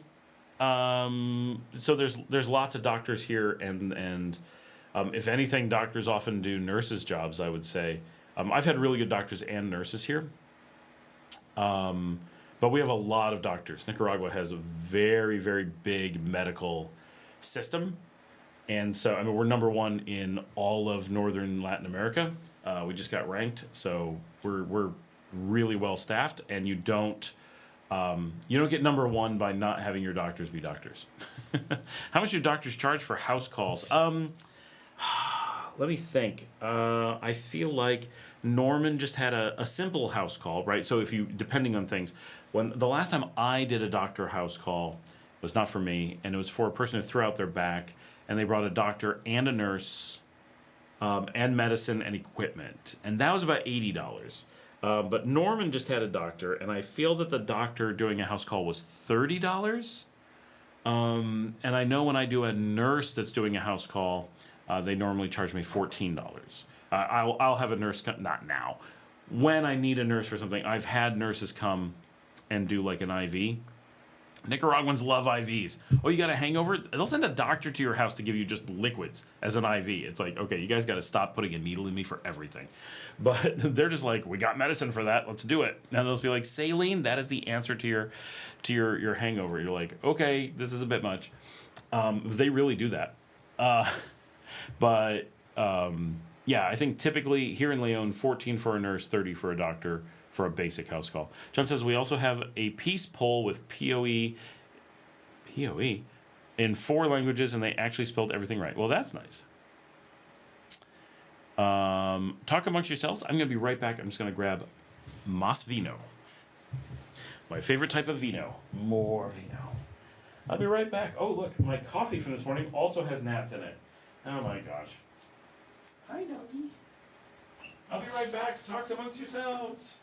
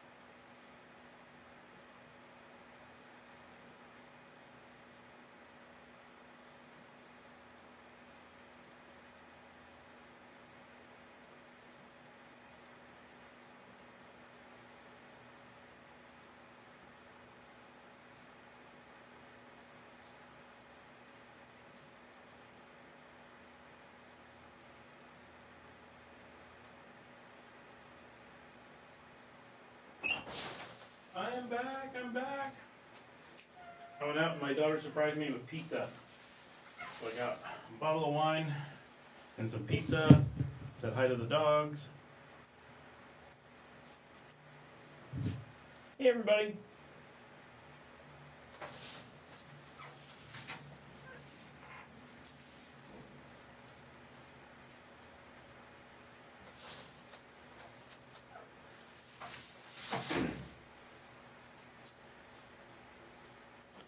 We got a bottle of Underaga. Oh, we got lots of stuff for me to go through. There actually was conversation while I was gone. This is awesome. And I'm going to eat this pizza.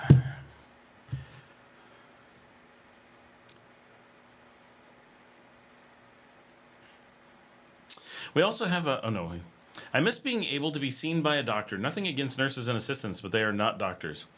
Oh, peace on earth is what John said. Yeah, here you actually get seen by doctors. Luke said, anyone stock up on eggs or TP for Devil's Night tonight? Anyone starting fires in Detroit? John says, nope, I'm going to hide. Fijero says, and to think that some people in the USA pay up to $10,000 a month for extended care in a nursing home, which is crazy. Luke says, I told some locals about Noche de Diablo. They didn't understand how arson was considered a holiday activity. Told them they have never visited Detroit before.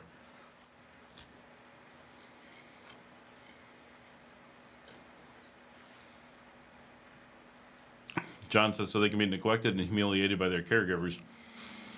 I would not want to be in a nursing home in the U.S. Although I have seen some nice ones, but in general, I want to be there. How much for just a basic visit to a doctor in his office? About $10. Now, this is all considering private, of course. Public is free. Expat says, good question. Maybe $30, similar to a house call? Oh, no. No, you're paying for them to come to your house is the majority of it. When I would use a private facility and pay for like x-rays and stuff, that'd be like $15. But just a doctor, it's just like 10, maybe 11, because it's not necessarily in U.S. currency. So it's often either 300 or 350. 350 is like $9.90. 300 is like $8. Gooch, right. No charge if you're going to the public hospital. This is only if you're paying for... And for all you pagans, Samhain begins in 13 and a half hours. Lenny Joyner says you should have took a dump before you went live. Sorry. Exposition. 3 hours of live streaming can lose your voice. Good Scott is taking a break. I just needed wine. Look, I can't have enough chilled wine all at once for this long of a show. You gotta stagger it. It has to be done. My Cabernet Sauvignon from Argentina. I think it's from Argentina.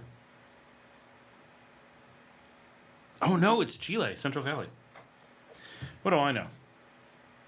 How did I forget that? I should have known that. Gooch says the public system is covered by taxes and is available to everyone, including tourists. Jan says, there could be a million other reasons it's taking a little while. Thanks, Janet. Jen says they had trouble getting the cork out of the new bottle of wine, maybe. No, mostly seeing the dogs and the kids wanted to talk to me and there was pizza. The most likely reasons that kids or pets needed some help. Yep, we have the baby dog here. Gooch says sometimes complications occur, may have broke off. Oh, like the cork in the bottle? Yes. I don't remember the last time I was seen by a general practice doctor. I will appreciate that in Nicaragua. Gooch, I wasn't talking about the cork. Cupcake just re-entered the chat upon arriving home. What's going on now? Ex-Pizzazz, nurses and assistants are nice people, but they lack medical school training. Nursing and PA school does not count as medical school. Washroom break. Yeah, it was pizza. Still live shots of the office. And wine. Lots of speculation. We were about to call the cavalry. We were getting nervous. The public system is available to tourists? Yes. Yep, absolutely. Remember, thousands of tourists live here full time, so they really need access to it. At what price does a bottle of wine with a cork start at? It's pretty expensive here. I feel like I pay 7 or 8 for this one, and it has a cork.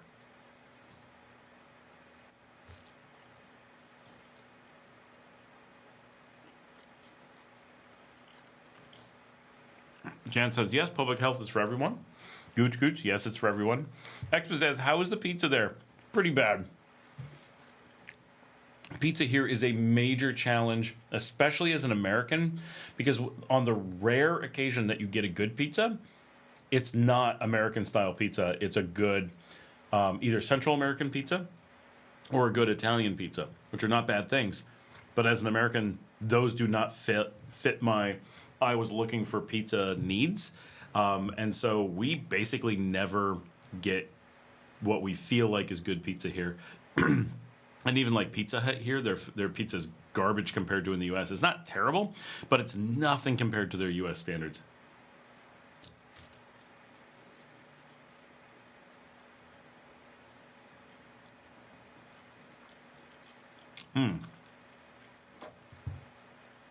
The Mediterranean wine place on Carretera Messiah was good and had a wide selection of Italian wine, but they shut down in 2023, I believe.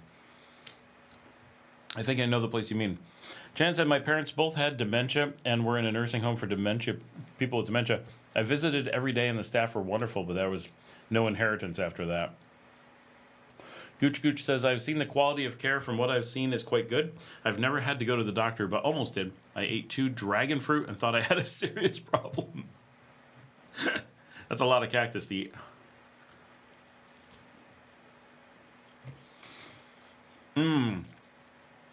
What is the corporate tax rate here? I'm not sure. It's pretty high. I'd have to look it up. Cupcake says, I used to buy Argentinian Chilean wine in La Colonia when I drank. That's pretty much, I get mine from the gas station.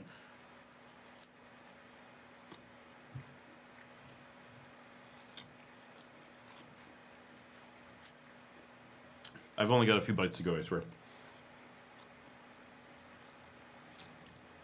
Luke says he found stroop waffles at La Colonia in Matagalpa. We're very jealous. I was talking to my daughter about that just before we came on the live stream, that we need to go up to Matagalpa and go to the La Colonia because she loves stroop waffles and they do not sell them down here. Super Express has a good Merlot wine too. They actually have a decent selection. It's not big, but it's all decent stuff. Luke says Pizza Hut recently opened in Matagalpa. I just can't. Chafella's for U.S. pizza and La Vetta Bella for Italian are my go-tos. I gotta try Chafella's. I gotta get up there and try that. But they do Chicago, which is not even pizza to me. Like, I mean it. It's not even pizza. It's a different thing. Expossessed, take your time eating. I'm almost done, and I don't even eat the crust. That's for the dog. Isn't it, doggy?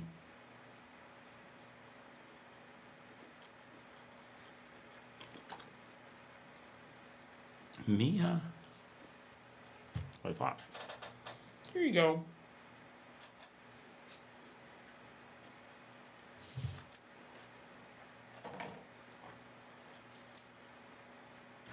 Another one?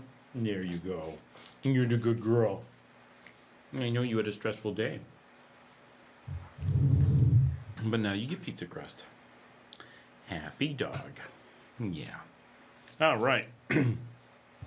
Here I am, and my hands are not even dirty. They're just covered in corn bits. Gooch Gooch says, I go for an Italian pizza usually. Italian's my backup, but having lived in Italy, they were good. They were never New York. I've done pizza in Napoli. I've done pizza in Palermo, and it's good. They do a good pizza, all high-quality ingredients. But there's something about the thickness of the crust and the amount of the cheese and the style of the cheese and just everything in American pizza when you get a good one. Joyce Ariel says, waves from the smallest municipality of Nicaragua, Dolores. That is a tiny place for sure. John says, I'm not an elitist. Do they have box democratic wine there? You can definitely get box wine here. And remember, in France, they drink box wine, and they're definitely elitist. Viejero says, most Latin American pizzas have thin sauce and very little. I call them Latino cheese bread. Yeah, and the cheese is weird. Like, they haven't figured out, like, what a base pizza should be like. That's one of the hardest things and I mean, it's what they like. So they could say the same thing about us. Oh, Americans, they don't know how to make a pizza. All right, fair. But as an American, what I am looking for when I say I want a pizza, pretty much I never get. And at this point, the closest thing I can get here is My daughter actually just throws a mission tortilla with pizza toppings on it in an air fryer, and it gets closer to an American pizza than almost anything we can find here. Just to give you an idea of how far things are from real pizza. Gooch tax rate is high enough that Carlos Pelas is having trouble paying. Yeah.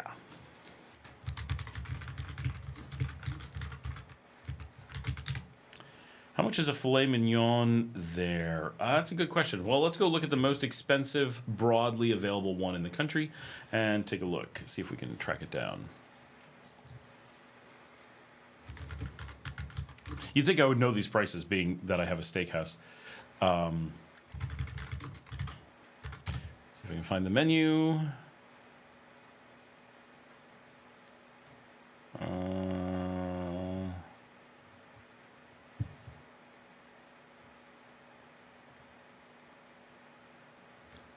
Nope, that doesn't have prices on it. I know we found one the other day. Anyone know the website for Primitivo?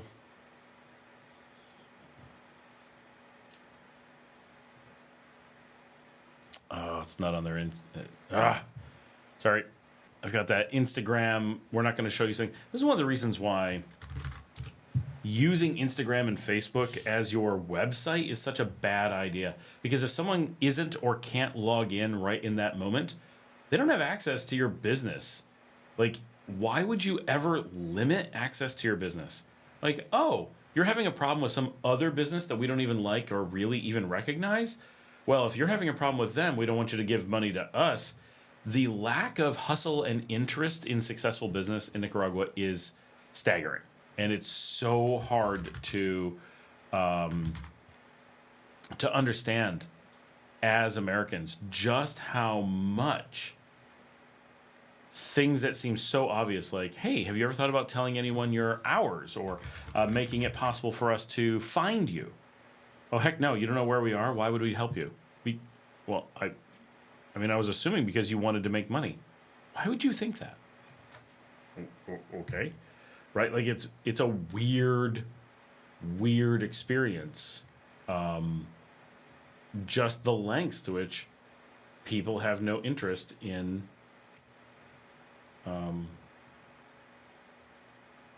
actually doing business. Now I can't even find this place. Primitivo. Managua. Why do you make me type so many things to find this restaurant? No, it can't find it. You've got to be kidding me.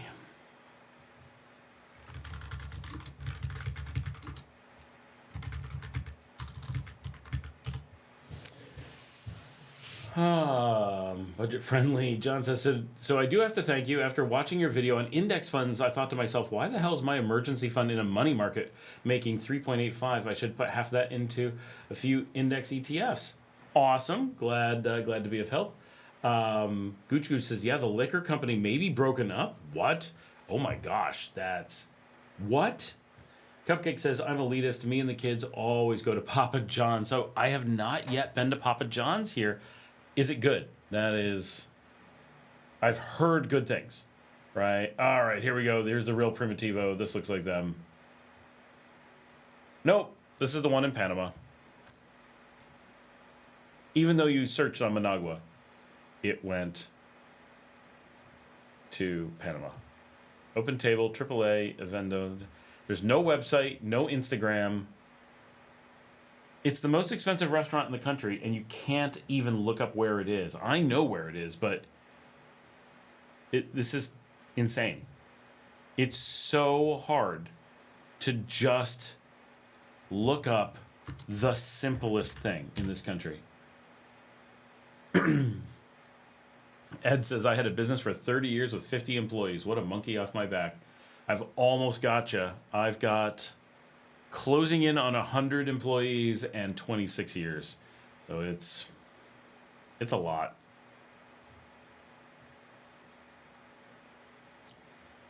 Yeah, no prices on this. This is useless. How do we find anything? Somebody found this for us last week. I'm watching ads all the way through right now. Thank you. All right, here's a TikTok thing saying they've got a new menu. Like, seriously, we have to look at TikTok flashing by to get the menu? This is crazy. And no way to know what country this is. Oh, no, it does say Nicaragua. Okay, that's good. I'm losing my mind. All right. Someone find another steakhouse that we can use. Let's go factory. Oh, yeah, we can do this one over here. We found this one last week. Factory, steak, lobster. Oh my gosh. Managua. Why is my new keyboard not here yet?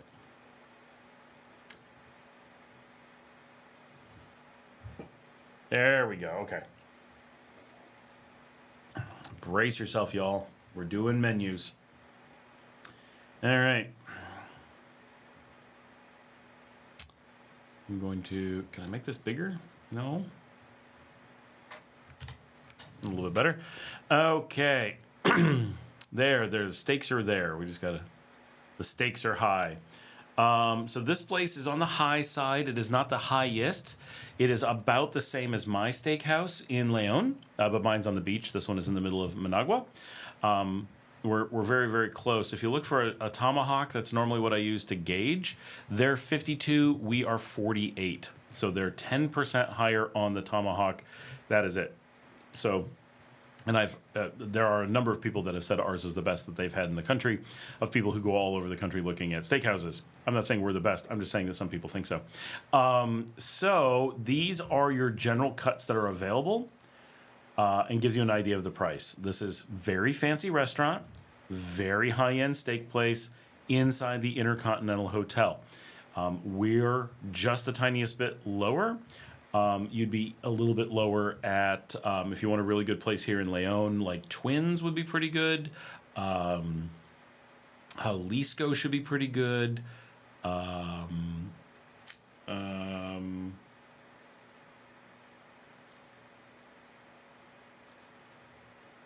did Luke say? I think Tonelli's in Managua charges $25 for their tomahawk. That would be crazy. But 40 at Tonelli's, tomahawk and onions and fries. Oh, what did you miss, Expazaz? We were looking up the price of high-end steaks to give an idea. So these are, very, very high-end steaks. But you can see, like, churrasco, that's the national standard. Ribeye gives you a pretty good idea, $29. Tenderloin, $26.50. T-bone, New York, $28.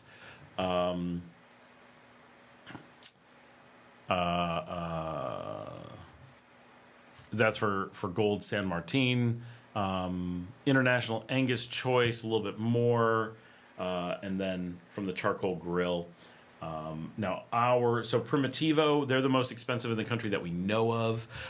Our place is Argentinian Grill, closed now. We're deciding if it's going to stay Argentinian or not. Yes. If it looks like U.S. dollars, it's U.S. dollars.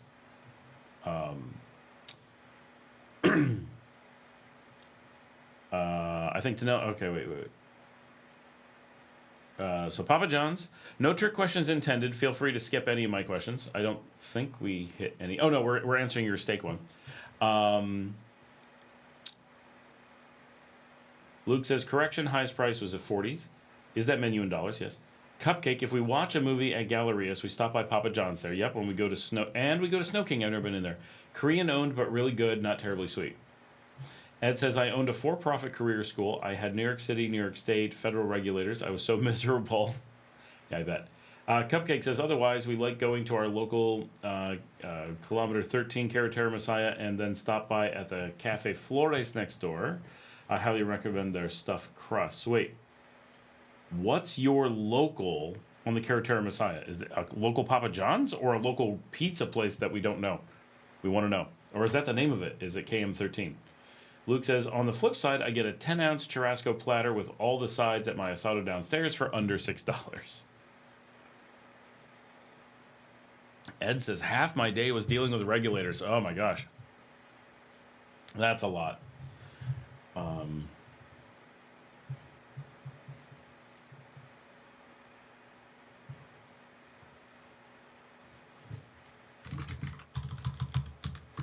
Marcelita's not going to make the show. She is taking her sleeping pills and going to bed.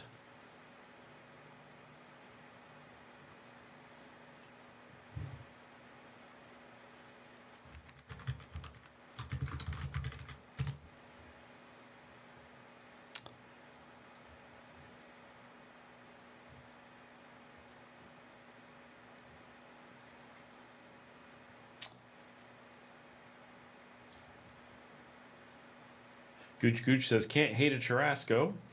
Expazaz, hey Ed, how have you been?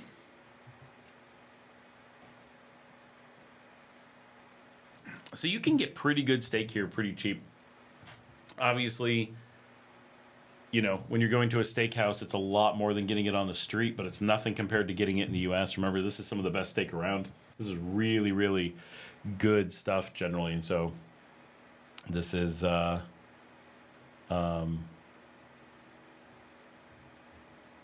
this is pretty impressive as pricing goes overall. At some point, when you think about the amount of labor, the materials that go into it, if the steak was much more expensive, it would get sold in the U.S. or China or wherever. And so it's there's limits to how cheap it can get when it's something that we can export. And I do have to say that their $8.50 lobster bisque with cognac, on point. I will definitely go back for that at the same restaurant.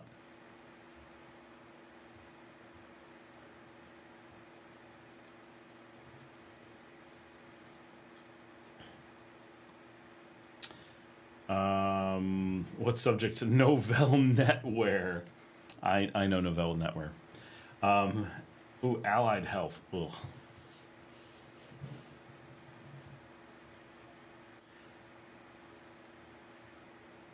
I knew an Ed Crucial.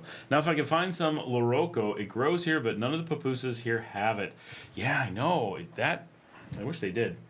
I feel like... Oh, I feel like people are texting me.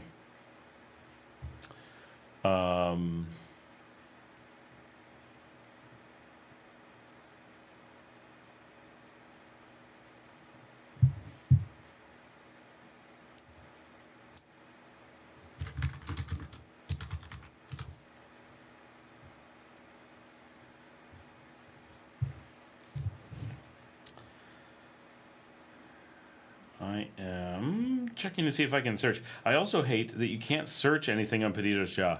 You're like, oh, I want pizza, and it shows you hamburgers, and you're like, I'm sure that that hamburger does not have the word pizza in it. I'm really confident.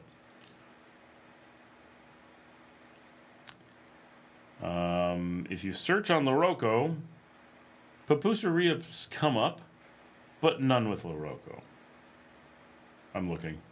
Frijoles cerdos mixto, pollo, chicharrón, zanahoria, salami con tocino, jamón texana, pepperoni ajo, cebolla caramelizada, chile pepe, jalapeno, pepperoni chile, bacon con jamón, pupusa vegetariana, sin Loroco, pollo y ojo, hongos, salami, salami pepperoni, salami jamón, salami con jalapeno, salami con hongos, camaroni y pollo. Yeah, all that, no Loroco. Like, that is obnoxious. Just how little it is available. I feel like I've seen it somewhere. It was probably one of those like hole in the wall places that I had to go into. And I just searched on pupusas, and what does it give me?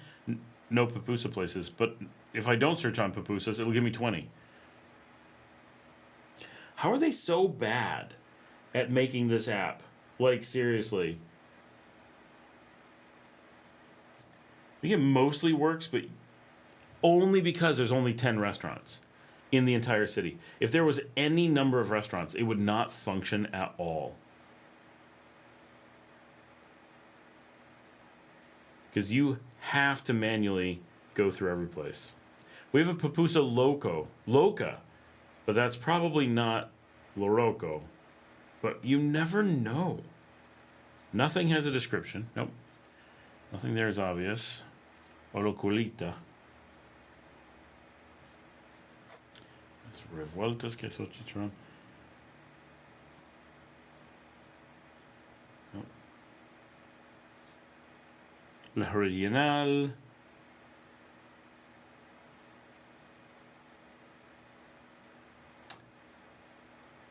Exposé. Scott, all the computer training and now AI can do it all. I guarantee you it cannot. That's how you get some terrible results.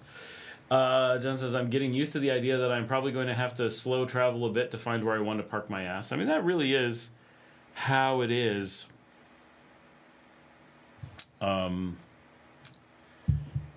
Edwin says, hey, Scott in chat. How's it going, Edwin? I feel the entirety of Nicaragua could have been the face of fast food. Would you like fries with that? Papas fritas with every cuisine here. Ed says, they don't have a clue how to run a business in Nicaragua. It's so true. Well, is as promised. Right now I'm saying that the new product is being sold in La Colonia is Chick-fil-A sauce. Yes, we have some of Chick-fil-A in Nicaragua. What? That I have not seen.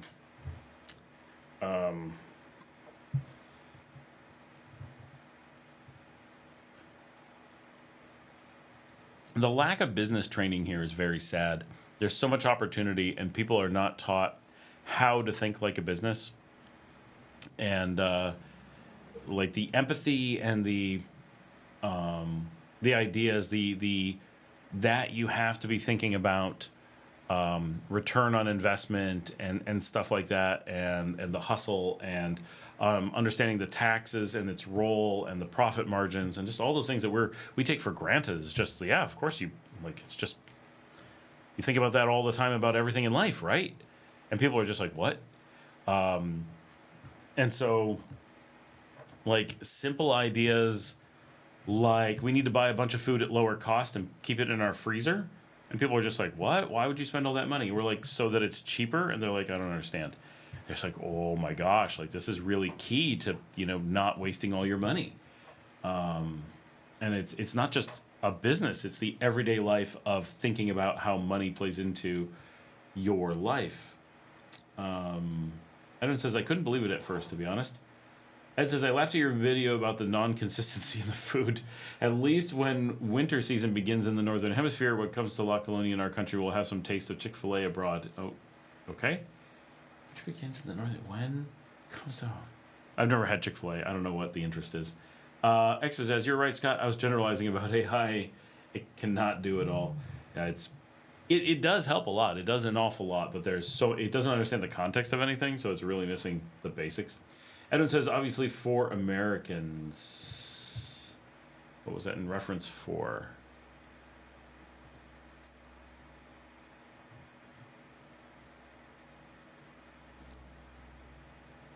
When it comes to La Colonia in our country, of some taste of Chick-fil-A abroad. Yeah. I guess Chick-fil-A has a sauce.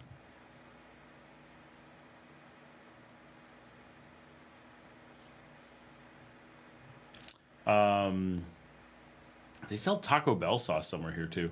Like, okay. Vejero, would a person over 65 find more expats in their age group living in Esteli, Matagalpa, or Leon? That's a good question. I don't know. Honestly, none of them have a lot. Esteli is probably not the answer. It's probably Leon. I'm not sure. It could be Matagalpa. None are a lot. Exposaz says, I'm glad I learned computer programming because with AI, nobody will bother teaching it anymore. No one has bothered teaching it for a really long time. Computer illiteracy has become the name of the game for decades. It's terrible. It says, I don't have the patience anymore for business. Luke says, no official rooster sriracha here, but the Badia brand from Doral, Florida is on the shelf. Locals had no idea what I was talking about. We get real sriracha, I'm pretty sure. But it's only at Superportis. We have few expats in Matagalpa. We have few expats in Leon, but there are a few. I think we're more. People definitely talk about us more. And it says, Chick-fil-A sauce is now available in Managua, Masaya, Leon. Weird. What do you use it for?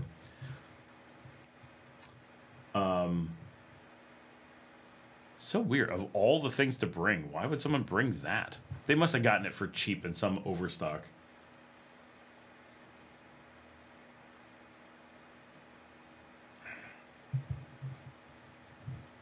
That's an interesting product to be selling in Nicaragua. It feels like something that wouldn't do well here.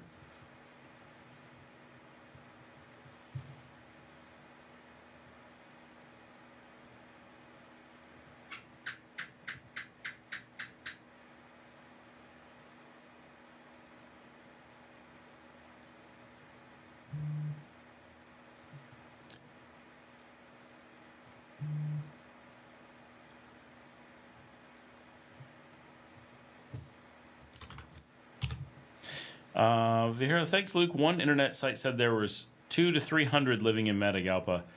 That's plausible. I think there's about 200 to 300 living in Leon. Just be aware that most any site like that is going to be the same as me, guessing out of nothing. We have essentially no information on that, and it's a very it's just a gray area number.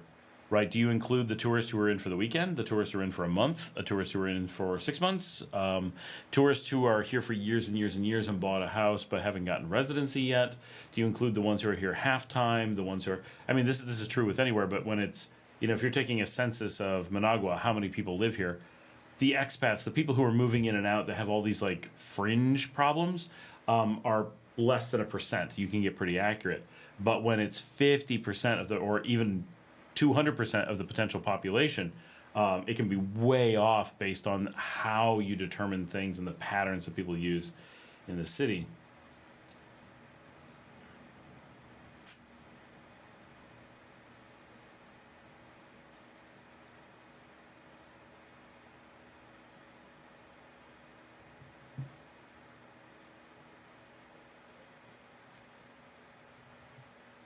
Xpizzazz says, I was thinking about coming down to Nicaragua to avoid the freezing winter months. It's a good time to be here, for sure. I decided to move to Nicaragua to never see the freezing winter months ever again. That was a big driving factor in my life. Luke says, Viajero, maybe the entire departamento. I would say closer to 100 in the metro. That's probably also true here. Like, if you think about... it's hard to say. And who's an expat? I have to renew my expired passport. Any advice or tips on that? Your expired what passport? American? Go do it right away. Viajero says, what bars do the expats hang out in Leon? Via Via, obviously. Via Via is our place. I don't know about the other places. Like, other expats maybe go other places. But Janet and I are Via Via people, but only on Friday nights. The rest of the time, I mean, Via Via is a nice place, and I like Bart, the owner. I'm there enough on Fridays. I don't go other times. But there's only a small group of us expats that are there all the time, and then there's always a few like backpackers who are there on a rotating basis. But I actually don't know. Janet, speak up if you know. I actually don't know any bar in Leon other than Via Via that has any number of expats. All of us have one or two that we use individually. Like, I go to NL Vivero. I've never seen another expat there. I go to Barbaro. I've seen one or two, but they're normally tourists, and often they're Nicaraguans. Like, Nicaraguans that moved to the United States, have been there for a long time, now are visiting again, and so kind of are expats. I've been spotted there, but I've never seen, like, a table of expats.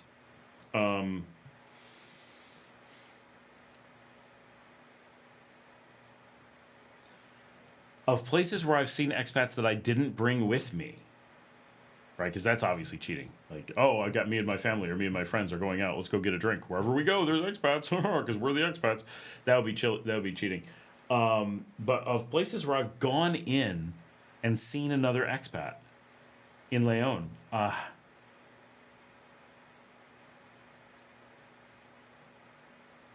right? Panipaz, maybe Mañana Mañana.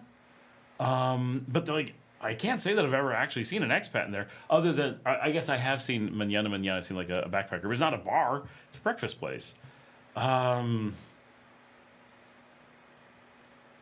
expats don't hang out in Leon. I think that's the answer. Edwin, lastly, in Managua last Friday, I saw a video that a new McDonald's restaurant is being built just a few meters off of the 7 South overpass. Also in that group said that McDonald's is constructing. New restaurants on kilometer 7.2 Carretera Messiah, the area between Manolo Morales Hospital and a motel in Managua City as well. Yes, McDonald's is also being made near Roberto Fuembes, over by the just off Central America, near Altamira. According to some group members, the 7 Sewer McDonald's is opening in November. So one place I never go, McDonald's. Yeah, Pani Pa's definitely gets a few. That is true. I always forget about it because I'm rarely there. Kevin is here. Hey, Scott, what have I missed? You missed that Marcela got a clean bill of health. She is not cancer-free, but she has no noticeable cancer. She will always have it lingering in the background, but she is healthy and has been moved from treatment to observation. That happened in the middle of this afternoon. Other than that, I'm having some wine, and we are hanging out. So welcome to Depate. Edwin says a lot of constructions are being replaced nationwide. I know McDonald's is opening in, I think, Esteli. Expat says, I just realized I haven't been to a bar in well over a decade. That's a long time to not go to a bar. I'm at a bar on a regular basis, but even via, I will often go and not see an expat, especially the Leon expats. But there's a new McDonald's across from the Plaza Once. I was just in Plaza Once. There are way too many McDonald's here. It would be, once again, nice to get some variety. Not McDonald's. 1 McDonald's in the country? Fine. 2. 1 in Managua, 1 in Chinandega. That's okay. I think that's my limit. Kevin says, nice. I did want to ask how old is Marcela. Someone asked that earlier, too. She is 37. Brian says, CEO birthday tomorrow, and they gave us the day off as a bonus holiday. That's hilarious. We would do that, but our CEO was born on, September 11th. Luke said, signing off. Clase de Español por la mañana. Adios, y'all. Have a good night, Luke. Thanks for jumping on. And it says, I can talk about investments on your live stream. A new plaza named Tonali just right at the first entrance to Las Colinas between both Uno and Puma gas stations is opening in December. That's nice. I love Las Colinas. That is a cool area. I really like Las Colinas. Expat says, going to a bar is usually a fun thing to do. It is. And here, bars are quite hopping, and I like it far better because there aren't expats there. If we were going to an expat bar, I feel like that would ruin stuff. Not that they'd be expat bars, but in a bar where there's a lot of expats, it's automatically going to be like, there's some expats, let's go hang out with them, and that's not what I want. Obviously, that's easy, right? But what I want is to go and hang out with the Nicas that are there. And so places like El Vivero is really cool because you got a lot of people there to dance, people there to listen to the music, people there to have drinks, people there for the food, people there because it's the only good mozzarella sticks in town, whatever. You get a pretty good crowd. I'm talking the real one, not the new satellite one. What is your opinion of Corinto? The port? I mean, as far as a place to offload containers goes, it's a very nice one. If I was going to watch containers get offloaded, I would certainly want to pick Corinto. I'm not sure what you're looking for as an answer to that. When I'm interested in sitting in a line of semis, waiting to load things onto a ship, Corinto is my favorite one of those. There's a village. So I did a video on Corinto some time ago. It's one of the ones that kicked off my show. So it's not a beach in a village. You really gotta kind of step back, and I mean, I don't want to disparage Corinto, but it is a port, right? It doesn't exist as a beach town. It doesn't exist as a village except for people to live who are the longshoremen who are loading and offloading the ship. The entire village, while it has a fine central park and it has some food, like it's a functional village, it is a port city for container ships to be loaded and offloaded. Every inch of the town is colored by that. You can't drive around town because of the line of trucks, the boats, or everything. If you're thinking of it as a place to live, I mean, if it's an experiment and you want to live in a working port town in Nicaragua, that could be an interesting social experiment. But if you're wondering about it as, like, would you want to live there? It really is a port, right? Like, that's what it is. It doesn't have tourist culture. It isn't a place to go hang out on the beach. It does have some restaurants because there's people working good jobs there, and some of them want to spend money. And at one time, it was able to take inbound immigration. So some people needed a place to eat. So I've been there. It would be a beautiful beach if it wasn't completely inundated by the port. So let's go take a look. It's very close to us, right? So we're very, very... by the way, if you've never looked, this is the Galapagos Islands. They're directly under Guatemala, which is probably not what you ever thought. So if you're ever just wondering, like, there they are. There's the Galapagos. Where does it go up? Right to Shayla. Like, wow, that is not where I thought they were. Look how close they are to Nicaragua. They're right there. Like, that's nuts. Anyway, let's go to Corinto. So Corinto, you would think, would be this beautiful spot because it is this long stretch of beach, and that is beach. Don't get me wrong. And there's cool stuff out here. So just real quickly, this is where my stuff is. This is my life is Las Penitas right here. And then you can't see it, but right here is Ponaloya. And this is Las Brasiles. Las Brasiles is this huge area. This is my wife's best friend has a resort there. My friend from high school, she has a place right there. So we're all right here, right? And this line separates Leon from Chinandega. But notice this is just a spit of sand. Now, are there things out here? Kind of, but this is basically nothing, right? It's a sandbar. And then it gets a little wider, but there's no houses out here. There's nothing. And then there's this cool little island, but again, nothing on it. This is all like swampy stuff. You got some farms, but this is all the estuary. And then you have the port city of Corinto, but let's get in close. Notice there's kind of sand there, but this is port. I think I've been to this one. Yes, I've been to this one. It's quite good, right? And this beach here is beautiful. And there's a little break here, so you're kind of not looking directly at the ships. It makes it a little bit better. But let's be fair. These are warehouses, right? That's all of this is warehouses, ships docked, oil tanks. This is containers stacked up, containers, ships, oil, right? Some boats that are just sitting around, little boats, right? But this is like fishing stuff. This is probably swampy, I can only imagine. Oil, swamp, and then there's this village. Where's Central Park? See if I can find it. I think it's right here. No, not quite. Huh.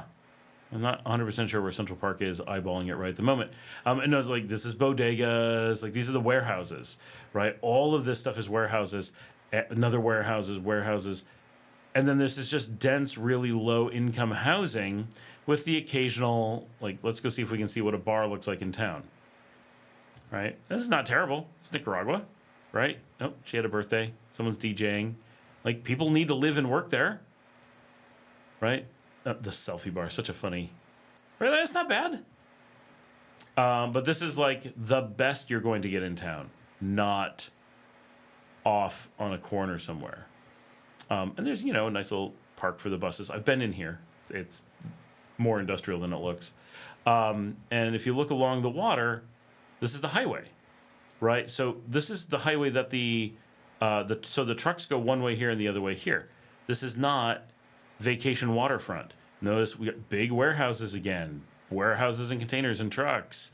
Here we go. An entire logistics facility and a school. And just trucking lanes, right? Is there a little bit of beach? Yeah, kind of. but it's road on the water. So this is exceptionally industrial, right? And cheap. Should be quite cheap. But so everything that you would consider Corinto is this kind of industrial mess. And then the one little bit that isn't is right here, right? So you've got a bunch of these little beach places on this little bit of beach right there. And notice the road goes this far. And that's it. There's nothing else out here. So the entire bit of beach is this itty-bitty stretch. Let's go see what they look like. Right, this is you getting out to the beach. Nope, that's it. My gosh.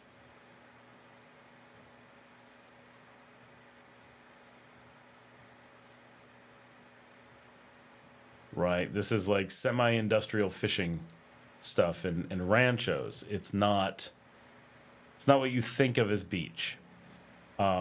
So, right, I don't want to be like, oh, Corinto, it sucks. No, it's a necessary industrial zone for shipping, and it's not a big village, and it basically is completely taken up by the highways, the warehouses, and the actual port, and then what's left is just enough space for low-income housing, and there's only low-income housing there because it's completely undesirable. So that is how you have to think of it, right? You really don't want to be thinking of Corinto like the other beach towns. No one here says, let's go to the beach and let's go to Corinto in the same mindset, right? They're completely, I want to see how ships are loaded with containers. Cool, let's go to Corinto. I hear there's a good restaurant in Corinto for some reason. Let's go there. Okay, if you want to. There's no reason not to go there other than it takes us 2 hours to get there and it's right up the beach. Like, I could almost swim there as fast as I can drive there. That's almost a joke. And it's out there, right? You're driving all the way to Chinandega, and then you got to come all the way out to the beach. It's like, yeah. It's just, it is what it is, right? Where am I in the... Joy says, here in Dolores, an expat has opened a really nice Italian restaurant called Mambo Italia. Check it out. It's right along the Pan American between Diriamba and Hinotepe. Neat. Yeah, check that out for sure. I love Italian. And I love Mambo Italiano. Hey, Mambo Italiano. Scott, in the group, that McDonald's is opening its second restaurant in Leon, just near the Rigoberto Lopez. Of course it is. The village, the beach, all one thing. Xpizzazz, thanks, Joyce. Tell us more about Dolores, please. Xpizzazz? No. Joyce, are you related to Tusk by any chance? Because their family is from Dolores. Oh, Viajero, I didn't know it was such a port town. It is the port town. It is the singular Pacific port and the singular deep water port for Nicaragua. Every car, every bit of construction equipment, every appliance, every big container of food coming into the country, and all of the exports of the country heading to China, that is Corinto. If you hear someone mention China, you hear someone mention Long Beach, you hear someone mention Russia. Now, there's some exceptions on that. They may go to St. Petersburg. Anything heading for Panama, anything heading for Santiago, because we do ship to Santiago, I'm told. It's all of that is Corinto. Corinto is the only place. And then Bilwi has a small amount of shipping to Miami. So like my bedding came in from Miami. That came into Bilwi, right? Shallow water port. They're able to offload much closer and then bring it down. So if it's coming from Houston or there, chances are it's going to come into Bilwi, and they're trying to deepen that port or to deepen the port at Bluefield so they can take deep water on the Caribbean. That's not fully ready yet, but that is the one spot. I know it says right now, with the 7 Sur grand opening, McDonald's has a total of 10 restaurants, 5 in Managua, 1 in Leon, 1 in Chinandega, and 1 in Esteli. That leaves 2 we don't know about. Kevin says, Corinto looks pretty on Google Maps. Not if you zoom in. Only if you zoom way out and assume the stuff around Corinto is Corinto, then it does. But once you actually look at Corinto, I think you go, oh. And it's not terrible. Like, I videoed downtown in the park and by the museums, and it's fine, but it looks like the middle of any not very special village in the middle of nowhere, right? And then when you go out, though, instead of being beautiful countryside, it's, warehouses. And, of course, the crime is a little bit high because it's that kind of town. Not bad, right, but you know what I mean. Viajeros, then where do you think the people from Chinandega go when they want to beach? They go to the Chinandega beaches, right? So if you look at the road, so first of all, Chinandega has very few beaches associated with it. It's El Viejo that has the beaches. So you'll notice this area pretty much empty, right? Still pretty much empty. And then you're going to see, boom, here we go. Here's where it starts, right? So this is Aposatillo. This is where people go. So you notice they go west, I guess. So these are considered the El Viejo beaches.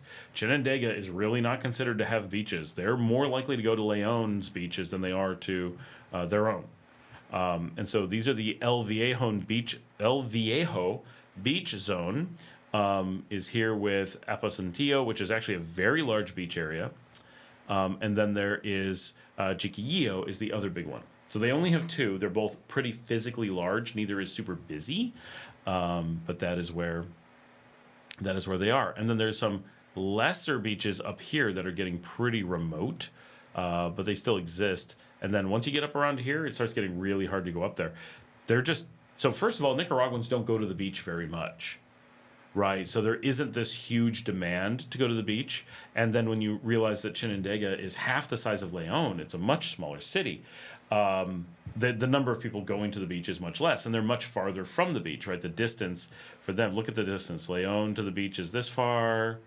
Chinandega to the port beach is this far. And to its real beaches is quite a bit out here. This area is very hard to develop, so they just didn't. But not a priority. They just weren't concerned about it. And you'll notice if they really wanted to get to Ponaloya, which is their nearest really easy beach, they would have built a road right through here and popped into Ponaloya from the other side. They didn't. This is not a priority. They're not really concerned. So because Nicaraguans really don't go to the beach, and Chinandega is not as close. I mean, it's not far, but it's not close to the beach like other things.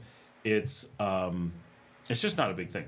So if they're going to go to the beach, they're going to go some distance, typically. If they just want to see the water and they just want to eat on the water, they will go to Corinto. There are some restaurants there, and Corinto's a bigger town, so it supports some restaurants and bars. So some people do that. And keep in mind that lots of Nicaraguans don't swim or don't want to go in the water or just want to touch the water. Like they're not looking for like what we think of as a beach vacation. They're looking at, well, I just want an hour or 2 on the beach and have a beer and see the water or whatever. Corinto will suffice in some cases, and it's going to be lower cost. And like Larry here in the chat, he goes up to the El Viejo beaches all the time. Like he really likes them. They're considered very, very nice. I've been to some of them. They're gorgeous. It's a great area, and they're typically pretty sparsely populated, right? I saw a sea, which may be the Central Park on the map. It may be. Wait, did I show you guys? Did I zoom in and show everything and then forget I wasn't showing it? Or did I come and go? I don't even know.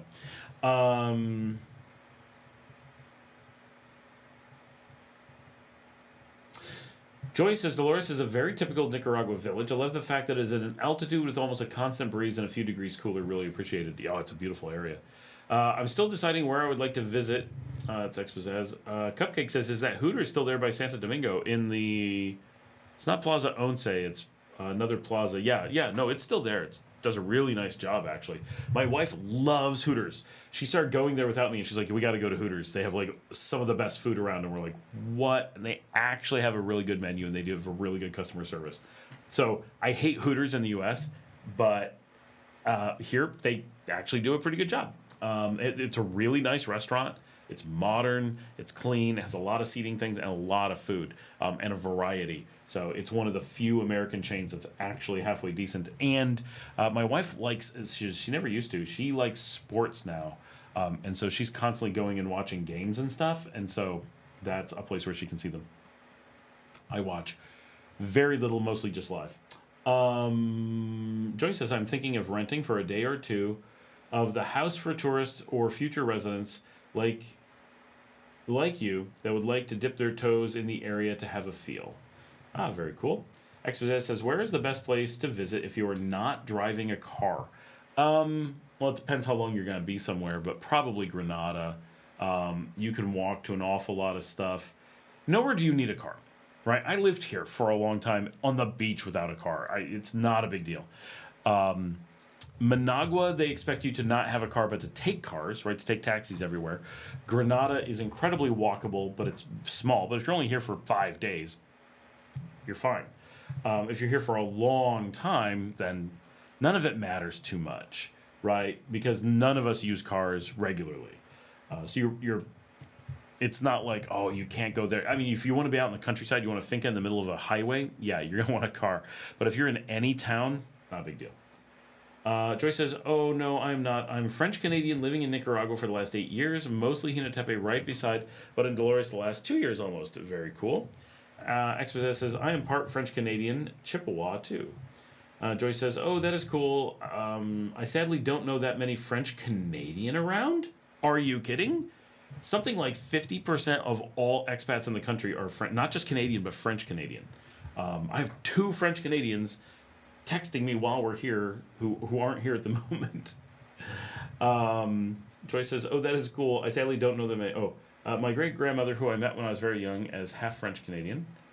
Gooch Gooch says, Joyce, if you go out to Popoyo or San Juan del Sur, they be taking over by Quebecois. Oh, every business down there is Quebecois. And up here, I mean, there's more Quebecois than there are Americans, that's for sure. Not that Americans are the biggest, but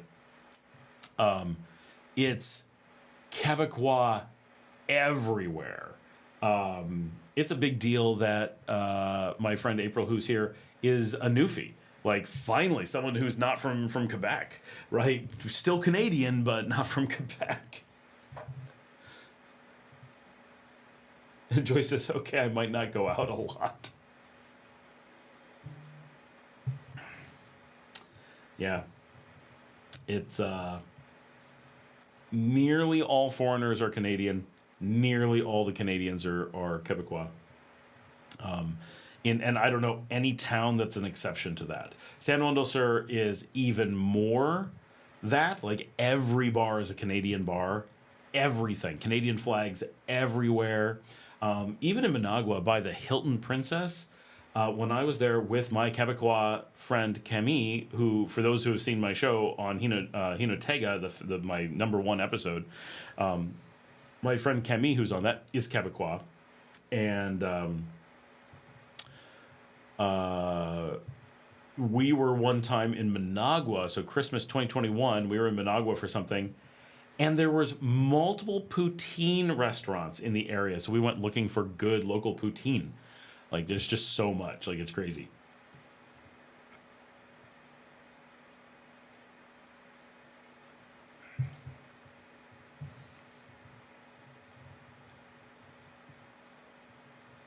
But I have to say, the best poutine I've ever had was Guatemala.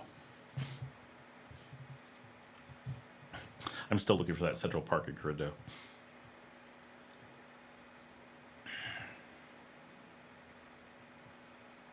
I feel like I should be able to recognize it. There's the Park Infantil. That's definitely not it. Their Central Park has a bunch of stuff going on.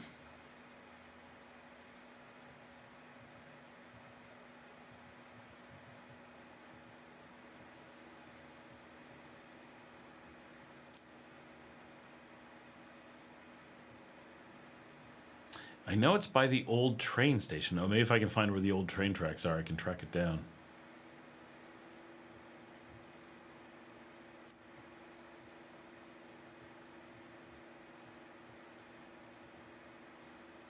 There's something that looks like water in the middle of town. I can't tell what it is. Is that like...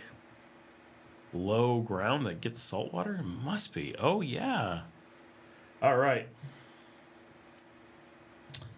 Vijero, well, that's good news. I never knew that. I'm Canadian-American, born in Canada, but raised in the U.S.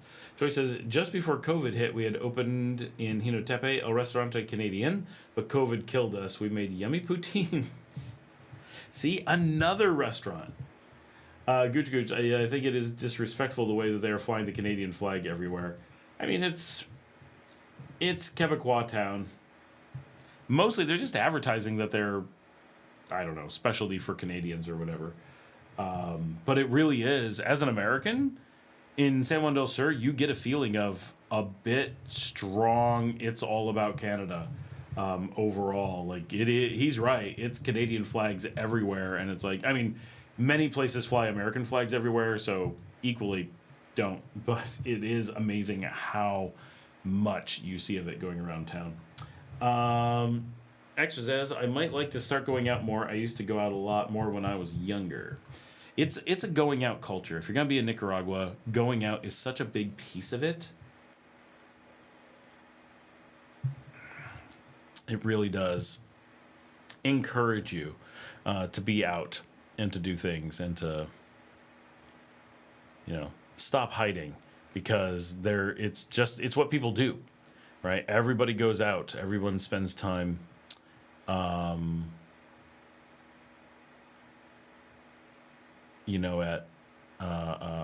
sorry, looking at the map.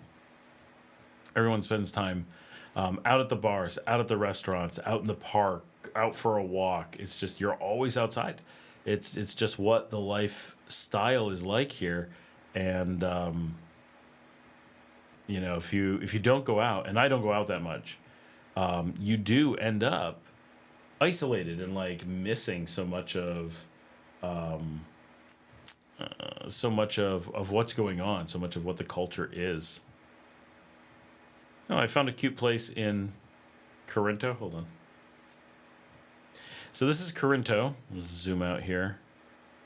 We're on the spit heading into El Centro. So this is the Barrio Omar Torrijos.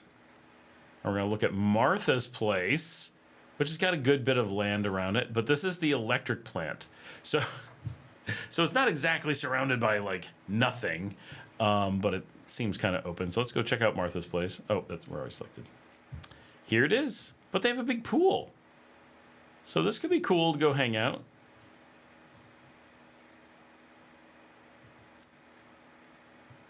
Two pools, it seems. And whatever this is. A puddle, I guess.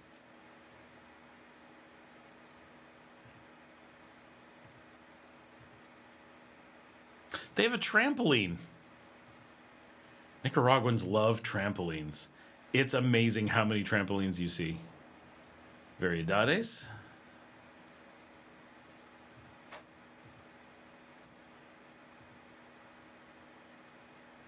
Now you know how to find them as you come along the highway.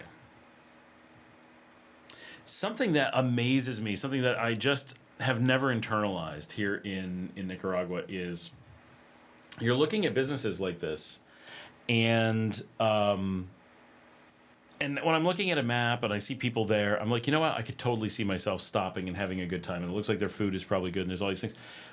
But the thing that gets me is, what makes a Nicaraguan coming down the road, often in a bus, very rarely in a car, see this place on the side of the road and go, you know what? Stop the bus. I want to get off here.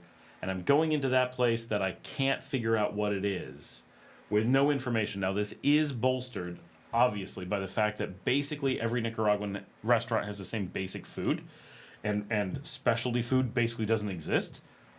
Okay, you can go into any random restaurant and safely get the food you're expecting. I suppose that's a big piece of it. And quality, on average, is pretty decent. But there's still you're coming down the highway and you see this big green wall. This is Martha's place. And there's nothing obvious to make you go in there versus anywhere else, or to stop at all.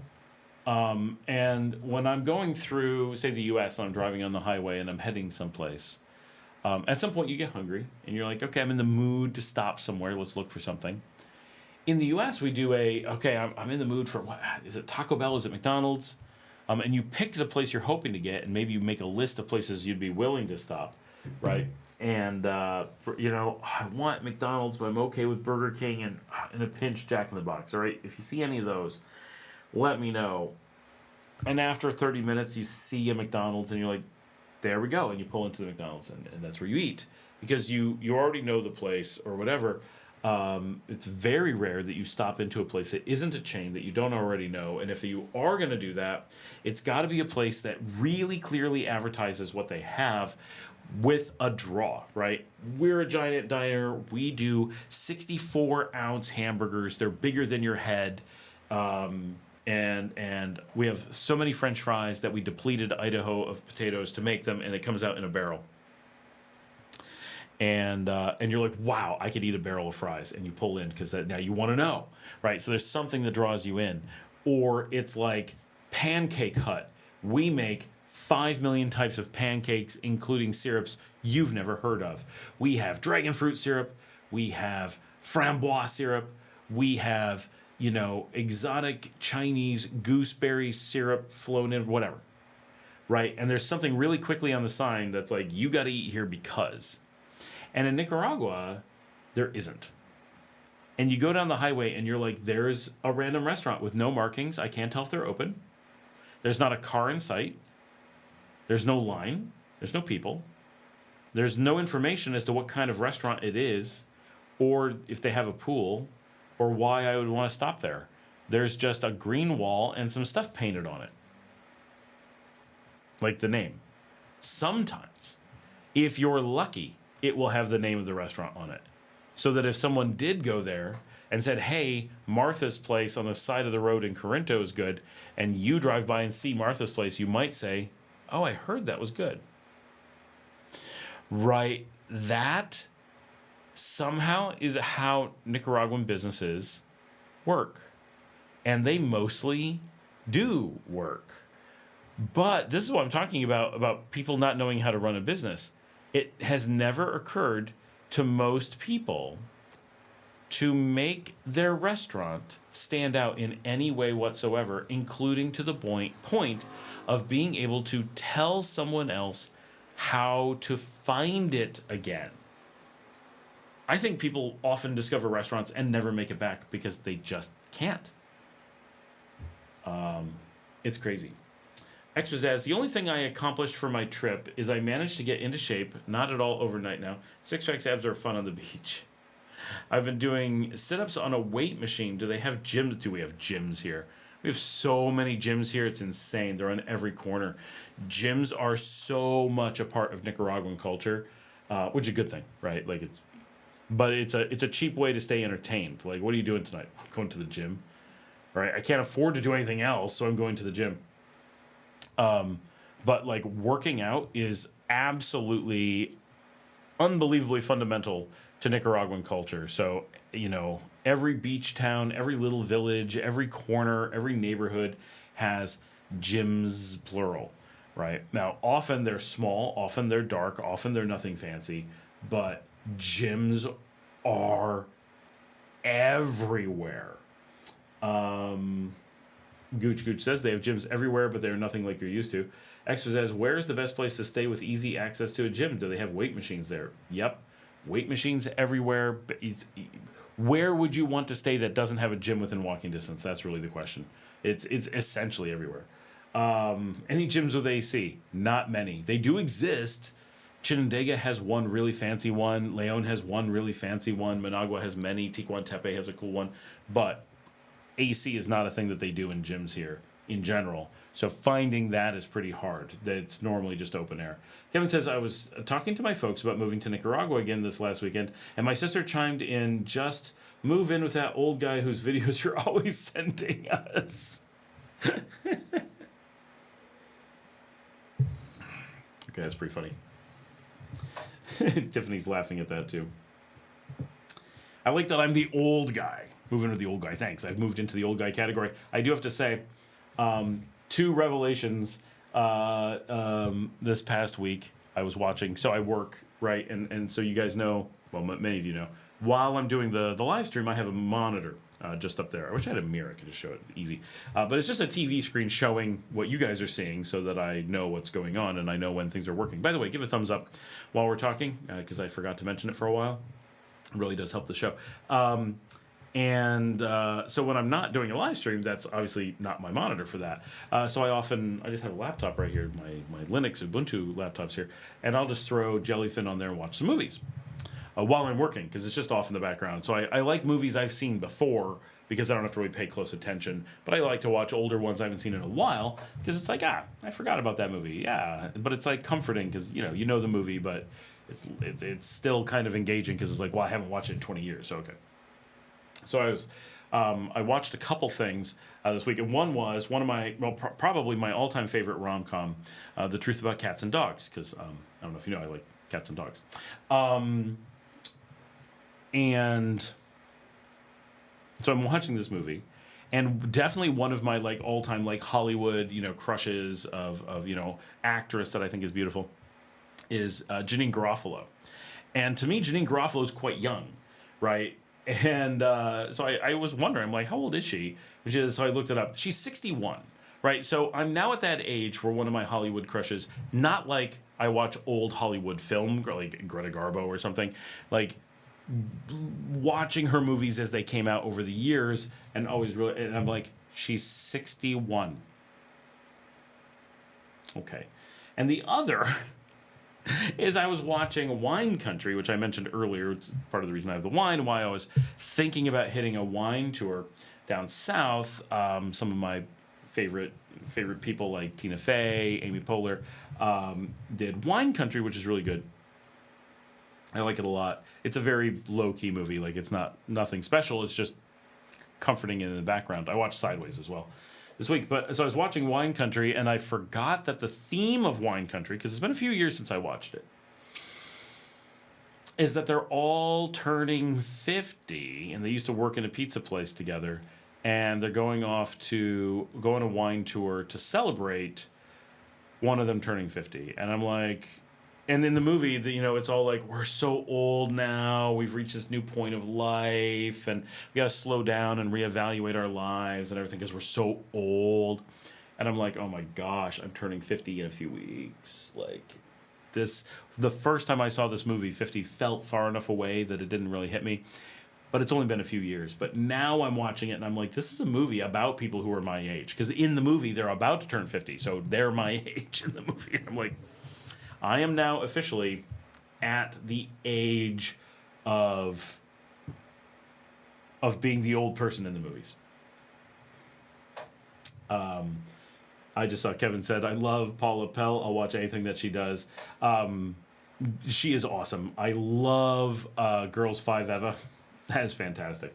I was talking to my folks. Yeah, I was like, I doubt his wife and kids would like that. Maybe I need a 24/7 pet sitter. I kind of do. Express gives a thumbs up. You're not an old guy. You're 20 years younger than me. Thank you, Janet. How much is it to go to the dentist there? I think a normal visit is $20. I believe that's right.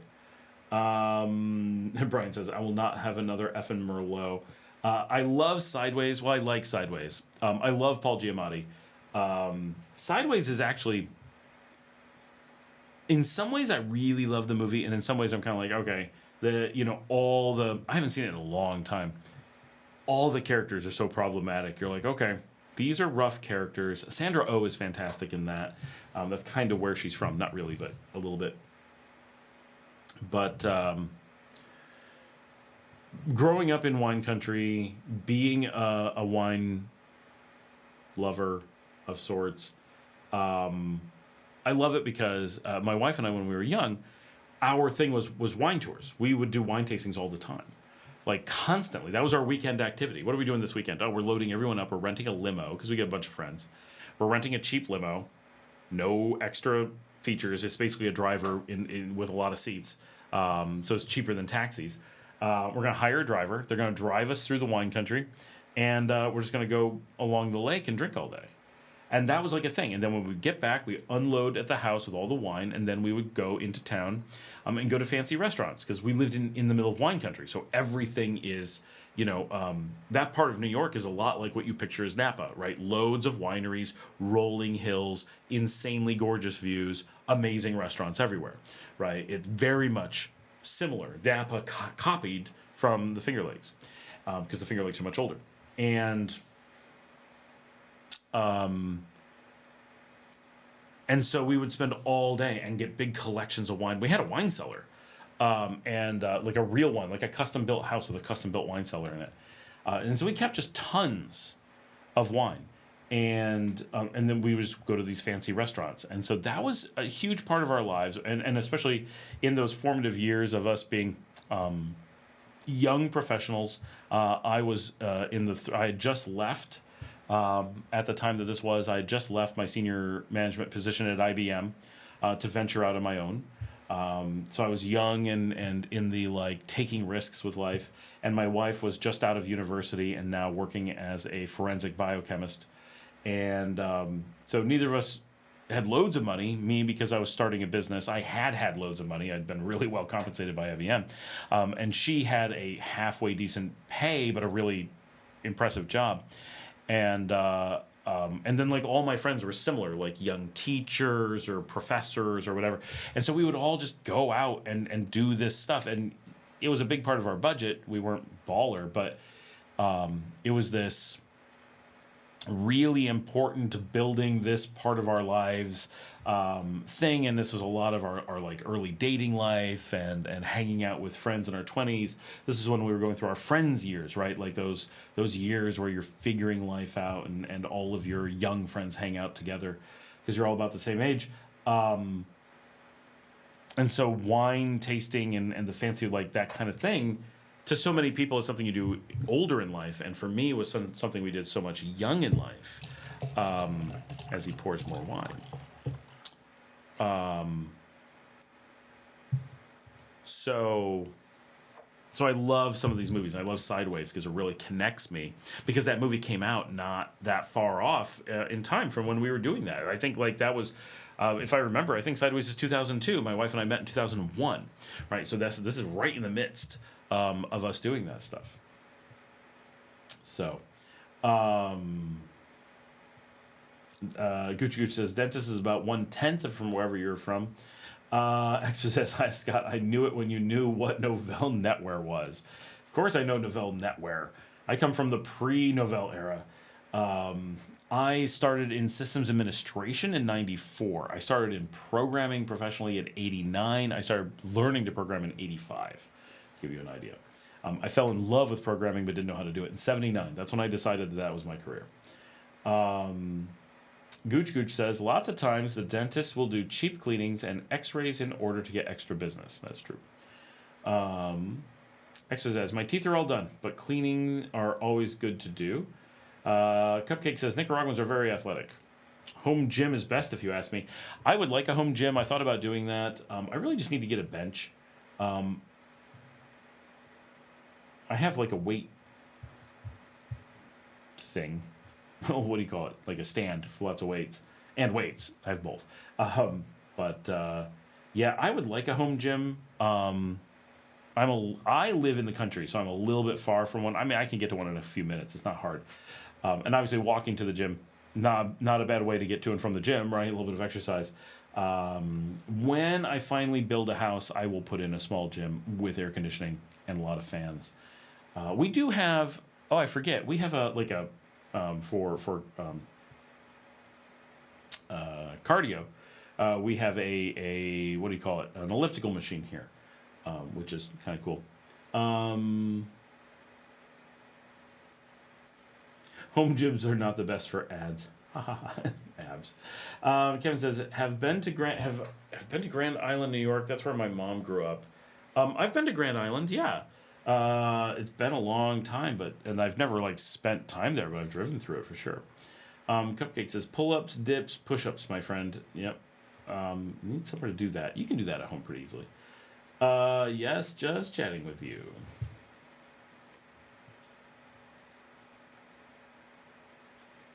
What time is it? almost 10 here in Mountain Time for the moment.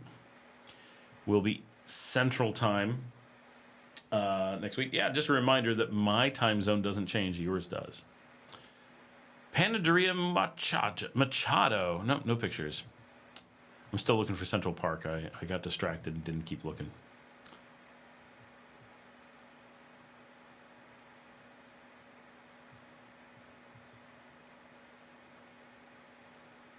I remember some of this area because these big warehouses, they really stand out.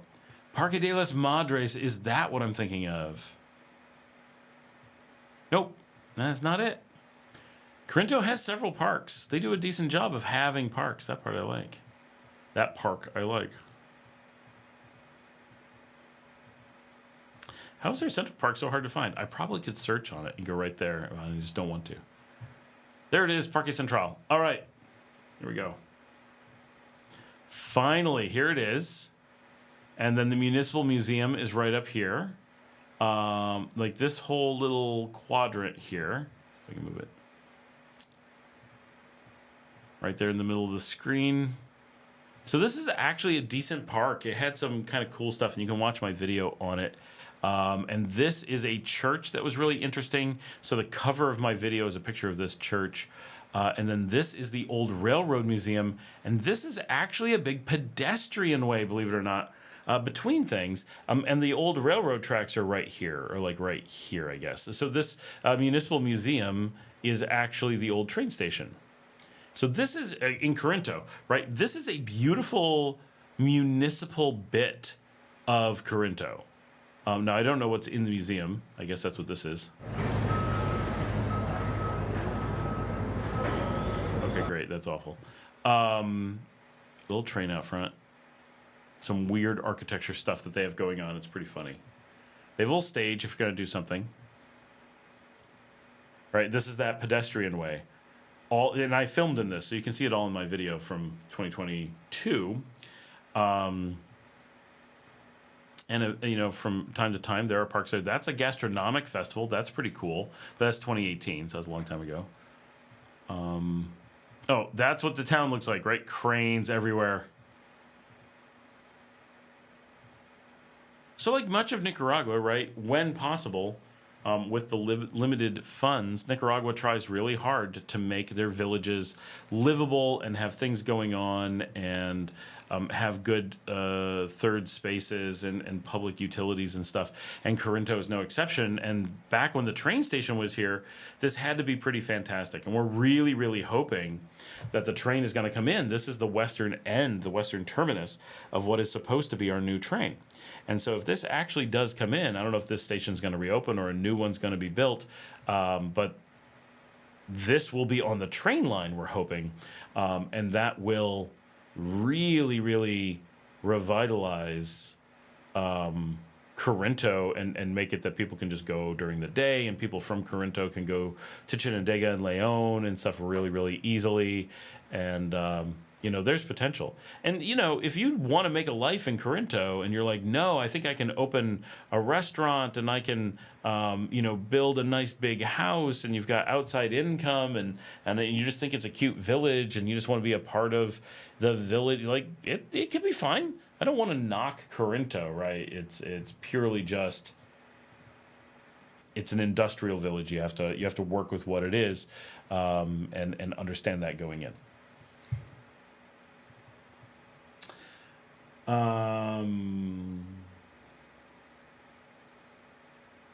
Xpizzazz, personally, I enjoy the Nautilus machines for doing abs. Brian says, get a Peloton.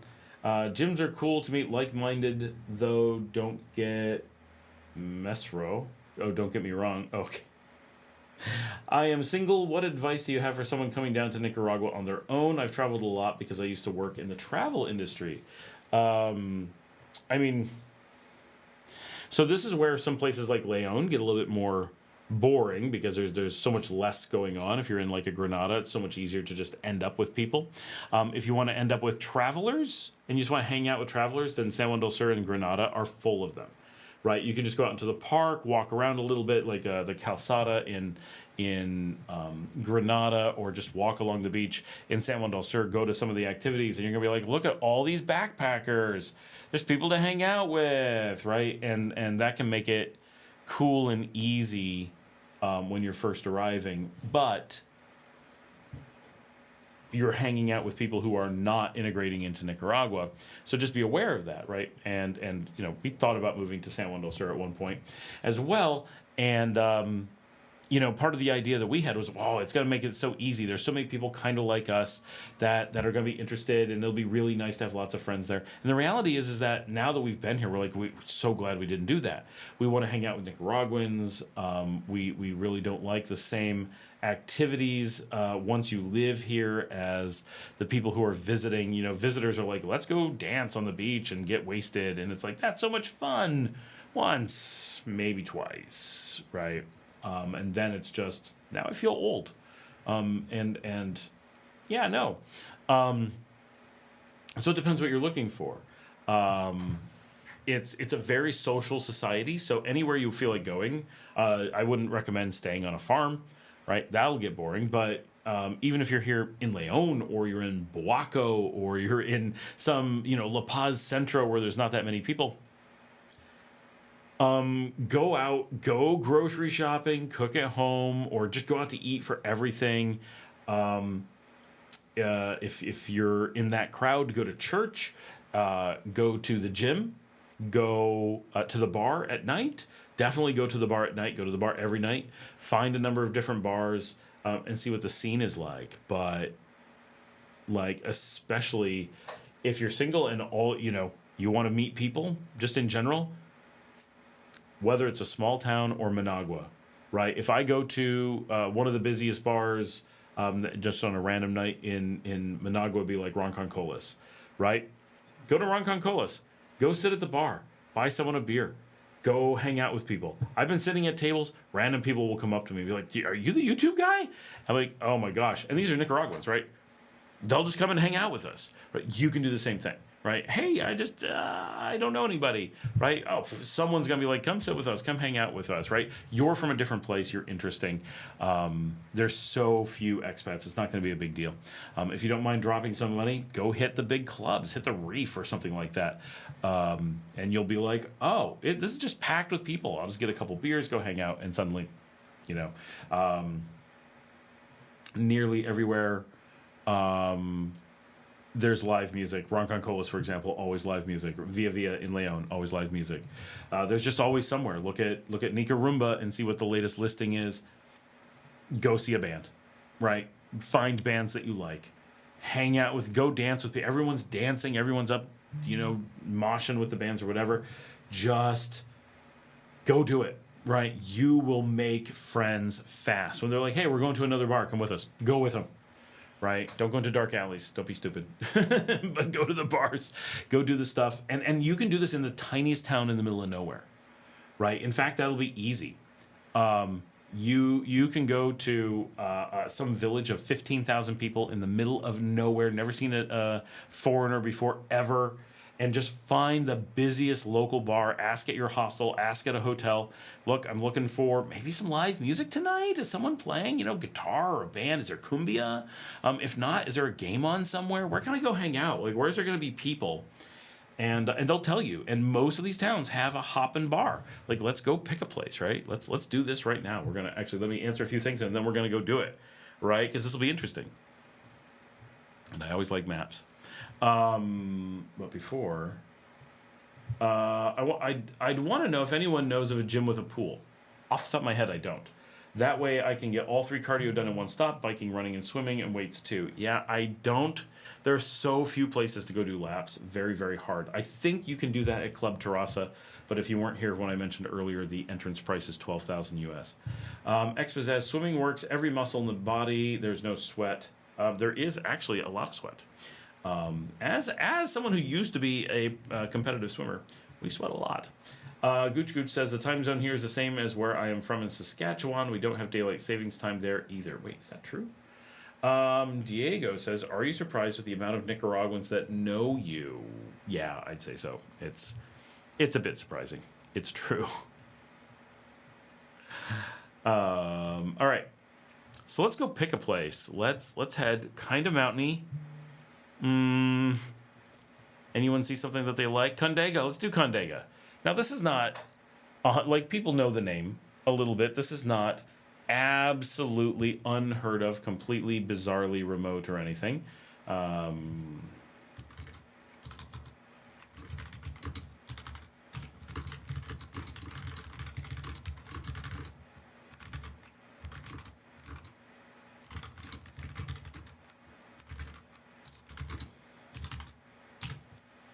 All right. Sorry, just answering people.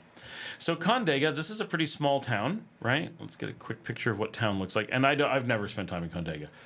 All right, so here's what it looks like. So this is a perfectly beautiful place. What if you ended up here? What if you were parachuted in? You had no choice. This is where they sent you. All right, interesting. Let me just check in messages.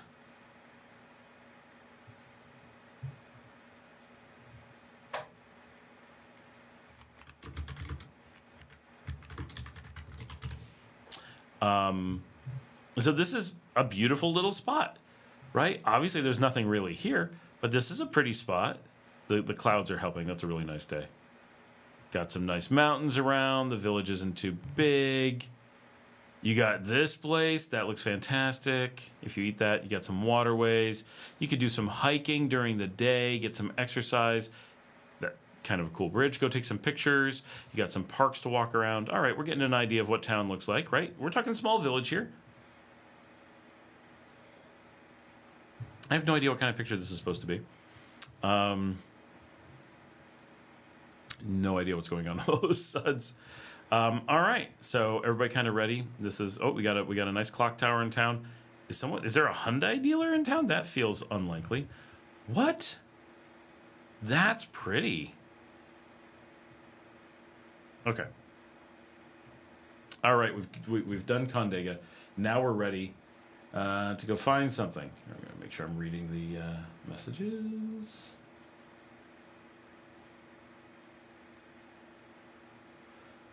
Brian says, I was worn out when we got to the beach, but I wish I went to that club with you all. Not a dancer, but it might have been fun. Oh, he's talking about Pelican in Las Penitas. Definitely the place to go.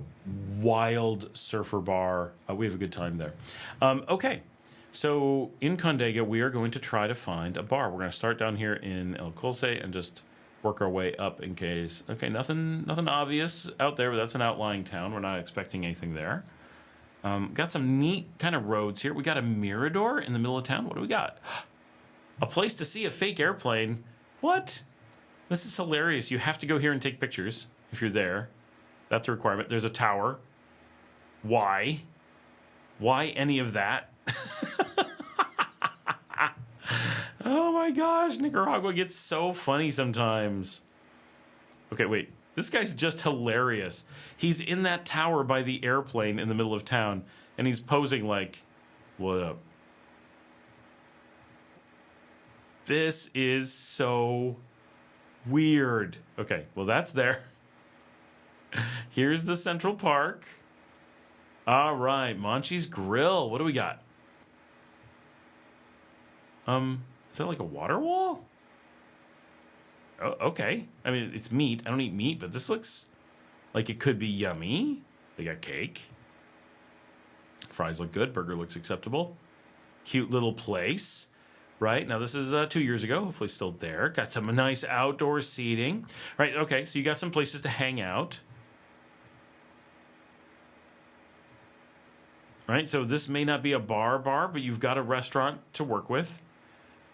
This is actually pretty cute. I kind of want to go check this place out now. And you can't tell me that the people who are there don't look like they wouldn't be friendly if you wanted to go make some friends.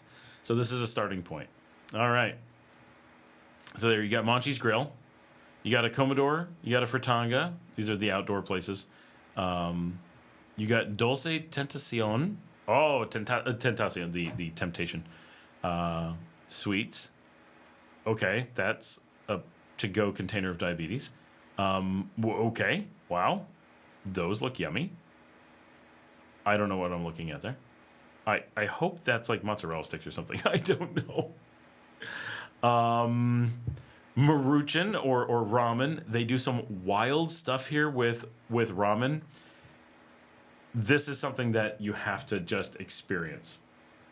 Diego says, in Managua, we have had something similar. I remember going to the Malecon to sit in a grounded airplane to take pictures. It was Looking Line. Yeah, this ramen is hilarious. But this is like wacky ramen is a big thing here, and they do like serious ramen in the gas stations. But it's all like this to-go stuff, and they do this where you put a ton of sauce on chips in the bag. So these are some things to come experience. That I think is elote. And then you got sweets again. Now this, that they did a good job there. This is not the kind of place. Oh, they did a really good job there. I like those. Not the kind of place where you're going to probably meet people, but it's another thing to do, right? Do things around town. You're not going to keep your abs if you keep eating at those places, though. The Esquimeria, that would be a Eskimo shop. Okay, that's funny. All right, as we move through town, we got another Eskimo. You notice Eskimo's in the name. And again, we've talked about this a number of times on the show, but I know not all of you have been here. Eskimo is a type of ice cream alternative. That means it's made with vegetable oil instead of dairy cream. All right, Family Toruño Merlo, family-friendly restaurant. Let's go check it out. Well, that guy's friendly. And his brother. That's it. Okay, those are all the pictures we have to work with. And this is the edge of town. The absolute edge of town, but there's the Rio Esteli. So there's probably a view along here. Let's just... Yeah, these places might have river view. Okay, that's cool. My house is here. Right there. All right. We got the Sunflower Terrace. Let's go check it out.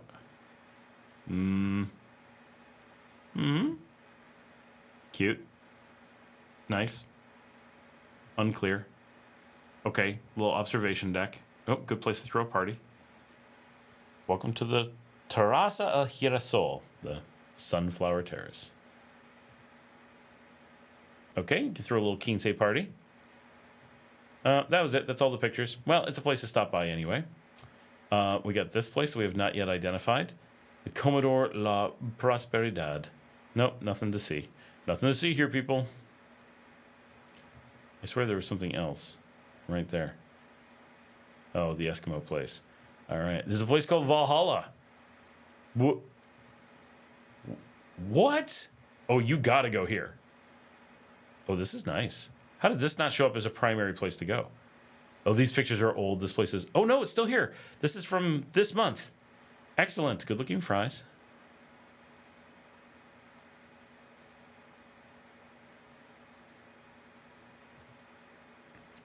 This is hilarious.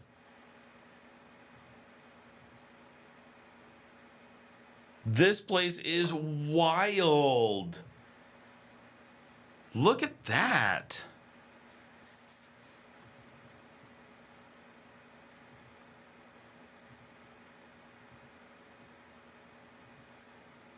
These are the places I love to find in Nicaragua.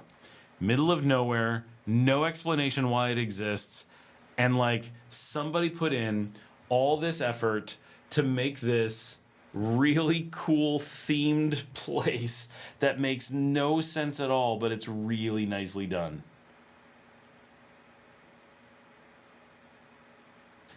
Some random person is just like, you know what we need? Viking Museum restaurant. I don't. But this is really cool.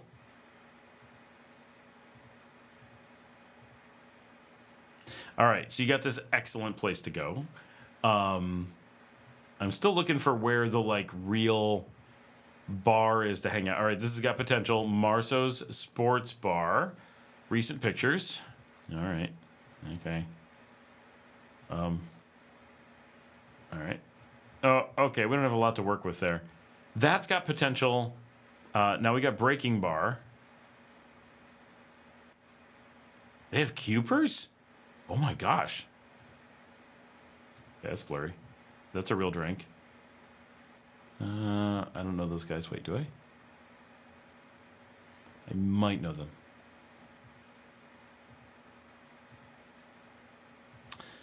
Okay, so this place is a big bar with some things that are very hard to find around the country.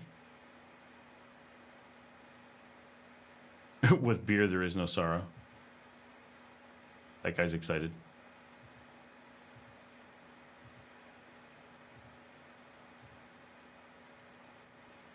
So this place definitely has a lot of potential. We're still on the what do you do when you're single and you're going around. This is a great type of place to go out, especially find out if they're having a band. Get out there, go watch a band, have a beer, have a cocktail, meet people, watch some bands, get to know some local bands, find people that you like to see, go follow them around a little bit. Right, you've got some real options, and it won't take much of doing this before people. Oh, this is a nice looking coffee shop. Oh, very nice. You got a place to hang out in the morning. All right. Oh, this is cool. Wait, we need more pictures of this. Food's not super exotic, but looks decent. But it looks like a nice overall restaurant. I can't believe how much stuff is in this town. This place is just called Condega. What is going on? Whoa.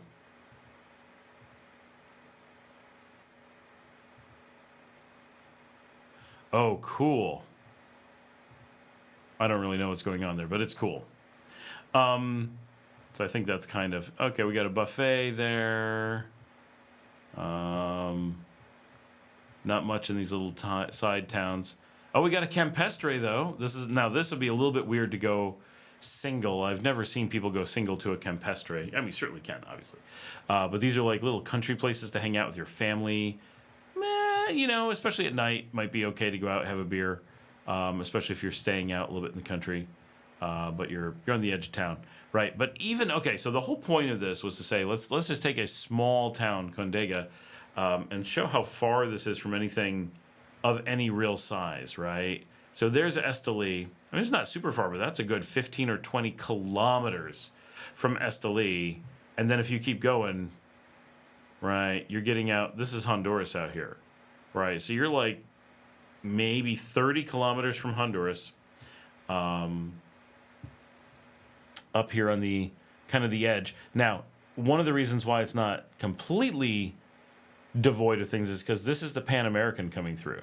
So this is a major highway coming through a kind of broad, wide spot in the road, and then it continues up. This is Esteli, and then it's going to go through Madrid here, which is a different departamento before it hits Honduras.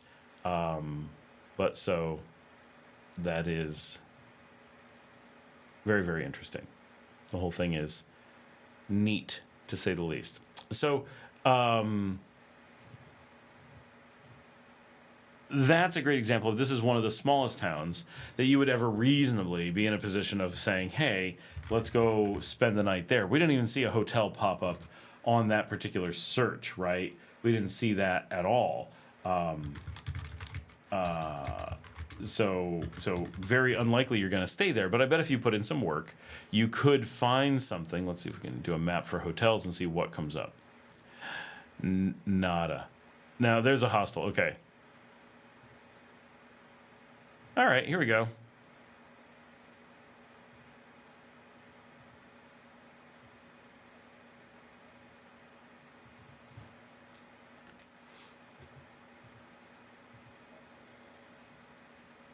All right, not fancy.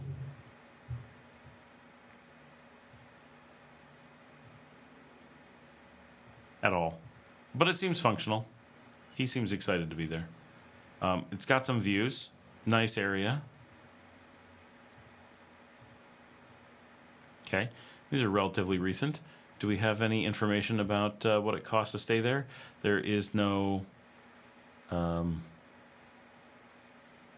there's some fincas in the area. There's no pricing or links to anything. You just have to hope for the best. So that's the one thing we found. I don't see anything else. There is a hospital. That's pretty cool. Is there a picture? What does the hospital look like? Oh, that's depressing. Oh, it's a very small hospital. Okay.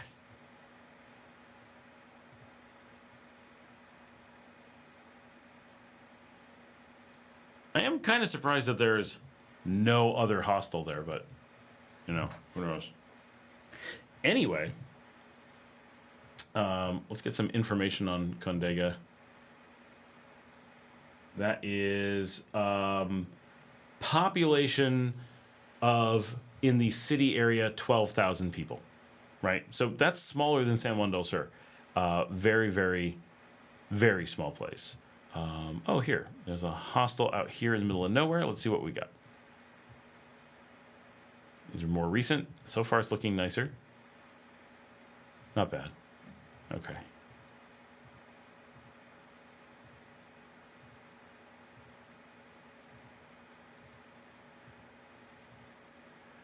Well, it's not going to knock your socks off, but might be a better choice. But anyway, we went down that rabbit hole for a bit. It's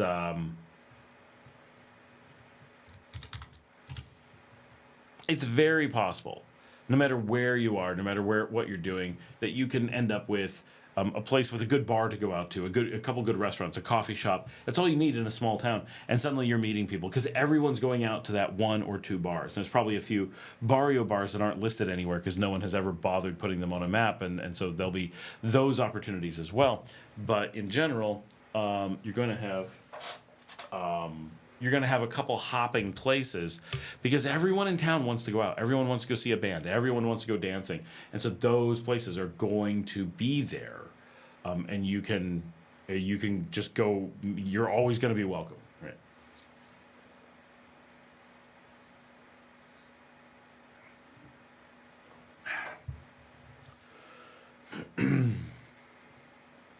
Atman Estrada says, what do you think of Starlink use in Nicaragua? It's unofficial and almost no call for it. So what would make you interested in it? Basically, if you need to smuggle it in, and we've heard of some places selling it, but there's some places selling drones too. So be careful. But the thing that always comes up is everyone just imagines they have to solve a problem that doesn't exist and then asks about Starlink. So the question is, why are you asking about Starlink? If nothing else exists, then Starlink is your only option. If anything else exists, why do you want Starlink is pretty much where it falls. So what makes you bring it up? What's your use case? Diego says, I know a lot of people that use Starlink in remote places. You need to activate it in Honduras or Costa Rica, though. Ah, good. Everyone has more information. I've heard that it works decently well near the borders and not in the middle of the country. Expat says, thanks, Scott. It's easy to lose abs if you're not careful, especially here. A lot of fried food. Tiffany says, Starlink saves lives, literally. Valhalla looks yummy. Gooch says, Starlink is very expensive. I looked into it. It's not just expensive, it's super slow and buggy is what we've heard here because they don't do it. What is the age gap for dating in Nicaragua? There really is. The ages are kind of ignored here. I don't know how to answer that question, right? Because if you have one couple where the guy's 40 and the girl's 20, and then you have another couple where the girl's 40 and the guy's 20, does that mean you have an average 20-year gap, or does it mean you have an average of 0 because they're in two different directions? How do you,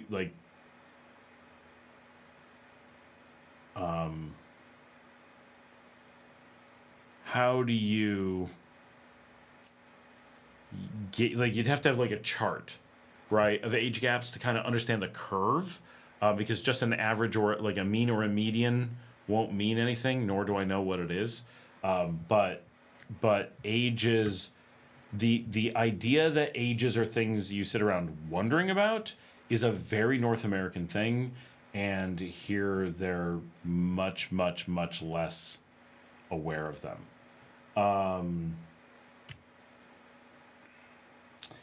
Otman says, check out Hina Tepe. Hina Tepe's in the middle of the country. You would never get Starlink there. That would be crazy. Gooch says, there's probably 30 bars or more in that area. I've been there. Bars are every few blocks. Yep.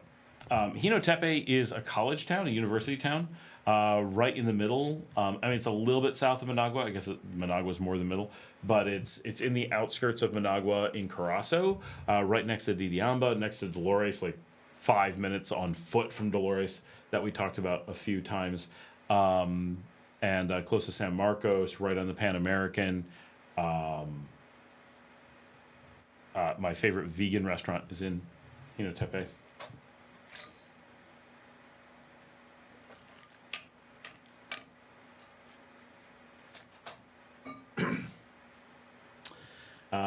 Right, Janet says age isn't a thing so much. Like, it's just North Americans are obsessed with age in dating, and like it's a constant factor. And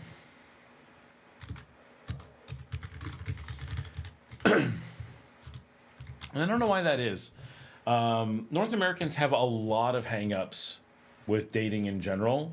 I think that there's just a lot more things that people worry about. And, partially because Nicaraguan people can't travel. People can't, there's just a practicality to life that has to exist. You, under normal circumstances, pretty much need to date people that are mostly from your town. Because what are you going to do otherwise, right? How are you going to get far away to meet up with that person that you met online? Oh, you got a dating app? That's fantastic. You met someone who lives in Tepe and you're from Esteli? Wonderful. What are you going to do for jobs? How are you going to meet up? How are you going to do anything? It's going to be really hard. Now, if you're wealthy, that's fine, no problem. But if you're an average person, that attempt to date someone who's at a distance can easily mean there's just no way to do it, right? You're simply too far away, and you'll never get to see each other. And so it is much more normal to be dating someone who's quite local. And when you do that, you really, unless you're in Managua, you really have to give up on age as a factor, because there might actually only be 5 or 6 eligible people that you can run into in order to possibly date somebody. And so you just don't have the same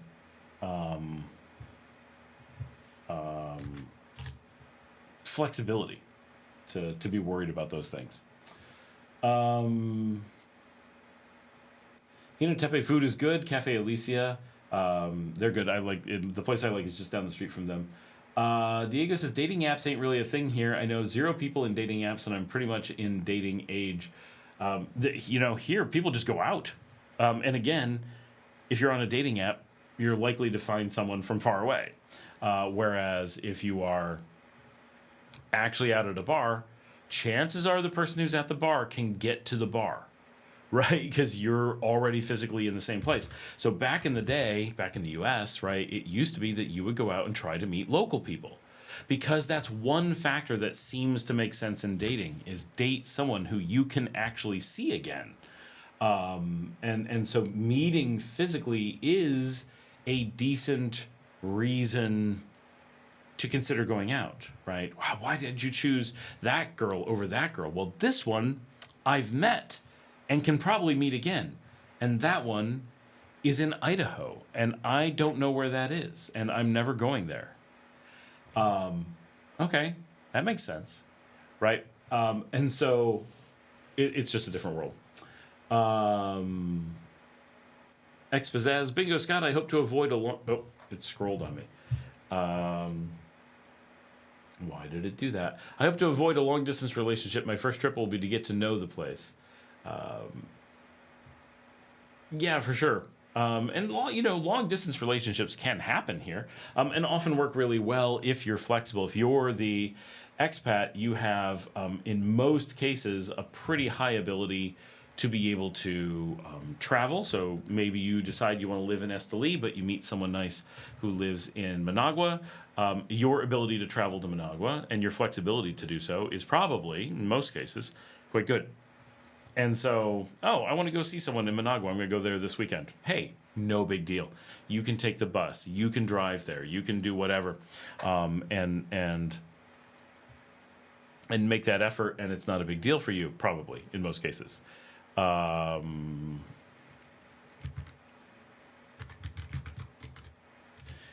Or, as is really common, maybe you live in a nice place and you meet someone far away and you're like, you know what, why don't you come see me? And they're like, I don't have any money. And you're like, I'll just pay for your trip, right? That is a very common thing as well. I know tons of people who have dated people here, and the expats are like, it's so easy to pay for transportation, to pay for being in the place we want to go or traveling together. And so they do that a lot. And that's how they handle things that way, and just have that flexibility and be like, oh, I can just, and many Nicaraguans love the idea of traveling, right? It's not a hardship. It's not oh, I don't want to do that. No, it's that it's costly and they aren't going to do it on their own. But if you're willing to pay for it, not only does it very potentially, I'm not saying 100% of the time, of course, but in a surprising number of situations, not only are you finding the situation to be more convenient, you don't have to do the travel, you don't have to do those things. And in many cases, you might be working and it may be quite costly for you to take time off to do something. But if you find someone who has some free time, they may not be doing anything with that free time in some cases, or they'd be spending money that they don't really have excess of. And if you're paying for a weekend trip and you pay for the food when you're there, it could be not just an opportunity for a Nicaraguan to travel that they wouldn't normally get to do, or go to see a town they wouldn't normally get to see, but it may also, if they don't have to eat for the weekend because you're feeding them or whatever, may end up saving them money, and food is a critical budgetary item for most Nicaraguans, so that can be a really big deal, right? So it's not hard to, with a little bit of flexibility, find a situation where a decently long distance relationship may not be problematic, depending on some different things. All right. Expazaz, if I come down for 3 months, let's say, that is not long enough to start a relationship. That's long enough to start and have some drama, meet someone new, date, break up, get back together with the first person, and have a whole bunch of drama again. You are thinking in North American terms. In Nicaraguan terms, 3 months is such a long time in the dating world. Not long enough to start a relationship. Of course, I do not have full control over falling in love. Zim Norain says, I'm going to do my best.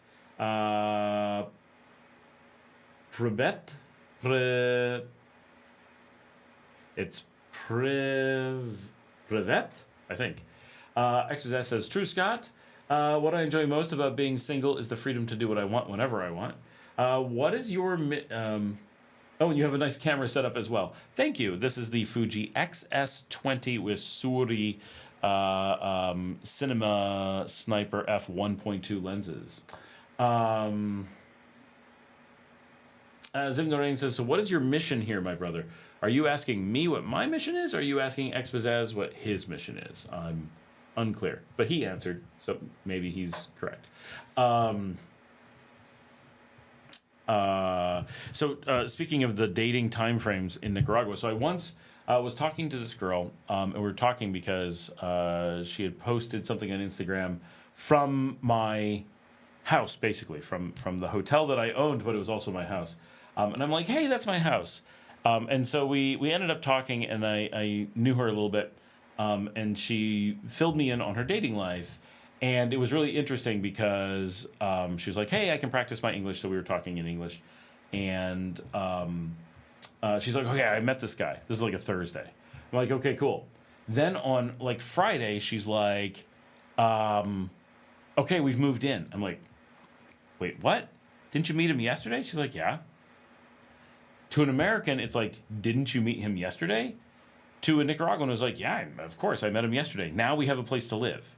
Right, because she was living with her parents or whatever, and which you do until you're 50, right? If you don't find someone, and so there's this housing thing where if you meet someone, you often move in with them very quickly, like the first or second day, because you're like, hey, you know what? We're hitting it off. Should we live together? Yes, I don't want to live with my parents another day. And so you don't, and so there's this like it's not expected, but there's this very common scenario where you are willing to live with someone really quickly. You move in, and then they don't have marriage in the same way that we do in North America, or commonly. So you have this like, oh, I met this guy last week. Now we're married and have a dog. And so this took like 5 days, and she was married with a dog, and they were living together. And it was like, this feels like you've been in a relationship for 2 or 3 years, but I know it's been a couple days. And then within like a week, it was like, oh, I'm pregnant, we're having a kid. And then within like 2 weeks, they had broken up and she moved to Panama.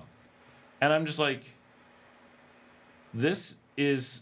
I can't follow the conversation at the pace that her relationship happened and ended. It was confusing to follow along, right? Like, that's wild. That I was like, I don't know what's happening here. But that's not the crazy scenario. That's just a relatively fast relationship. And so you will very, very often witness changes in relationships at breakneck pace. And when you think about it, it doesn't really completely sound crazy when you actually contemplate it. Like, well, why do North Americans just spend months kind of deciding on a relationship? Like, move faster, make some decisions, right? Like, okay, are we wasting time? Like, my wife and I, we spent 2 years together before we got married. I think that's right. It's like, well, we probably really knew at a year. Well, and we actually were engaged a year and a half, so we definitely knew by then, and we've been talking about it for a while. And then it took us half a year to actually get married from the time we got engaged, April to October. Well, but why? Right? Did we need... For a little while, it was like, are we... it took a little while to figure out that we were dating at the first. So I understand the first, 6 months. But really, past that point, really, were we sure we were going to get married? Yeah, we were pretty sure we were going to get married. And then once we were sure we were going to get married, why wait a whole bunch of time and just ramp up the money and the stress and stuff? Now, part of it is, we needed family to come in from 6 different states for the wedding. It's more complicated. In Nicaragua, pretty much, you're getting married, everyone's in town. You give out 24 hours warning, that's it. But they just move fast on things. Same thing with funerals. In America, it can take weeks. Like, my grandmother died, and we were like, we were just getting in the car to head there. Well, we'll be there in 2 days. Get there 2 days later. We're still way ahead of the funeral, right? We had a week to go or whatever, so we had time to spend with the family. In Nicaragua, I know people who died in the morning and their funerals that night, right? Everything's already arranged. They're having it, and it's a big deal, and it's underway. And they just move faster. They don't let these life cycle moments linger.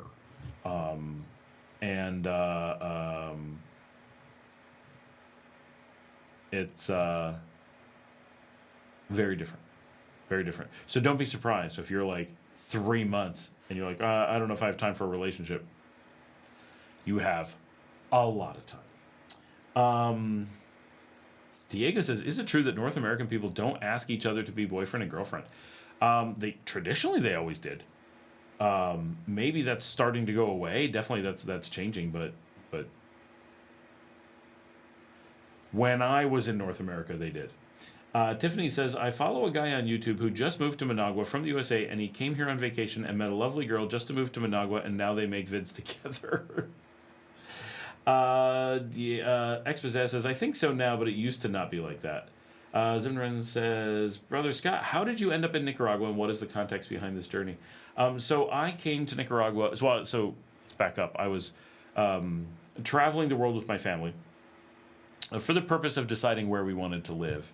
And we had a bunch of things that made different places good or bad. Like, we really wanted to live in a place where the language was relatively easy for us to learn, but not a place where that language was English.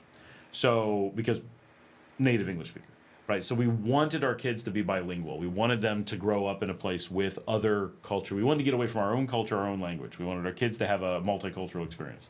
That was one of the base things. We wanted a broader life, and we wanted to travel, and we wanted to do a bunch of things. So we had done a bunch of traveling as a family, and we were living in Panama, and had an opportunity, or were forced to go back to the U.S., which gave us an opportunity. To move again. And so we gave up our apartment in Panama, which was a beautiful apartment. We were just renting, right? But it was beautiful. And so we let the lease go. And while I was working in the U.S., my wife looked and found a place in Nicaragua. And we were like, well, we love Panama. We're really liking Central America. This region is kind of close to home. This is time zone's good. Let's do some more investigating in this region. And so we put in. So she found a place in Nicaragua, and we just kind of decided to give it a try, more or less out of nowhere.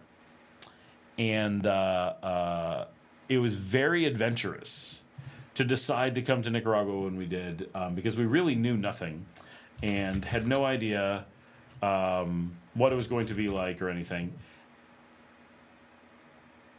And we just found this really beautiful house in Granada. So I'm like, hey, get it. Let's do it. Let's give it a try. We have no idea what is going to make sense. So, we might as well just experiment, right? Learn what's going on. And so we gave it a try and really enjoyed Nicaragua. We didn't like Granada so much, but we really liked Nicaragua. And then ended up moving back to Europe for a while. But we're always looking for like what the right place was for us, and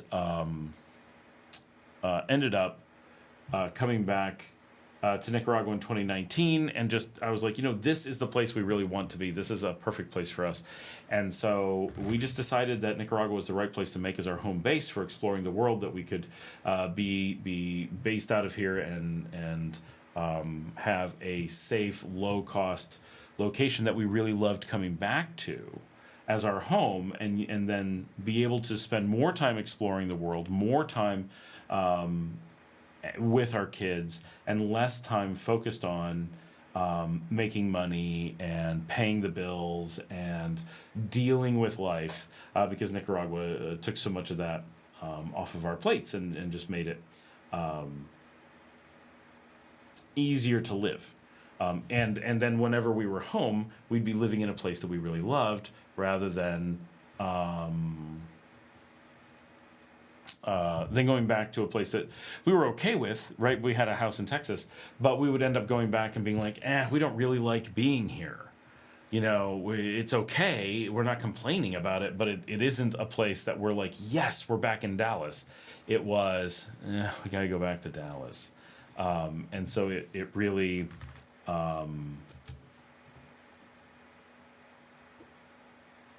we wanted to fix that part of our lives. And so we just made the decision that Nicaragua was a place that we could afford, that we could move to, that we knew we really liked. It was the best place for us of the places we had been, so we just decided to give it a chance. It was improving the biggest part of our life that we could improve on the spot. And so we just decided to make the move here.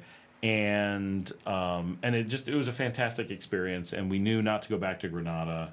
And we knew we wanted to be closer to the beach, and we wanted more options and stuff. And so we just gave it a shot and ended up buying a place here, and it's been a great experience. And so now we're really just sharing that experience with people, because this is so we had none of this information when we were moving down. Like, we had no sources for all these things. For knowing where we'd want to be, knowing the processes for things. Like, there just was no information. And so making that available has been very important, because we love it here, and it's very unfortunate how many people just feel they can't get what they need to make good decisions. And there's a lot of mistakes that we made because we had no access to other people telling us anything. I'm just friendly chatting with. Diego says, that's so weird. How do you know when to get serious with someone? Over here, if there's no question, there's no expectation of exclusivity. For here, if there's no question, there's no expectation of exclusivity. Well, so they have this new kind of concept of situationships in North America. A lot of people aren't exclusive anymore. And I'm pretty confident they're not that exclusive in Nicaragua either. There's just the expectation of saying so. Diego says, most funerals are the same day the people die. La velada, the vela, they're on Earth the next day. Express, polite chat, Scott. Are the doggos sleeping? The big one is right there. She got herself all worn out from the stress of the storm. So she's sleeping on her big bed right there. The little tiny baby is sleeping in the room next door, the little itty bitty one. And Clive, I don't know where he is. I think my wife has him. I see no sign of the cuties. I crap up, just like the dogs. Every time I see them doing silliness in the back of your videos, they are so funny. They're a trip.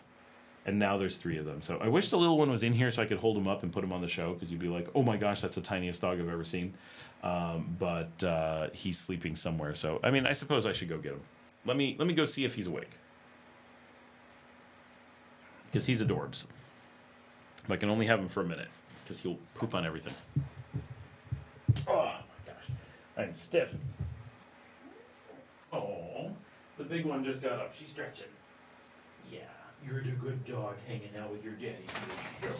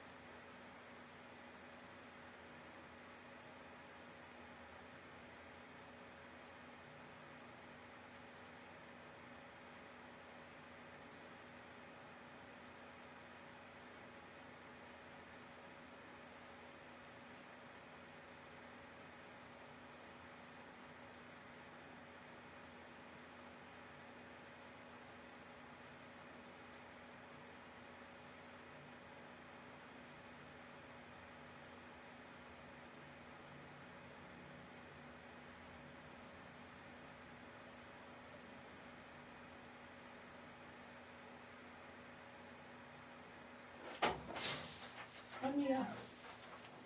You joining me? Can you stay up there? I'm sorry, the little baby went to bed. My wife already went to sleep and took the little tiny dog with her, so he's gone for the night. I was gonna bring him. He's so little. He's like this big. He was a runt. We had to save him. But he's doing well. He's doing well. Zamarine says, incredible journey, it sounds like, so far. It's been fantastic. So now we've been, one way or another, involved in Nicaragua for 10 years. And we absolutely love it. It's been great. It's hard to really imagine living anywhere else. And we do still travel from here. And yeah, it's been good. Sorry, I'm trying to find all the stuff on my screen, what I'm working on.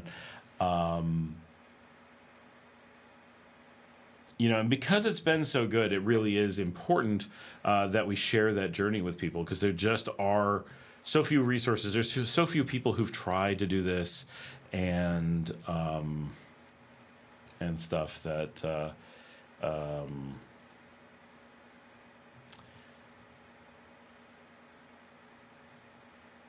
whole journey. Edwin is back.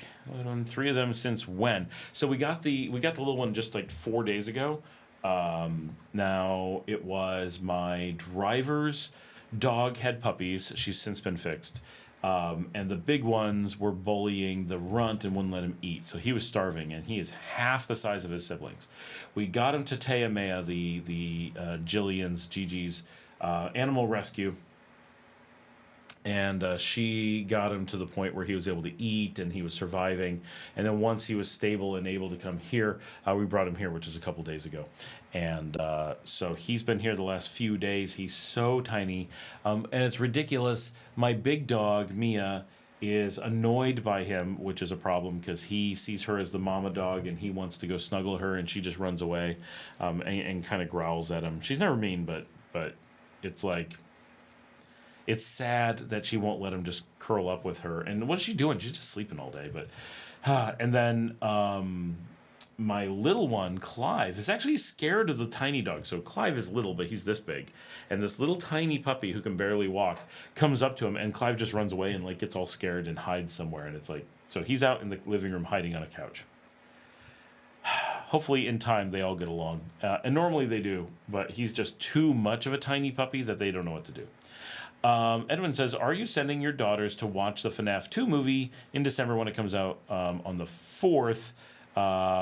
Yeah, we're going to go see it because it's just, there aren't very many things that my daughters want to go see. And we saw the first one together. So we're going to go see it here in Leon when it comes out.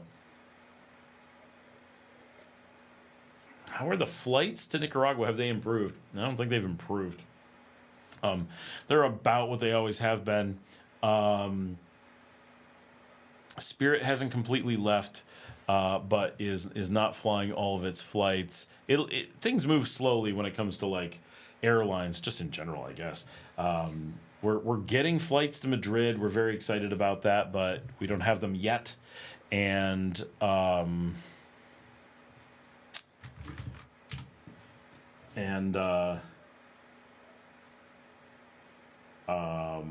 no new flights from anywhere else. So the only question is, has Spirit completely left or not? Nothing's improving. No one's bringing more flights here until Iberia comes in. So we're hoping for that, but for now, it is what it is.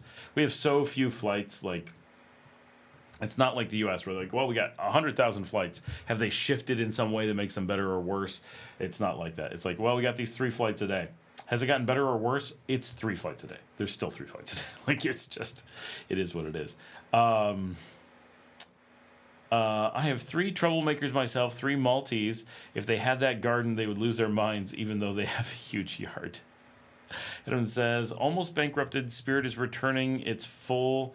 it's Fort Lauderdale to Managua flights with their A320s and A320. Let's hope so. Man, let's hope they just keep flying because they are our only good thing. But the thing is, I don't go back to the U.S. anymore, so it's like, I wish Spirit would fly somewhere else. So I want Spirit to be flying here because it's good for us, but... Oh, and I do have to go, when I'm off this, I have to go clean my cat because she's stressed and pooped on herself. She's stressed because there's a puppy here. A tiny puppy that she could eat, and she's stressed. My animals are all neurotic. That is my answer.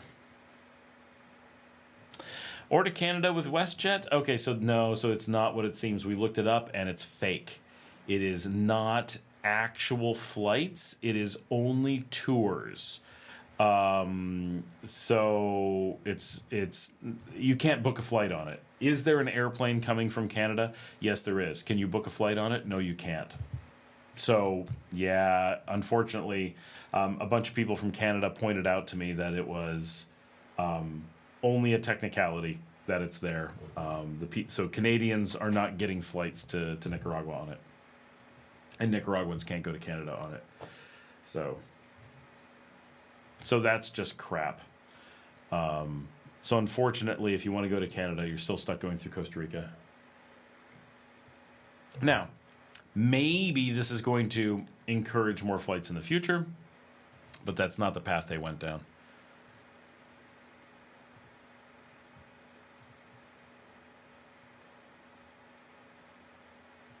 At least in Florida, there aren't much snowfalls. Tell me about it. Our 10-month-old puppy drives his parents absolutely crazy. Doesn't Avianca have flights to Miami and back? Yeah, but they always have, right? So it's not anything new. They're not as good as Spirit. And specifically, I don't want flights to go there, right? We have plenty of flights already going to Miami that aren't as good as Spirit, but we have got loads of redundant flights. Florida's nice and... Who's here? Oh, you're bringing in the big dogs? Both of my big dogs are here now. Thank you. So Mia's been here all but the last few minutes, but now Clive is here. Hey, Clive. You want to come be on the show? You miss me? Hi. You miss me, but you've been here. Clive, come here. Come here. Come here. People want to see you. Come here. I miss you. I haven't seen you much today. Yes, come here.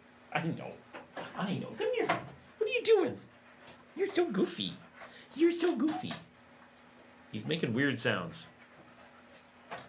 Come here, little boy. I'm going to pick you up. I am. Right there. There we go. I don't want to hit your head. There we go. I got the little boy. I got him. Yeah. Why are you sneezing? Yes. You're the handsome boy that everybody wants to see. You're the one. Yeah. Aw. I know. You've been shy all day hiding in the living room. At least I just snuggles you. Somebody still loves you. Somebody still loves you. Are you going to get Mia? You going to get her? You're going to get her? Okay. You get her. Or you just going to hide under my desk. Okay. And it says, I can do Toronto, Miami, Managua. Yeah, but you can do anything if you're willing to fly elsewhere to get to the place you want to go. I can fly from here to Cuba, to Turkey, to Singapore, to Los Angeles, but it doesn't mean we have flights to Los Angeles. Gooch says, flying into Costa Rica is terrible. I've done it. It's not that bad. Edwin says, but Spirit makes flights from Fort Lauderdale and Orlando to a determined destination.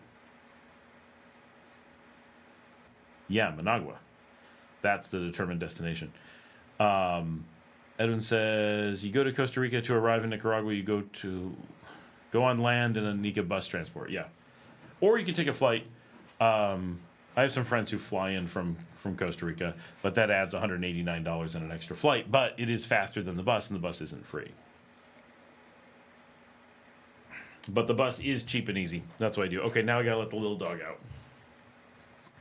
Ugh. Oh. Doggy, doggy, doggy, doggies. Lots of doggy, doggy dogs. They are doggies, yes, they are the dogs. Do do do do do do do do do do do do. Doggy, doggy, doggy, doggies.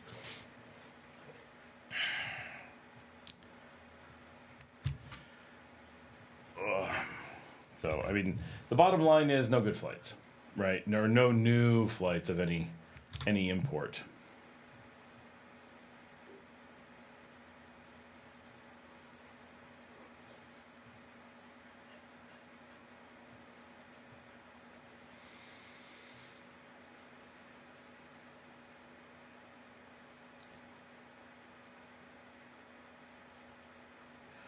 Copa does. I don't know that you can book Copa to there, though. A lot of things that fly places don't let you book it. You can only use it as part of something else, or you have to fly through. It's complicated. There really isn't the flexible ways of doing things that it seems like. We really have just very limited potential things.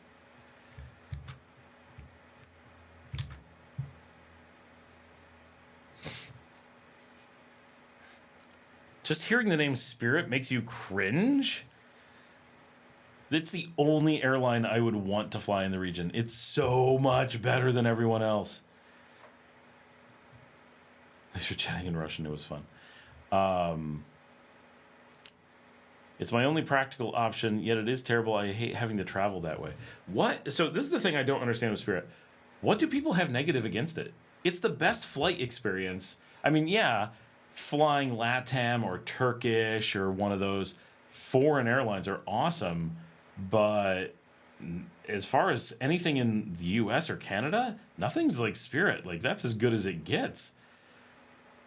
Best service, generally on time, super low prices, Don't pay for things that you're not using. You don't have to subsidize everyone else's flights. Man, if there was only one airlines left in North America, that's who I hope it would be. I may be including an English translation so Scott does not get concerned. All my life, I've made many Russian friends, different groups of friends, never met each other. And it says, but you don't like the Boeing 737? No, I like to live. You are safer in Airbus planes. Avianca and Spirit are the carriers that use Airbus. Yep. Yeah, because all the old American airlines all fly the old dangerous Boeing planes. Less comfortable, less safe, and importantly, shows a complete disregard for the passengers from those airlines. Other carriers, JetBlue, Frontier, Volaris, Viva, that use A3 don't operate in the country. Yeah. Yep. The only thing I just want LATAM to come here. If LATAM came here, life would be great. Really? They give you a hard time going to Jamaica?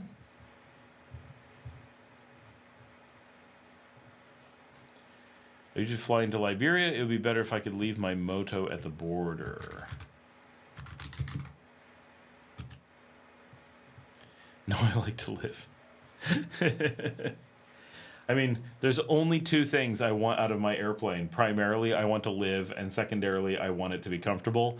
The Airbus are better in both regards, but the safety record of the Airbus compared to Boeing is pretty extreme. Yes, why I mentioned Scott is ordinary chatting, no need to translate. But as much as I love Spirit and have a Spirit credit card and do Spirit points, I have nowhere to fly on them anymore. So I did all that, and it's like, yes, I have oh, crap. And so now we're stuck in this, like, oh, that's no longer an airlines that we use.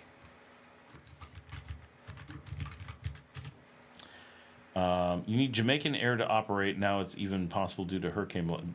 Yeah.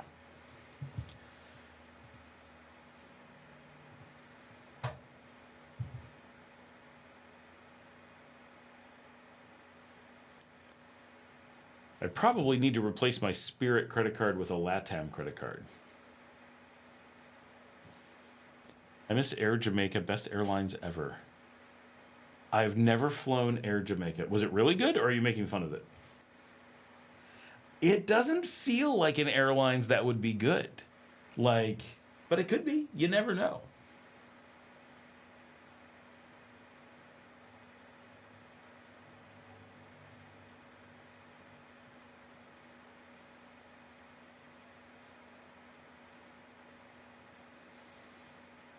That darn Melissa.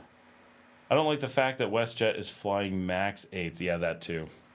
As far as Spirit is not declared bankruptcy, you can still fly in Florida and New York City.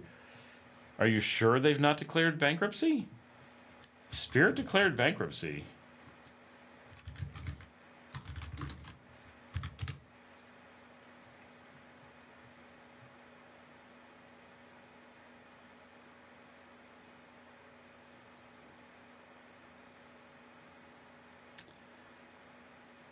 Yes, August 29th, they declared bankruptcy.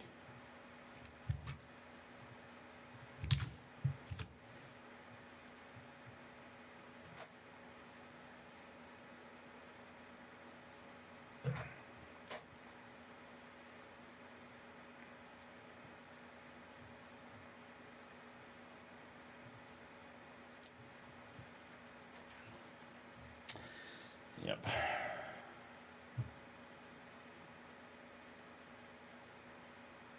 It's great. The food was great. The planes were so comfy. Oh, well, that's nice. Did they fly much of anywhere, or just like back and forth to the U.S. kind of thing? It's like Sansa here. It just flies between us and Costa Rica, as far as I know. Maybe it goes on to Panama or something. Well, 2019 disasters in Indonesia and Ethiopia, and the 2024 incident, the Boeing 737 MAX may be the worst Boeing 737 series for you all. The Boeings are awful, and they're ancient. Like, they feel like ancient planes. Like, they're really old. They are really old. And I get it. You got planes. You can't just replace them. But, you know.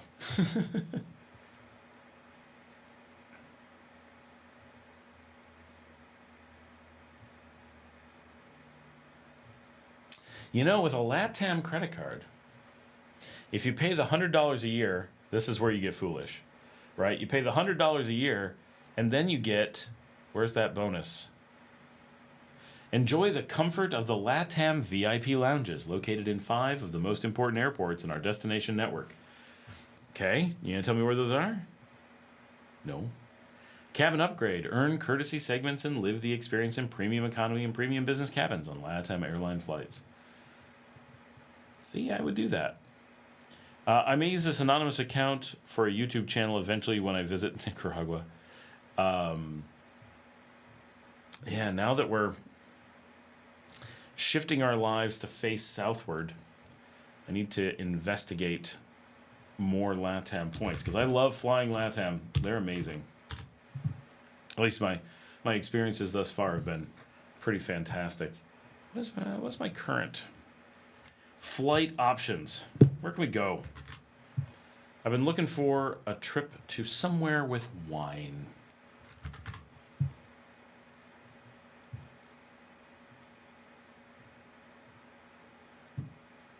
What if I went somewhere in November?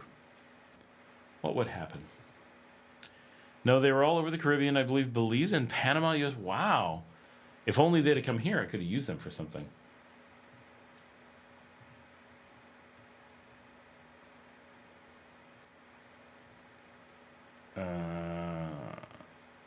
Estados Unidos. And the last tragic air crash in 2025 involves Air India 787 that crashed after take. Yeah, I remember that one. Yep. I hate when you change. All you want to do is change the currency that you're looking at, and then suddenly they're like, "Oh, you want to restart everything?" No. I'm okay with the current information just in my currency. Is that so? No. Okay, I guess we have to start over. Really? I can't say much. The world awaits the final report from NTSB for the 785. Yep. All right. So this is worth noting. I can fly from here, or San Jose, to Santiago, Chile for $148.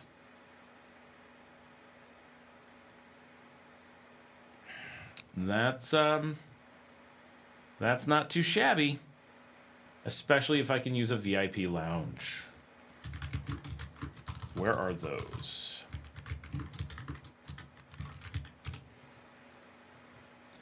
Here we go, the LATAM lounges. There should be 5. Lima, of course.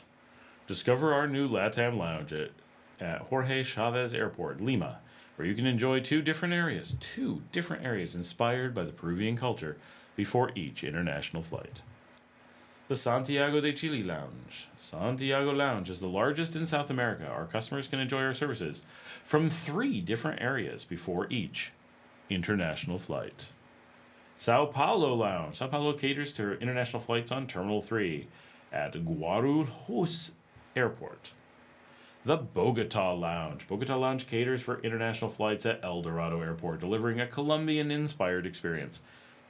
They're not working too hard at these. Buenos Aires Lounge. And a Miami Lounge. Have you and the family tried visiting any Airbnbs on the islands in Nicaragua, Scott? No. I've never stayed on an island in Nicaragua. There aren't that many islands. Are you thinking of the Corn Islands or somewhere else? Diego says, I don't believe it really makes sense for more flights from here. Most Nicaraguans go to 4 destinations: Miami, California, Panama City, and Madrid. Yes, but we don't have a direct flight to Panama City, kind of. We sort of do. We don't have a flight to Madrid yet, but the thing that we need is a flight to Lima so you can get to all of South America. But be aware, so there's 2 things. There is where people fly now because it's what's available, and there's where you want to fly. And right now, people fly to Miami, Panama City because they can. Period. Like, that's it. These are your choices. Where else would they fly? Right? And California? Who's flying to California? You can't. There's no flights there. Who's flying to Madrid? You can't. There's no flights there. There's going to be. Right? And so Madrid will get popular. Panama City, for those who don't know, Panama City is popular because it is the nearest exotic location where Nicaraguans are allowed without a visa. But Nicaraguans are allowed into most of South America, but it's inaccessible unless you go through Panama City first, which you can do, and that's cool. You can fly in Copa, but it's private island. No, I don't go to private islands. Do you mean in Grenada or like out in the Caribbean? But still, my friends' Boeing planes are still flying around the globe, still going to Nicaragua and even more upcoming winter season. American Airlines, United, Copa. Yeah, I do fly them on Copa. It's true. Chile has wine. That's why I'm thinking about going. I just feel like doing a week or so of wine touring. And if a flight to Santiago is cheap, that's not a bad plan. Diego has some friends that flew to Panama. I have my friend Marilyn and her brother and her dad flew to Panama just recently. Aeromexico, yes, uses Boeings, but uses Embraer. That doesn't seem right. For their flights across Central America, except Costa Rica and Panama.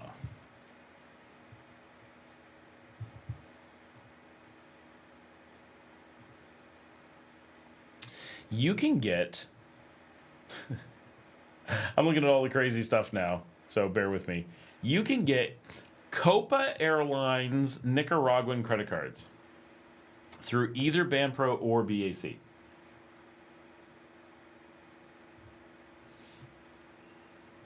Like, hey.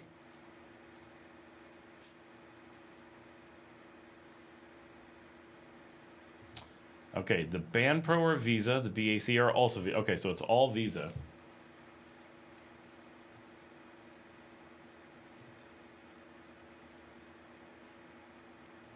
It's not super clear how it all works. Panama City is also popular because half the Oriental market are from Panamanian suppliers. Oh, yeah, because people are shipping stuff up. Yeah, that makes sense. People are going down for work.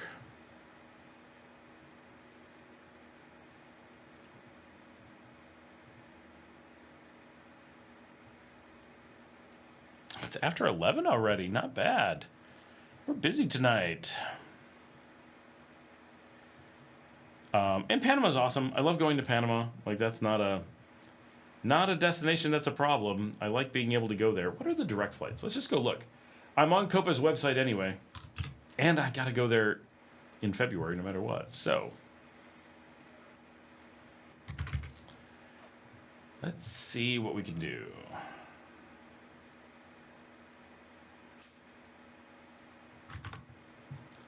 So going direct to Panama. Okay, I want to go direct. Just want to eat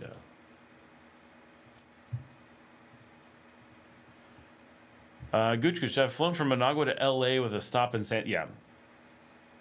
If you're willing to go to San Salvador and do a layover, a lot of things become potential options. All right. I'm trying to fly on Copa to Panama City. They don't let you. Trying different dates. See if they can find a way to fly. In Leon, they already set Christmas decorations now. I have not seen them. I know they're putting them out, but I'm not sure any are on. It should be. In Managua, the decorations are installed since October 20th. Expat, what are the entry requirements? Entry requirements to where? Oh, here we go. I can go to Panama for $178 out of Managua. That's not bad. Not bad at all. Does LATAM fly out of Panama? That's right. I need to get an apartment in Panama. I actually need to get an apartment in Panama. Interesting. Okay, so that's LATAM. Let's see what we can do. Do you fly from PTY? Do you? Where do you go? Do you go to Chile? You must.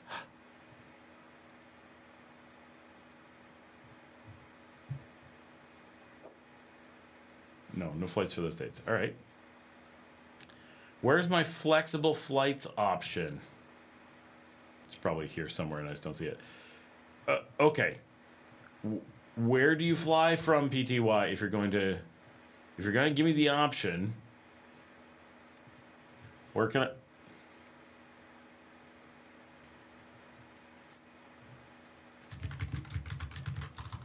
They're pissing me off. Map.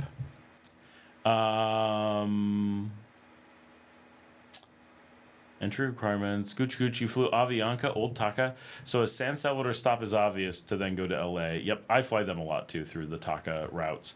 What's the best time of year to visit Nicaragua? Honestly, I don't have one other than April. Avoid April. But that's about it.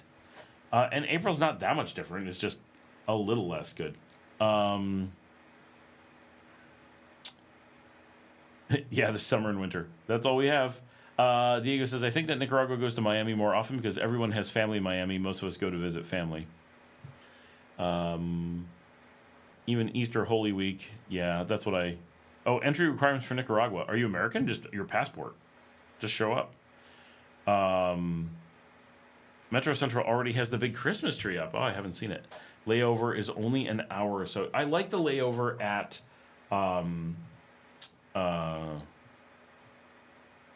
San Salvador, because they have really good food and stuff there. Okay, LATAM does not fly to Panama. That sucks. They also don't fly, obviously, here, or to Honduras, or to El Salvador, or to Guatemala, or to Belize, but they do fly to Mexico City. That's great, but how do I get to Mexico City effectively? That doesn't work. So I have to use Costa Rica, not Panama. Well, that's a bummer.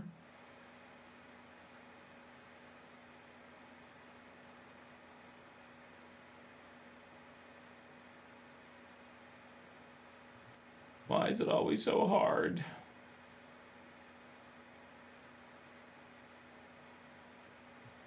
We have a flight to Rome from Sao Paulo. Interesting.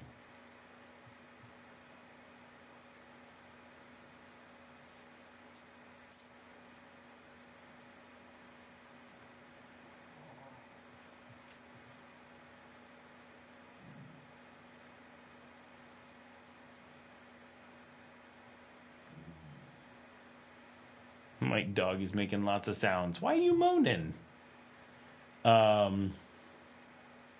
Diego says, I think you just need to pay $20 in the point of entry. No, it's not $20 to get in. It's something, but it's not 20.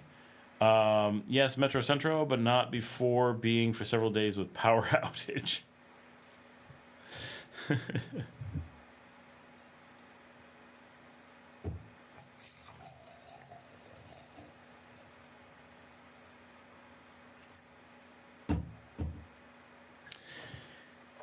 Yeah, the power outage was crazy. I think I read somewhere that something blew up and took the power. Oh, weird.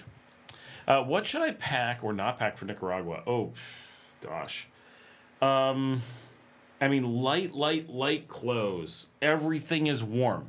There's nothing not warm. So just be ready for that.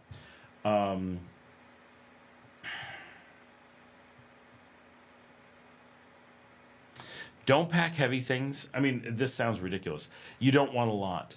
You want to work with sandals. You want maybe a pair of jeans at most for when you want to go out and do something fancy and you're willing to be really hot. If you're going to live here, you need pants, but if you're not, like, you're not going to use them. Shorts, T-shirts, be ready to sweat, be ready to be warm. Light clothing that you can walk around and do things in. People don't dress formally here. People keep it really casual and relaxed.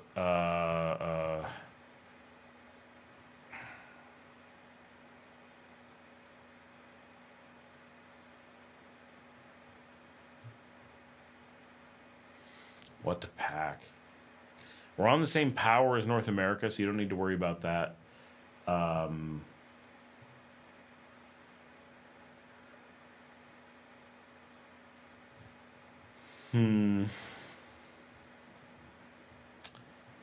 don't know what to pack.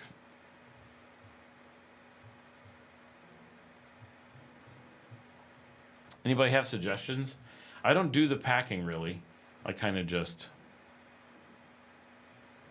tag along. What is this place? What is this flight?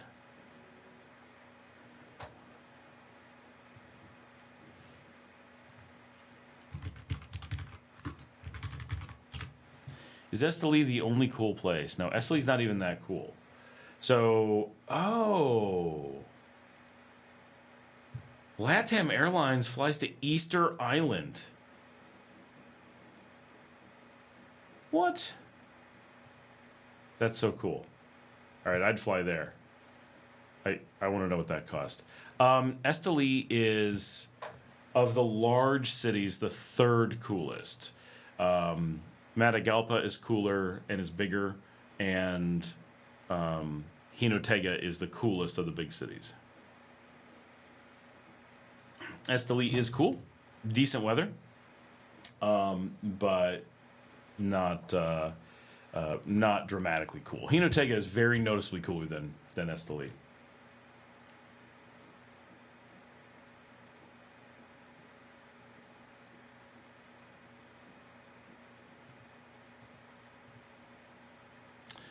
Also, Masaya and Granada are great places as well, but just for a northern city, choice would be a good one. Matagalpa is a good choice. Yeah, but be aware, Masaya and Granada are not cool. They're warm. One of the reasons we actually think Leon feels cooler than Granada. What is the weather like in Nicaragua? It is freaking hot. That's it. So we have 2 seasons, right? We have a summer and a winter, and that's really it. Right, so it's important to understand that there's a dry season and a wet season, and that's all there is. And Corn Island and Ometepe Island are cool? No, they are not cool. I don't know. Do not listen to Diego. They are freaking hot. They are at sea level. They are not cooler. They're not as cool as even places that people don't consider to be that cool. Nothing at sea level is cool. They are very, very, very warm. They do get some breezes, but they are not cool. You only get a noticeable drop of temperature by being at altitude. There is nothing at the lower places that will keep the temperature down. So there are small places up in the mountains that you can go to, but that is it. Those are the only places that are going to have a temperature drop. But so we have the dry season, which is in the North American winter, and we have the wet season, which is in the North American summer. So we're just coming to the end of the wet season now. We'll be switching in a few weeks to the dry season again. And basically, for one season, it rains nearly every day, and for one season, it goes for months at a time without raining. And that's all there is. I prefer the rainy season. Most people prefer the dry season. Technically, the dry season is just the tiniest bit cooler, but barely noticeable. But the rainy season has all this rain to cool you down. No, Tiffany, you totally jumped to a different part of the country. But I like the dark skies and the rolling thunder and the power of the rain. I love the storms. And so I really like the rainy season. But if you want to drive around, you want to run from thing to thing for your vacation, that can get in the way. So if you want to spend time on the beach looking at the sunsets, well, that's the dry season is better for that. Edwin says, for Saturday, a polar cold wave is passing Nicaragua, so no more suffocating heat anymore. Nice. Looking forward to that. Well, Matagalpa, when it rains, is a disaster as Rio Grande Matagalpa collapses. I don't think collapses is the right term. I know what you mean, but I think you're saying it overflows. Collapses implies that like the land goes into the river, which I don't believe is happening. I don't think. Gucci says, I love what they do with all the winter clothes that come here in bales. Años viejos are dressed in the clothing that Canadians and Americans donate. Diego says we have 2 seasons, hot and less hot. Tiffany says, so Jinotega in the mountains. Jinotepe is in Carazo. Expossess says, thanks, Diego. Diego says, I mistook cool for something like being nice, but you're talking about places that are cold. Ah, yes. He's correct. The other places are cool as in interesting, for sure. Not cool as in temperature. Strawberry Farm is Jinotega. Diego says, no worries, pretty sure it's my English comprehension. It's not my first language. Gooch says, the way you can tell, Diego, is if you say, is Esteli cool? You know they're talking about temperature, both because it's in the mountains and is cooler, and because it's not really that cool of a town as far as cool goes. Picking on Esteli a little bit. Gooch says, in my town, the temperature never changes. Daily high is 30 and 24 at night, every day of the year, give or take 1 degree either way. Here we do have a little bit of variance in Leon. We do have time periods where it gets noticeably cooler, but it's not that much. We'll have some brutal hot days, but they're never crazy, right? It's never like so unbelievably wildly hot, but it's never cold. But we will hit the 70s, and when we hit the 70s, people are putting jackets on. We'll be sitting outside on our veranda in blankets. It's funny. It's like, who are we? What is going on? This makes no sense.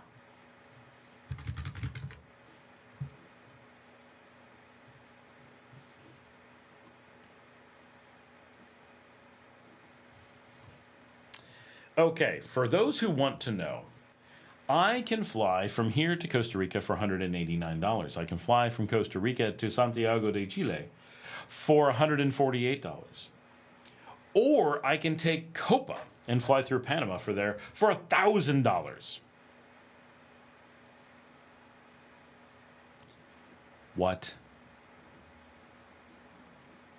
Why? Why would I do this?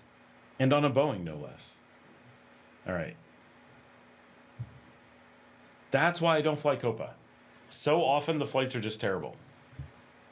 What should a first-time traveler know about Nicaragua culture and etiquette? Culture is everybody goes out. People are super social. Everyone's friendly. Boy.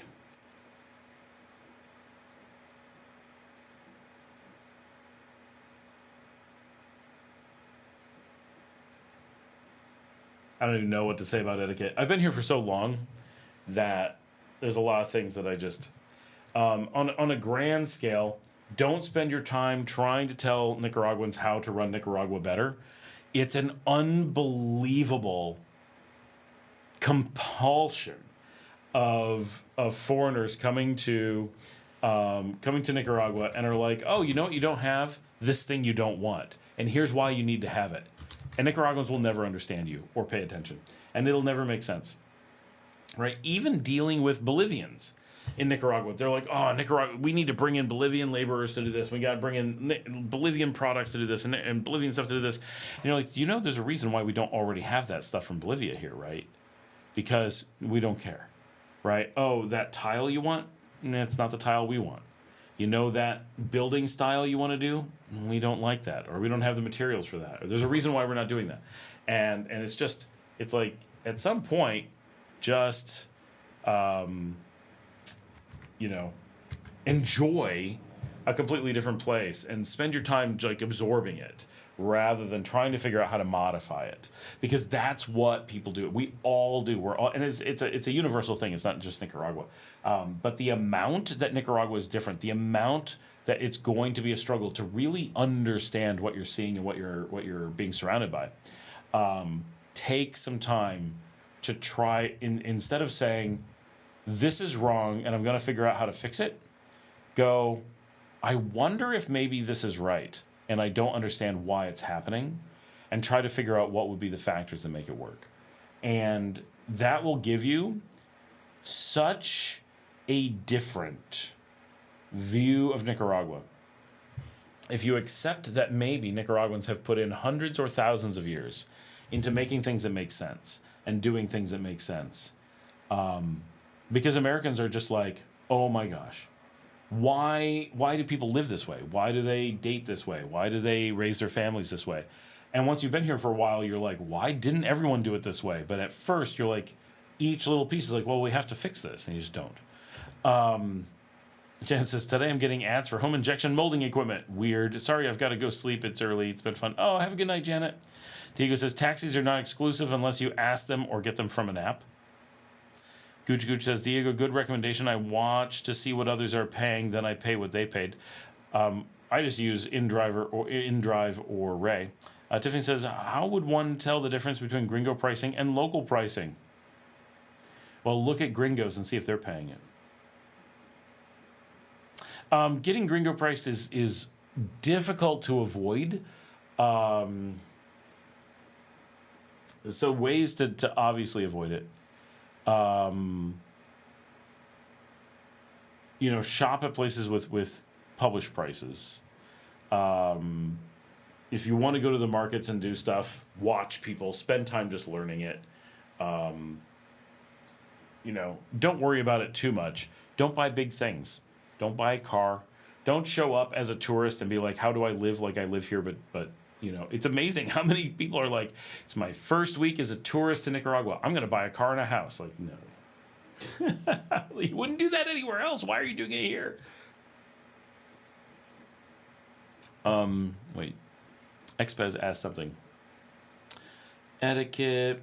How do you tell the difference in pricing? Oh, in terms of local pricing, how much money do I need in Nicaragua daily? That is really hard. It so depends what you're looking to do.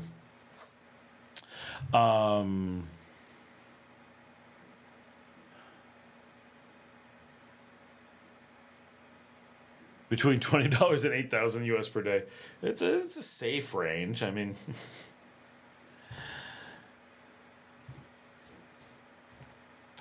a lot will come. Like, what kind of hotels do you want to stay in? What activities do you want to do? Are you on a budget? Are you looking to spend?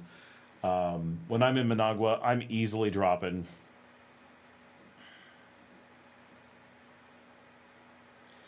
$200 a day, maybe $250. Not including shopping, of course. You could spend anything if you're going shopping. Okay, my Spanish is no bueno, so God knows what I'll hear. If they say numbers in Spanish, but great recommendations. Numbers are so hard in Spanish. It still is a struggle. I gave up on my Duolingo. No, you have to stick with your Duolingo. If I'm in Managua, quite often, so it's different, right? I go to Managua because I want to spend money. Not lose money, but I want to spend money. I want to stay in a nice hotel. So like this past weekend, went and stayed in the Hotel Los Robles. So $60 a night for a nice fancy hotel. Went out for really nice dinner. That had to be, I'm tempted to say it was $100. It probably wasn't. It was probably $50, but it was still a serious amount of money. We didn't have to pay no, I paid a little bit. I probably paid $15 going out to Club Terraza. All right, so I may have gotten in at under $150 for a fancy night out in Managua without getting crazy. But if you're going to do some of that stuff, like some of the reason to be in Managua is because you're there to, see a different lifestyle. But if I'm going out here in Leon, I don't know, I can go out to Via Via. So let's say I'm going to stay at a nice hotel in town. I can generally pull that off for probably $40. Let me bring up a booking.com and go see what we've got. Let's see, Leon, Nicaragua. Let's search a day, see what we got. Leyendas, $38. Is that for 3 nights? Okay. Flor de Sarda, I like them a lot here in town. $70 a night. Cacique Ariac, only $61 a night. That's a nice place. Recoleccion, a little bit more. That's a good $80 a night. That's the one that just got bought by Marriott. Hotel Azul, the first place I ever stayed here, which has been closed for forever and is back open again. They're nice. They're a good $65, $70, a little bit, 65. Mariposa, that's over here. 30 something a night. So it gives you an idea, right? So you could stay here pretty well. Hotel Real Leon. Oh, that one's expensive. The Wabi Sabi, $9 a night. All right. Probably not the place to go.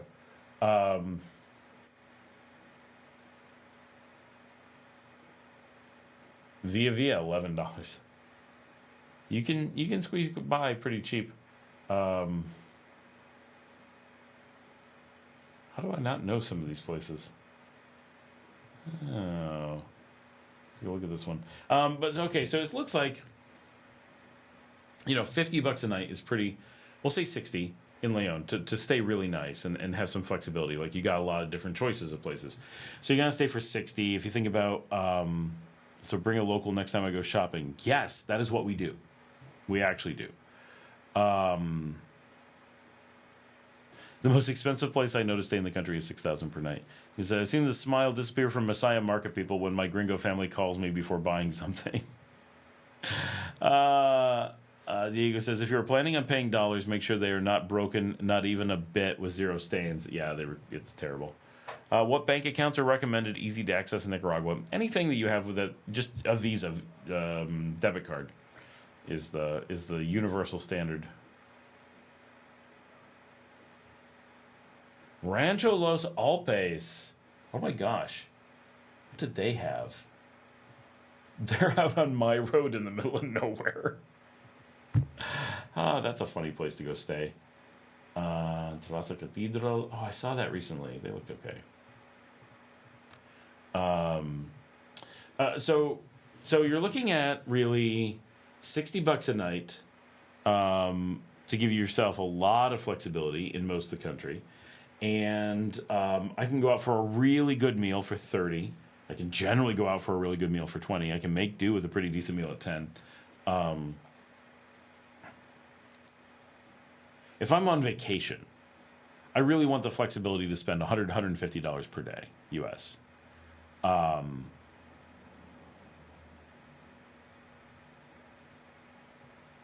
That's kind of a pretty good guide. Many days you won't spend it, but there's going to be times where you really want to do it. Amex gets accepted in an awful lot of places. I'm very impressed with the Amex rate here. And Discover.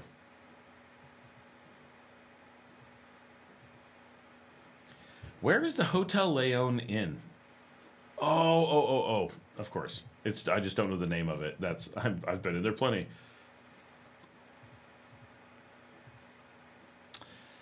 Which is the best ATM bank card so I can get money? So you don't want an ATM card, right? You want a debit card. They're different. ATM cards won't work. Just won't. Debit cards work. The difference is debit cards pull from ATMs via the credit card system.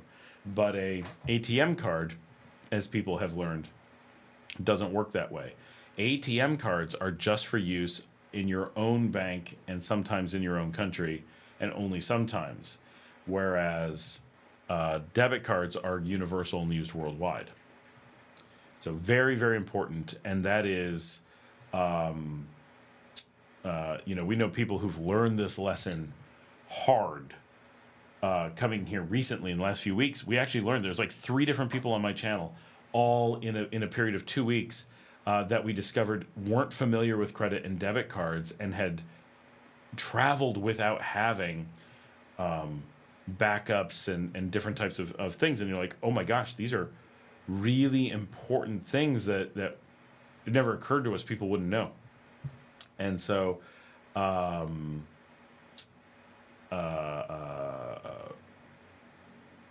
always recommend, this is why I did a couple of the credit card videos, I always recommend having multiple international cards. You want credit cards for protection and debit cards for no exchange fees, and use a bank or red ATM with no withdrawal fees. Oh, good to know. Good. Do you have a link to that? Oh, you can't put a link in here, unfortunately. What's the name of that?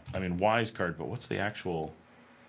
Oh, the Wise Currency Card, multi-currency card. Is that the most international debit card on the planet? With the Wise multi-currency card, you never have to worry about exchange rate markups or high transaction fees when you spend abroad. Order your card.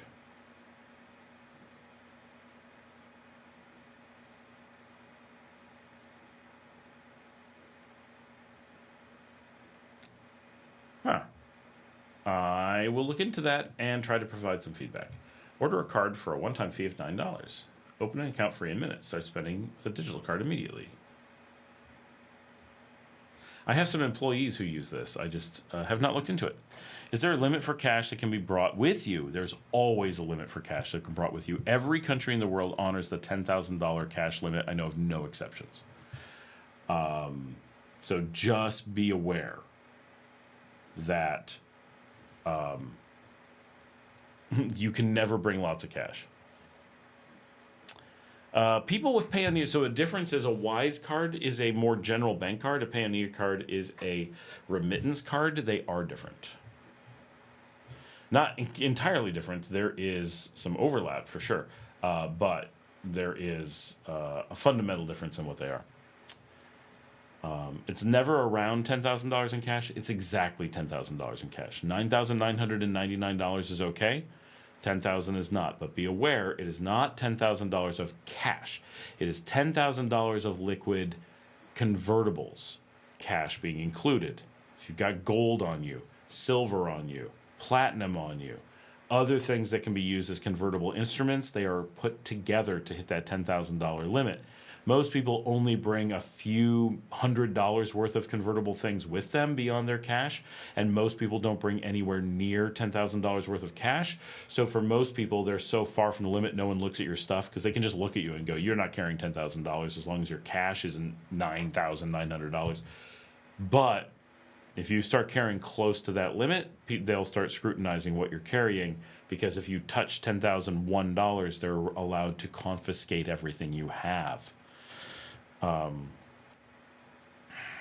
Right, and anything that goes over that you have to declare. So you're allowed to have it, but you have to declare it, and they can do whatever they want when you declare it. So just don't ever do that. Roughly the highest I would ever carry on me is about 2,000.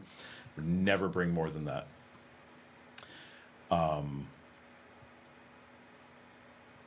That's just not a good way to travel.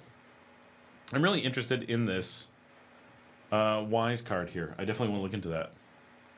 It says Nicaragua doesn't have Wise multi-currency cards yet, but you can use Wise in Nicaragua.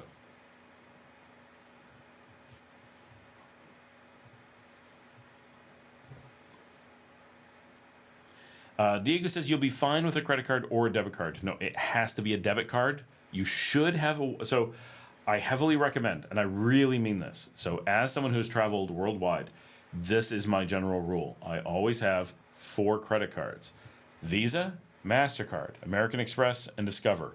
Make sure each of them is a travel card. I have a Visa signature travel card. I use the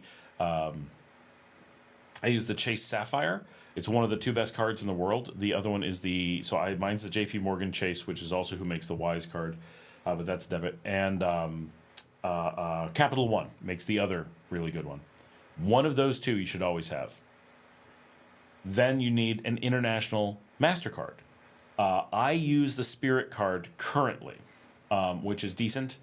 It's from Bank of America, no problems with it. But now that Spirit, I have no reason to fly to the U.S. Having Spirit points does me no good. So there's not just you want a card that keeps you safe, you also want a card that does good things for you, right? So, so I may replace my Spirit card with a LATAM card, because LATAM's my preferred airlines of all the places I like to go. Then, plus it would give me lounge access. The American Express, you just want to get an American Express card. I was able to get an American Express Hilton card because I use Hilton all over the world. I rack up points. I'm a gold member, and that's my one international hotel. I don't go crazy, right? Hiltons generally aren't the most fancy. They're always fancy enough for me. My family loves staying at the DoubleTree because we get cookies, and they are nearly everywhere that we want to go in major markets. So I get that specific American Express card, so I rack up Hilton points like crazy, and that's been great. But you always want to have an American Express because it's one of the most protected cards with some of the best rates. And then Discover has a travel card. It's free. I recommend you have it. It's definitely the last one to get of the group, but no reason not to have it. So having 4 really good 4 different system cards, all that are international. You want to make sure you have no international transaction fees on all the cards.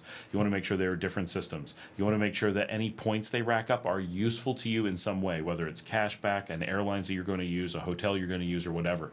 And then strategically use those cards whenever you can. Because you're getting cash back and no international fee, they're often your best rates on a lot of things. Then you need to have at least 2 debit cards, one for your main one and one as an emergency backup. I think we have 5, right? But we live abroad. We have to have a lot of protections, and we're multiple people. Something that has low or no international fees, something that covers your ATM costs, something that has low currency transaction fees or whatever, like the Wise card or whatever, they are important. Charles Schwab offers one as well, and I can't remember the other one. People mention it a lot. I think it's Fidelity, but don't quote me. But so there's good ones out there that can make a difference. So you really want to have a variety because, one, you don't use credit cards to take out cash. You often need cash. So think about that. You want to make sure you have good access to cash. And you want, what if your card gets declined? What if your card gets lost? What if your card gets stolen? You need protections. You need to be able to separate your cards, have them in different situations. What if the Visa system is down, but MasterCard is not? What if both of them are down, but Amex is not? You want flexibility. What if all of them are going to be down for a week? You want to get cash to be able to make it through. So you want to balance things, but you generally want to use credit cards whenever there's no real penalty for it, and cash when there is. And that's basically how it works. Gives you the most protection and the most bang for your buck. So it takes a bit of work, but it's one of those things that travelers do to provide themselves protection and cost savings. And at the end of the day, you end up with, wow, I'm spending less, I'm getting more. And by balancing them, savvy travelers like me, I get loads of airline points, loads of cash back, loads of hotel points, and just in good management of my cards last year, we went to Disney World and got like our Disney itself part we had to pay for, but our cards paid for most of our flights and most of our hotels and a ton of our food. It made a really expensive trip quite affordable, all from points we had earned from just living off of cards in a wise way. Diego says, Wise are cool. I know many people with Payoneer, around 10,000. Okay, so Wise is similar to those basic online banks, similar to Chime. I think it's a little bit different. I know the Feast as a branch, it has a branch in the United States. I don't know if their U.S. cards would work with their ATMs here. I think that BAC overall has the best ATMs, and I've seen Americans take out cash from them. BAC is the worst one for me. As an American living in Nicaragua, BAC is the one I avoid the most. They're the most powerful network, I think. BanPro is the best for what we get. Lafice is the best for how easy it is for us to use. BAC is the one that just has no benefits. Diego says, but I think it's expensive. You can pay with card in a lot of places, though. Yes, BAC is good for that. Gooch says, also use the Bang card ATM machines. The other ones have high withdrawal fees. Yep. Diego says, Tiffany, the biggest use case I know of Wise and Payoneer over here is remote workers to get paid or companies that accept PayPal. That's really the only way to get PayPal into a local bank. Yeah, for us, we can use Wise as just a debit card to take money out of the bank. But yeah, PayPal is not really useful here. Just like crypto isn't useful here. In this particular instance, PayPal acts like a crypto. They're not, but they act like it in that they are a system that holds up your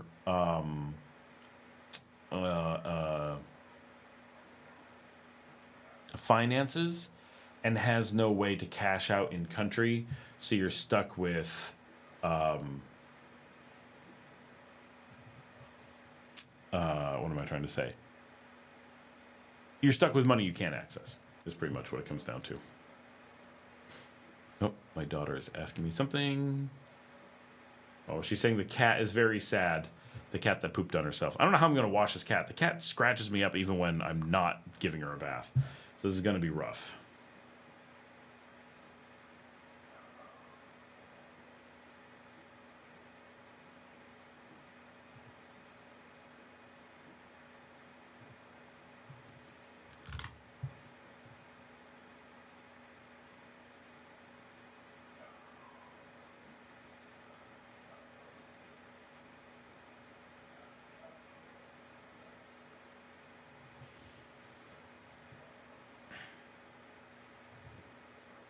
We're at 6.25 hours. Still got a fair number of people on.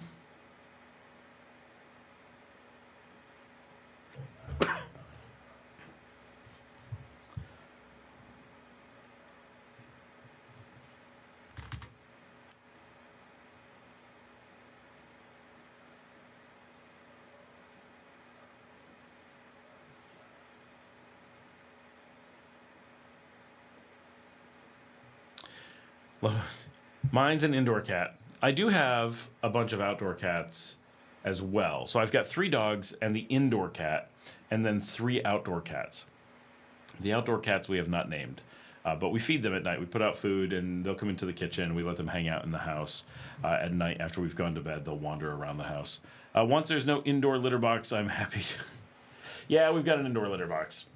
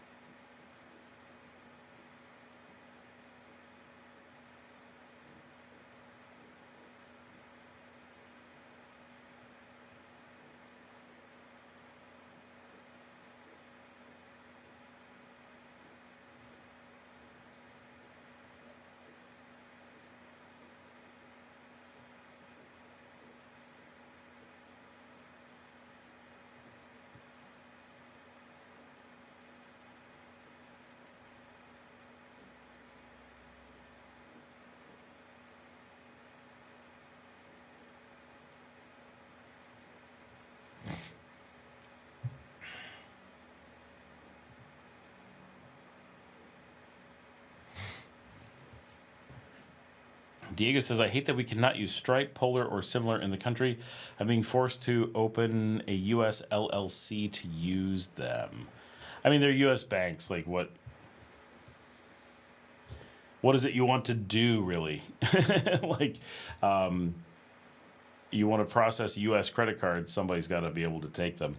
And I really don't want to have to deal with U.S. tax declarations, but that's how it is.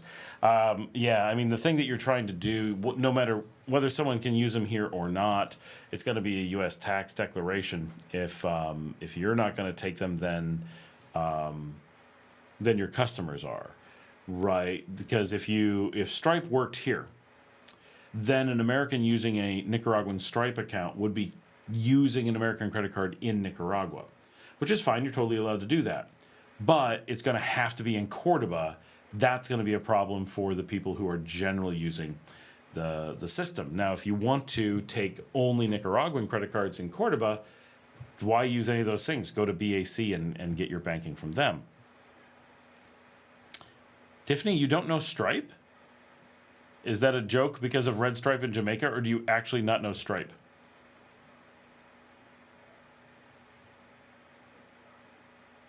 What are some of the benefits of a U.S. LLC in Nicaragua? So it's not a U.S. LLC in Nicaragua. He wants to do American transactions, so he needs an American company to be able to do it. That's the... he's running into the challenge of wanting to run an international business where transactions are happening in the United States, as many people want to do. And so it's... and to charge subscription for my mini SaaS. Exactly. He wants customers to be able to pay him, and his customers are not in Nicaragua. In theory, if he did get a customer in Nicaragua, they would call him and be like, hey, can I pay you through BAC or something? But it's...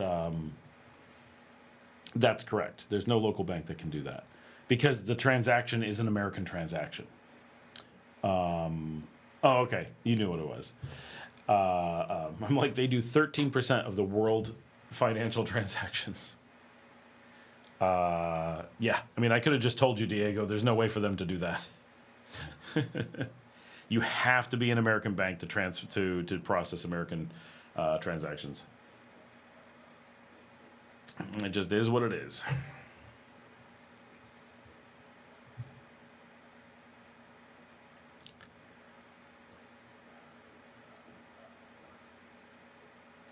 I'm trying to figure... I'm looking at this Wise multi-currency card, and it only gives you 2 withdrawals for less than a total of $100 per month is free. Once you do an additional withdrawal, now that works for me. I'm unlikely to do 3 withdrawals in a month. Then you pay $1.50 per withdrawal, not terrible. And once you're over $100, you pay 2%.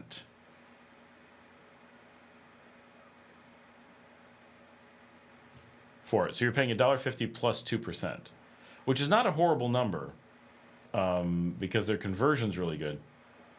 but it's hard to tell just how much better that is than other transactions.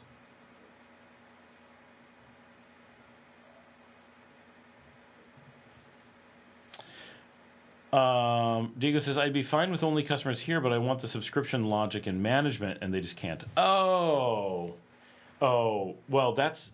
So the reason there, Diego, is because Stripe is doing that and hooking to your bank. So nobody does that but Stripe, really.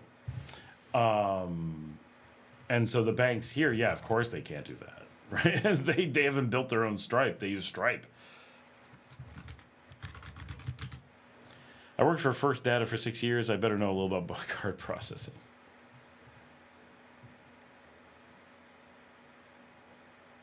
Chargebacks can get expensive. Chargebacks can get expensive, but that's just part of the nature of using credit cards.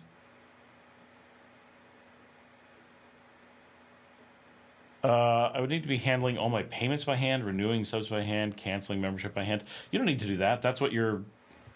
That's just your application front end, right? If I use Stripe, I have to do all that stuff anyway.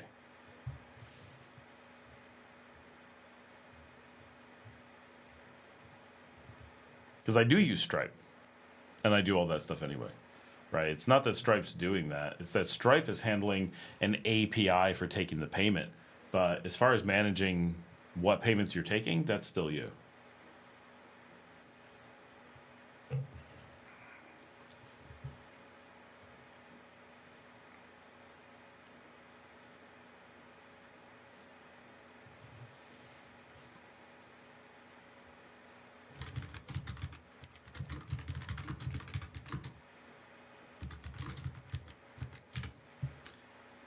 They got me some tricks.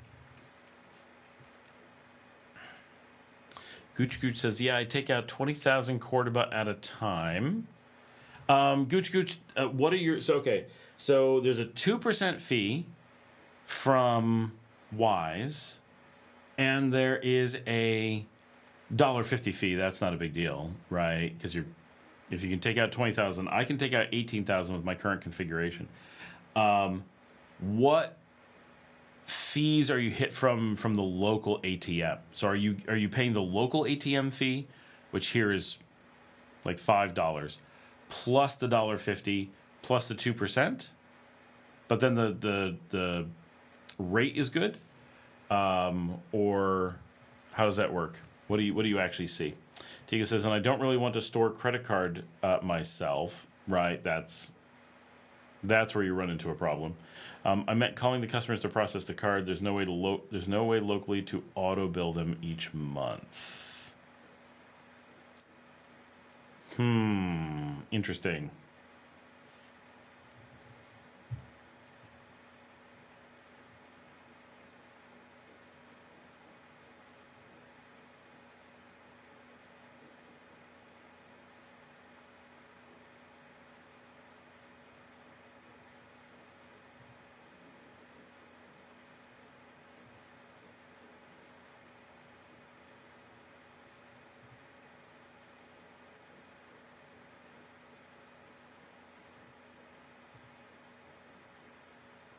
Honestly, doing what I do now has me wanting to cancel all my credit cards. So much fraud in the world.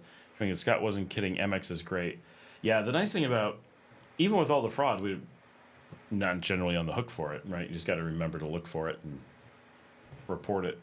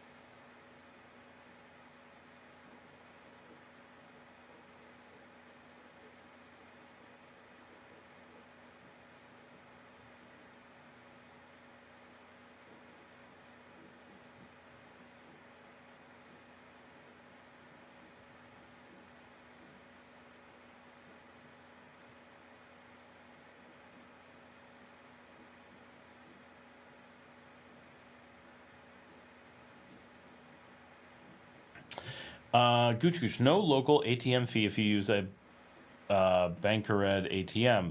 The fees only come if you make more than 2 transactions per month. Yeah, I saw that. So no, so who's got the Bankered ATMs here? Right, like so. I mean, I'm okay with a fee if it's. I had to make 3 transactions this month and the fee's $1.50. Yeah, fine. But so no local ATM fee if you use Bankered ATMs. How do you find the Bankereds?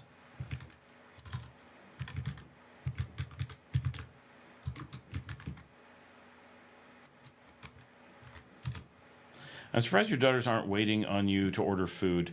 They kind of are, and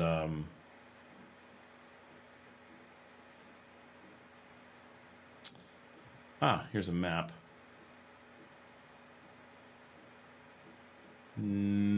Okay, you've got a map, but Avance, BDF, and Fincosa. The 3 that don't have ATMs here. That's awesome.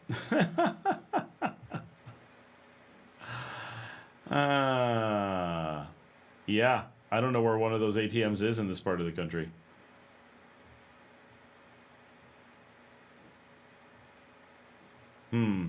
Worth looking into and tracking down, but I probably have to go downtown to be able to do a transaction. Is it hard for Americans to open a local bank account, or is it really not a point to it? It's very hard, and there's no point to it, is basically what it comes down to. If you are not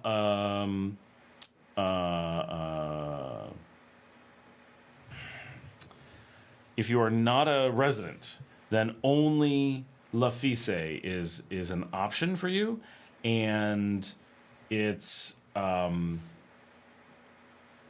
days of work, and you have to talk them into it, and they often turn you down. Can we do it? Yes. And then once you do, what the hell's the point? What do you use it for? I've been here for 5 years. I don't have a bank account. No, every so often it's like, it'd be easy if I had a bank account. I could. Yeah, it's very rare. Tiffany, I can't wait to see Marcela cooking on my channel. She doesn't cook a lot because she doesn't know how to cook, but we're gonna get her on doing stuff. So coming down for a few months for an introductory trip gets a bit tricky. So why does it get a bit tricky? That's the question. All the stuff that should seem tricky are purely just standard adulting things. None of it should be tricky because of Nicaragua. Right. So stop and think about which things feel tricky, and then say which of these are because of Nicaragua.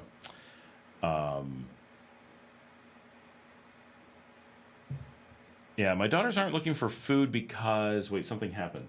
My wife brought them pizza just a little bit ago. So pizza showed up, so they got food after dinner. I had dinner made for them. I didn't make it. I had it made for them, which was pasta. So they had penne napolitano. And then my wife brought home pizza from somewhere, so they had that.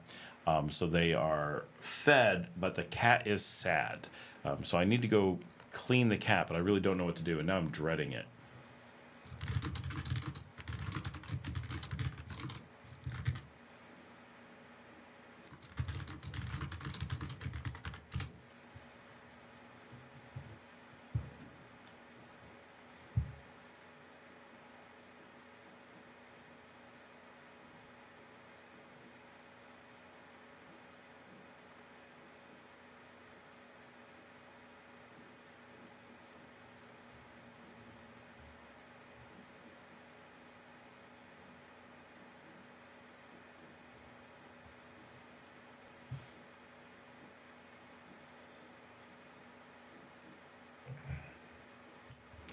They are living the life. It is very true. My wife is complaining that they really do live a charmed life. It's pretty ridiculous.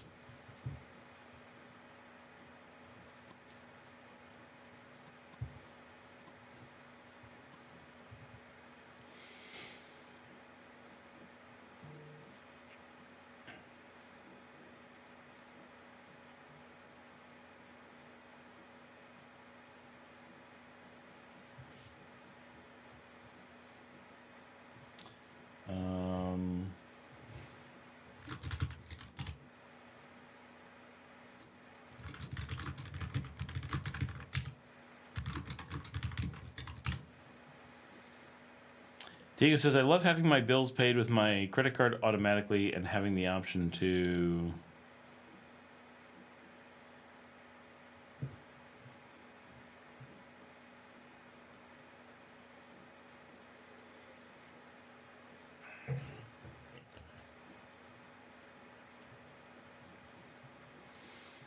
Expazaz, what is your what's your concern about? What are the tricky parts that you're sensing? And having the option to make recargas and pay my taxes DHE from the bank app. Yeah, we can't do that in the U.S. So you're living the charmed life with that. BAMPro will also do a bank account, but there are hoops to jump through as well. BAMPro will do. I know people who tried it and were simply shot down recently. They were said, nope, you can't do it. I've not tried, but I'm a resident, so it would not be. It would not be telling.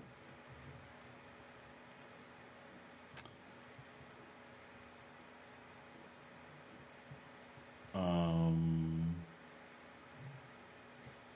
trying to look at Revolut. Acts like it may be really good.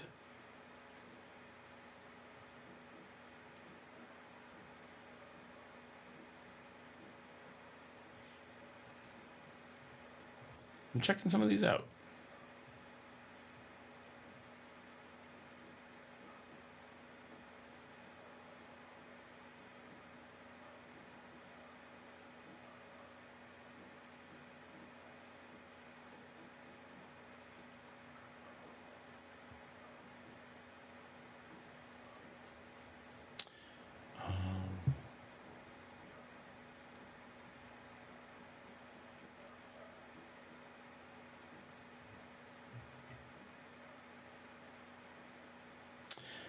Working in the travel industry, I got most things for free while traveling. So the complication is you have to live like the rest of us, slumming it and pay for stuff. I wouldn't call that a complication. It's still just, it's still just normal.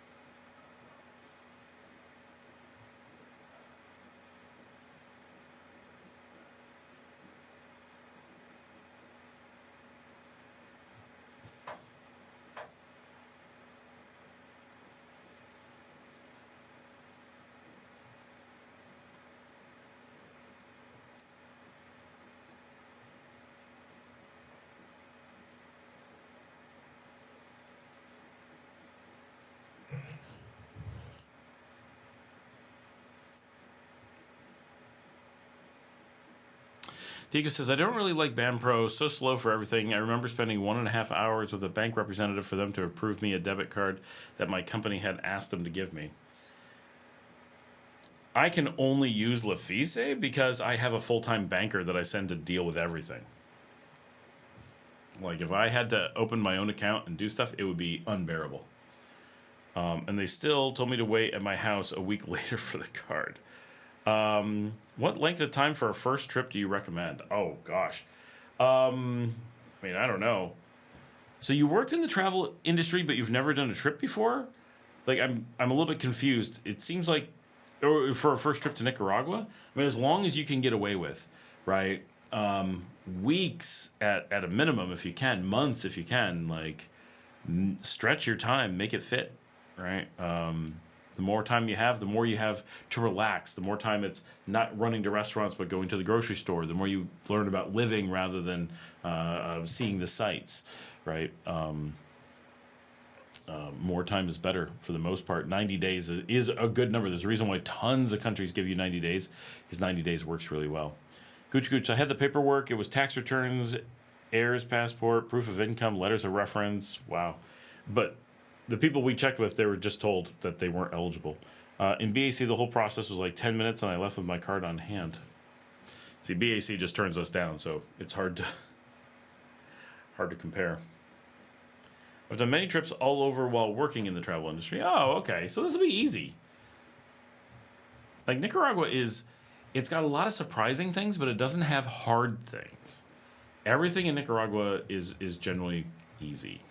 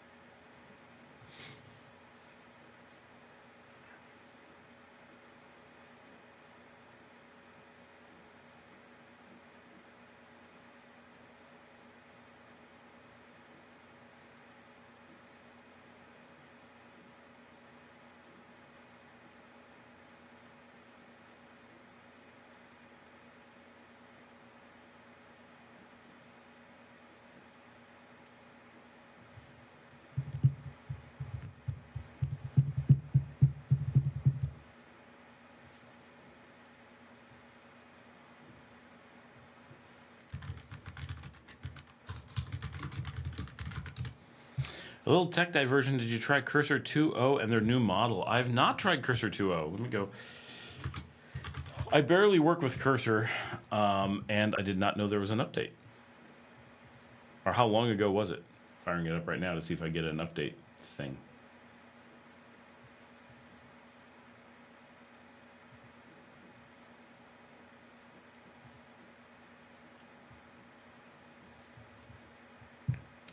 We are after midnight. I'm gonna have to go here shortly. I gotta deal with this cat situation. My children are annoyed. My cat is sad. Always something.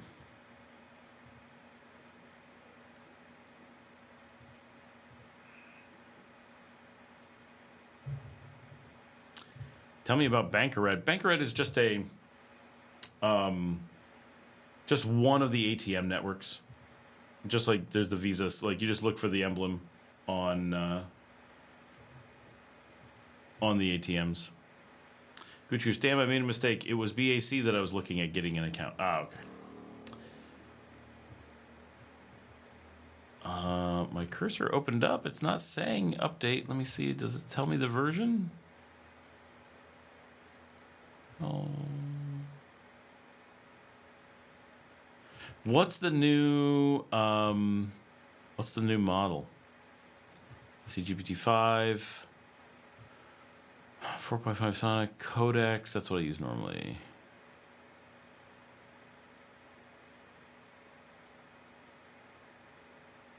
I don't see anything new. There are ATMs. They do not charge fees. Yeah, yeah. It's just another ATM network.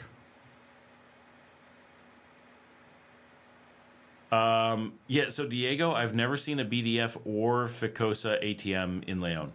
Ever. That's the challenge. Yeah, easily. There's a ton of them, but not seen them.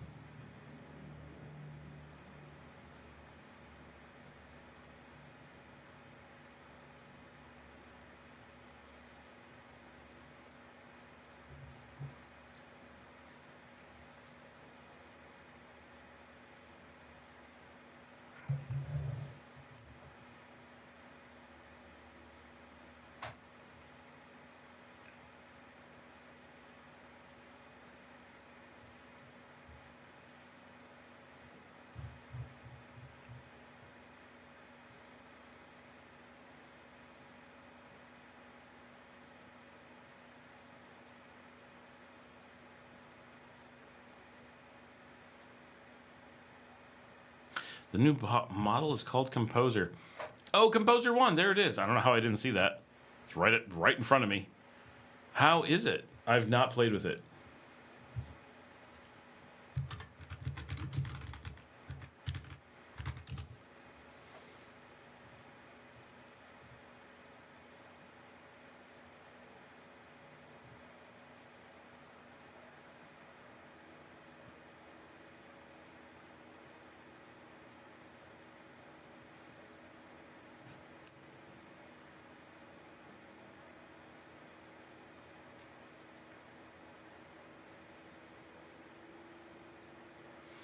Windsurf has released SWE 1.5, but it is not free.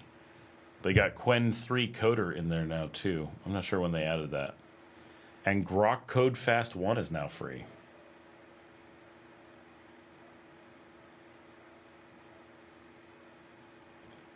I could have sworn there was just a new model on Windsurf.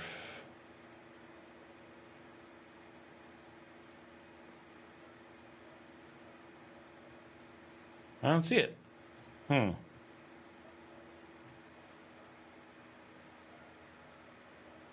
Interesting. I do not know. But yeah, I'll have to play with that on Cursor.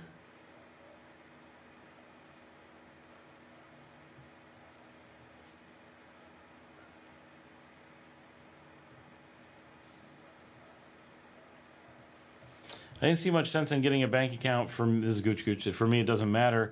Would just be something extra to deal with. That's basically where we are. Diego says, I see there are 3 Bank of Red ATMs in Leon. Diego, can you show me like a map or something? Tiffany says, good night, Scott, and live. Thanks for all the great info. Have a good night. We're going to be wrapping up here in just a minute. So it's the Ficosa BDF office branch of the city. Yes, but where are they? Like, is there an ATM there that I don't know about? There could easily be. I don't know where it is.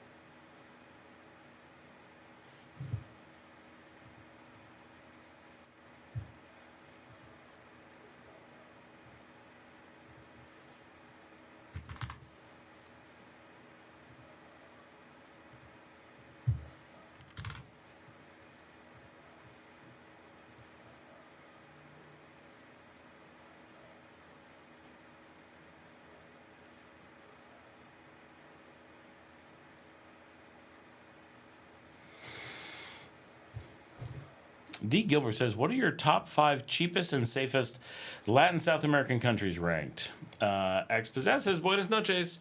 All right, I just got a few minutes here, but I'm going to answer D. Gilbert quickly before we wrap up for the night. Top 5 cheapest and safest. Well, overall, safest has got to be Nicaragua, just overall. No matter what, Nicaragua is the cheap and safe leader, right?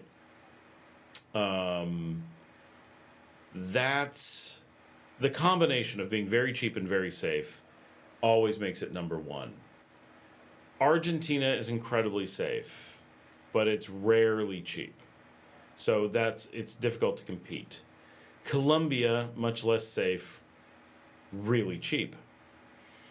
I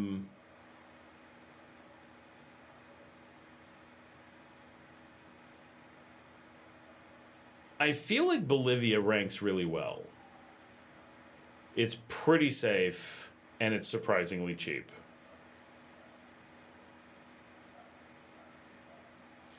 Paraguay is always very cheap and very safe. I'm going to say at number 1, Nicaragua, number 2, Paraguay, number 3, Bolivia, number 4, a tie between Colombia and Argentina because they each have a different factor that makes them really good. So those 5 are all very good, but Colombia brings in danger. Argentina often brings in cost. Now, I was in Argentina recently, and it was so cheap that it was cheaper than Bolivia, but it didn't stay. So those things fluctuate, and that can be challenging at times. So that's what I'm going to go with as my list. And sorry for they say the new model and new agent UI. It's good. I haven't tried it yet though. All right, I'm going to play with it, Diego. Hopefully, I will get to see it by next week. I am going to call it a night, shut this down, go help the kids, get things done, and hope everybody has a good week.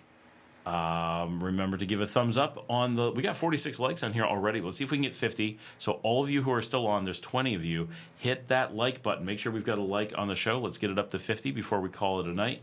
And with that, we are going to say goodnight. Buy a coffee if you'd like. Hit that join button to join the community if you've never done that. I guess that's about it. Don't forget, we still have the GoFundMe to help Marcela with all of her year of having kind of lost time and everything. I don't know what else to say. I'm going to see all of you